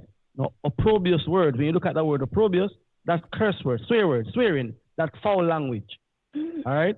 So he'll never be reformed. That's Sirach. Let me get this so they can see it out there too, Elder Lawyer. Elder God, give me that again. That's Sirach 23:15. Hold on, let me get it. 23 verse 15. Okay, yeah. Here it is. All right. Okay. The man that is accustomed to the opprobrious words will never be reformed all the days of his life. That's profanity, yes. Mm-hmm. And the next one I was going to go for is Titus 1:10. Titus, okay, Titus 1 verse 10. Now, sister, whatever you do, whatever you do when you see these guys again, do not bring these scriptures to them. Because, I mean, you use a word like we've just mentioned, it's going to, what word is that? No, just let it be. Yes, they don't use the apocryphal books and things like that. So. Yeah, they don't even use the Bible. They don't even use the book that they claim they stand in. Okay? Not for good anyway. All right, let's get that Titus what, Elder? Titus 1:10. 1:10, let's get it. For there are many unruly and vain talkers and deceivers, especially they of the circumcision, whose mouths must be stopped, who subvert whole houses, teaching things which they ought not, for filthy, lucrous sake. So you're going to find that the circumcision are Hebrews, sister. You're going to find a lot of filthy mess coming from the circumcision, who are Hebrews. So so you wanted to hear what's the difference? You wanted to hear the other side, right? Yes. Yeah. How did that pan out? Not good. It was very confusing and it was enraging at the end. Yeah. It was just nonsense. See? So the next time you encounter them, what are you going to do? I'm just going to walk away. I'm not going to say anything. Deuces. It's unfortunate that that in the college systems nowadays, it's so much debauchery, and it's so much evilness, unfortunately. Hey, the kingdom is for a few. Thank you, my sister. Yes. I'm going to place you on hold. Bless Thank you, Elder. All right. Lord have mercy. You can only pray for them. All right. Let's see here. I didn't get an opportunity for Sunshine last week, so here she is. Shalom. Hello? Shalom. Hello? Come on, let's do it. Let's do it, girl. Let's do it. Come on, talk. Okay, Elder. Hi. How you doing? Shalom. Come on. Okay, Elder. Okay. Wow. Okay. What we see is two things. One is the Gentiles will come from the ends of the earth and say, surely our fathers have inherited lies, and we will be seen and known for the exact curses we have been experiencing according to prophecy is indeed the true children of Israel. And knowing our curses, many in positions of authority not only find and create opportunities to expose our nakedness to the world of the nations, but also they will find ways to continue it and encourage through various media and the scourges upon us and keep us stagnated in a cycle of curse bondage so that we will remain perpetual cash cow tributaries in oppression and even often depression while they try to stretch out and maintain the rulership over us and stave off judgment, or in their delusional minds escape it altogether. Beyond a shadow of a doubt, they know we are the people of promise, and they know we got next, and they can't do anything to change it. But for as long as they can withstand against us, they use us down to the bones, onto the grave, for what they feel is their portion in this world, as they will have, and in their thoughts think that would pass away out of this world as a cloud. But this wisdom of Solomon teaches us that their reasoning is not aright, and they have not only sought to deceive others, but they have sought and inevitably achieved deceiving themselves because everything under the sun is a season, and soon the season they have lived lavishly upon our backs. From one generation to the next is coming to a hard close, and we see the season soon gone as the cycles of usury is also showing their nakedness. As they have used us up from birth on to death, we are now with knowledge increased, seeing who has always done wickedly unto us.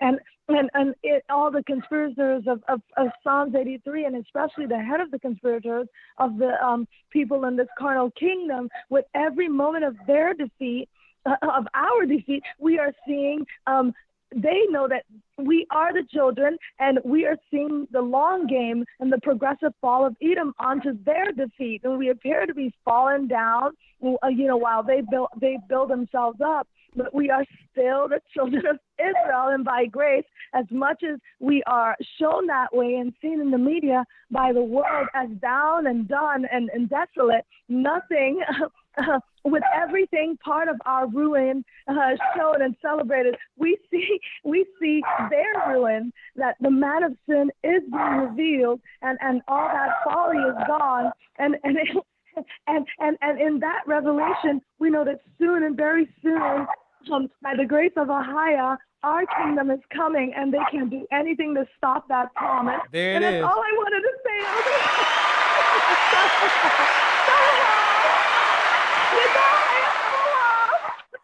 Man, she got the dog ready to bring scriptures and everything over there, boy. The dog got the spirit up on him. It's like, Lord, have mercy. What's going on up in that house, girl? Thank you. She always brings some in-depth analysis, some insight. Thank you, sister. I really appreciate you. George has a comment. I can only take about one or two, and then that concludes the broadcast. I went well beyond the time I thought we'd actually be on, but, I don't know whether or not we'll be back next week, being that we'll be there before we'll be in the Carolinas getting ready for the Passover. So I might as well spend a little bit more time here. Very little, just a little bit more time. George, you have a comment? Yes, sir. Shalom, Elder Shalom. Shalom, sir. Can you What hear say me, you? sir? Yes. Yes. Yes, sir. Double honors to you, Elder. I'm so grateful to be able to talk to you and just blessed by the best. Just wanted to share a little testimony that was somewhat similar to your testimony with the music industry. So I was working, I'm from the Chicago body, and I was working at O'Hare Airport here in Chicago about 2009. I was a gate agent. So I used to run into celebrities all the time. And this one particular time, Kanye West is sitting across from the gate that I was working. Okay. And I walked over and I went up to him like a regular brother and, introduced myself, and I was able to sit down with him. And I sat with him and I was having a conversation with him. And at the time I was making beats. So I made about 70 beats and I had them on an iPod. Okay. And I'm talking with this brother, and usually he's known for being rude to his fans, but he was actually having a good conversation with me. And he showed me his shoes before they came out. He was asking me about his album. He came out with like his third album. Long story short, I was getting ready to tell him, hey, I got these beats I want you to hear, and the way the conversation was going, I knew if he would have heard these beats, he probably would have signed me or took me under his wing. And right at the time, a bunch of people came over there like, Kanye, and they just blew up the spot, and I just left them over there. But I'm just grateful now to see how life has just gone for me, how the Most High just blessed me to come across you, Elder, and be a part of the body now. My life would have gone in a different direction had, I would have been took under his wing and been in that industry. And like you were saying, they just chew you up and spit you out, once they're done with you. And it has been such a blessing to see what the Most High has done, to be in the body. I have a family now. It has been everything I've ever wanted. And I just got the attitude of adding bricks to the kingdom with nothing in return, expecting nothing in return. Well, this year I'm doing, and I felt like the Most High was telling me, no, I'm not ready for you to do this music. I'm saving you for a special time. Yeah. And I've been consistent with the body for about a year now. And I was invited to do music within the church. I did 12 songs in 1 year, recorded 3, and man, praise the Most High for what he's doing. Oh, praise it. Look at that. Believe me, all that talent is from the Most High. The music come from the heavens, and I tell you what, nothing is going to waste. There's a time. Yes, there's a time for everything under heaven, and it just wasn't time at that point. So, welcome, we welcome your gifts within the body, brother. And yes, sir. Let's finish. Shalom.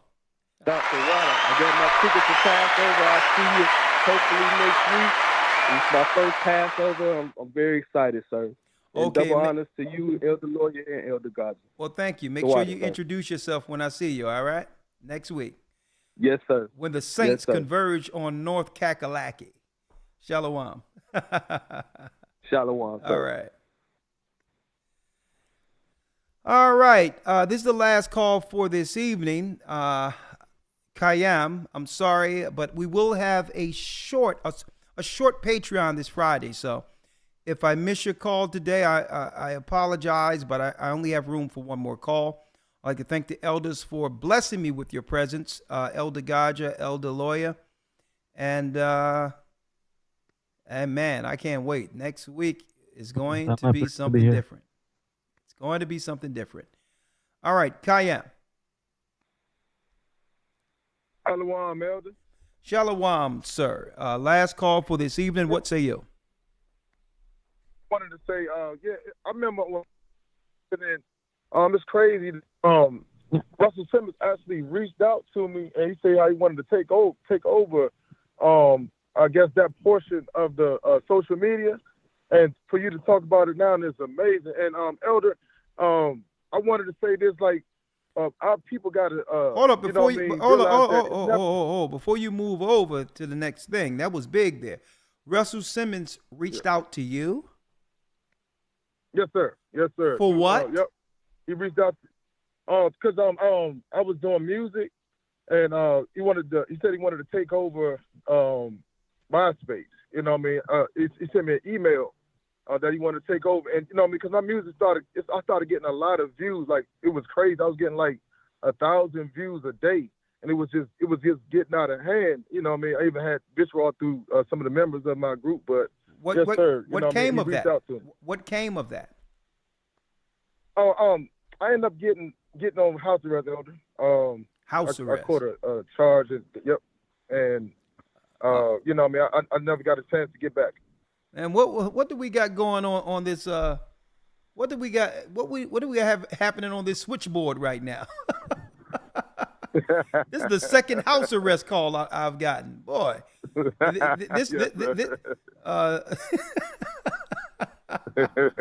this must be when the disciples were loose from prison at night. Q line. Oh, yes, sir. What's the chance of having two house arrests within one broadcast? But you got on house arrest. You hold up. You could still use your computer, couldn't you? Well, no. When you're on house arrest, they don't allow you to use internet service. Like, you could, you know what I mean? They won't allow you because you on a little monitor. Well, I think well, brother, I think you just got someone in trouble, because we know someone is definitely looking at YouTube right now on house arrest. Yeah. I mean, yeah. I don't know how it is now, but that's how it was when I was in PG County, Maryland. You know, they didn't allow us to have internet service. Yes, sir. Okay. And Elder, I was gonna say, our people should not give up. Don't give up, because you know, it's never too late. Like Kanye. All the brothers, you know what I mean? Any brother that hear this, you know what I mean, it's not too late. And I was gonna, you know what I mean, say, check out Ecclesiastes, I think it's 3, 1 through 9. You know what I mean? Because time is you know what I mean, anybody can start over. You know what I mean? Right. And Elder, it's a brother that I ran into. I wanted to see if I could send you his number, and you can write down my number, call me. He just came from Israel. And he wanted to ask him, did you want to speak to my elder? And he gave me his number, Eleazar. And I gave him a flyer, so I don't know if he's watching, but and I said, well, maybe my elder want to talk to you and get a little perspective of what you were saying when he was over there. When who was saying what? Have I ever met him before? Well, he said he'd been in the States for about like almost a year now, so. He was over there. I don't, you know what I mean? I just told him, like, well, maybe, you know what I mean, I could give you my elder number. He could talk to you and see, you know what I mean, on a perspective, maybe you, you know, talk to him about what was it like? Because he was saying that the war is in a specific place, like he was saying, and where he was at, it wasn't nothing like that. I can understand that, brother, but believe me, yes, you know, if he want to call in, I'll speak with him. But no, okay, cool. Yes, I don't want his number. All right. Oh, yes, sir. No problem. And the reason why, no disrespect to him, but there's no telling what people have connected themselves with indirectly traveling into these areas by themselves. And I don't want to indirectly be connected to something that could be, who knows what people are dealing with. Right? So I don't want you to be a conduit to something that you might regret, linking me with somebody that I don't know that might compromise this work. Right? I'm very careful with stuff like that. People just popping up out of the blue, and now, nah. Now they have to go through layers. So all in all, if you would like to call in, you can give them the number right here, 515-605-9327. And Elder Ramar can move them through the switchboard. All right? Con, Elder. And like I said, can you write down my number? Because I do want to ask you some things. Because I do got something going on. And you have something going on. What you said? You have something going on? What? Yeah. As far as a civil case, and you know, I was down and I got to go to Georgia, and I think they're trying to railroad me because you know, I mean, as far as the enforcement trying to force me with the child support scenario, which I take care of my child. It's just that they want to put me in a courtroom by myself. That's what the judge was saying and there wasn't no court reporter, so it's Okay, like they well, trying to railroad me. So I'm trying to, yeah. Okay, well, this is something private, so let me call you offline. I'll give you a call tomorrow, okay? Yes, sir. All right. The water. You're not on house arrest now, are you? Oh, no, sir. That was in 98. Oh, okay, 99 good. or something. All right, yeah. good. Well, that's good. That's good. All right, my Yes, brother. sir. So I will call you tomorrow, and we'll see what we can do about keeping you, keeping you free from bonds. Let me put it that way. Yes, sir. Okay. Yes, sir. Yes, sir. All The right. water. All right. Shalom. Shalom. All right. Thank you. Thank you, Elder Ramar, and thank you, elders here, Elder Gadget and Elder Lawyer. I'm going to call you up a little later. This concludes our lesson 1 into the stars, but hey, if you're out there, you've been successful in your life and have entertained, understand that the Most High still cares, love you, and we're still your people. We're still your people. And even if the world reject you, it doesn't matter if it's Puff Daddy, it doesn't matter if it's Jay-Z, it doesn't matter who you are in this world. We'll accept you. We'll pray with you. We'll baptize you in preparation for the kingdom to come, because you're still our people. All right? Repentance is a necessity. God loves you. And that have been the Gathering of Christ Church's broadcast, warning to the stars. We're running out of time. With that, I'm going to say shalom. May the Most High stay with you. Stay prayed up, sin not. We will soon see Zion. And keep in mind, the Most High is calling back Israel. We're the children of Israel, and yes, we're back. Shalom. Shalom. Shalom. Bless you.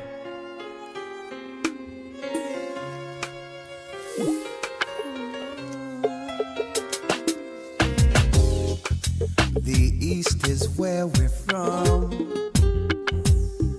The 12 tribes of Israel. In 721 BC, the Assyrian king, he took us down, we fell. With a great escape, we went through the Euphrates. The Lord held the water still. To a land where no mankind dwelt, we went. The 12 tribes of Israel. So we be Manasseh, the Cubans, Ephraim from Puerto Rico, Naphtali from the Isles of Hawaii. The Lord is calling back Israel. Zebulon from Panama, Gad, the North American Indians, Simeon, the Dominicans, our highest gathering Israel. The Arabs and Africans told us, at gunpoint, to gather our wives and children, then sold us. In the belly of these great ships we traveled in fear. By the rivers of Babylon we found our brothers here. A high gatherer, Asher in Colombia, Reuben from Australia, Issachar, the Mexicans, a highest gathering in Israel.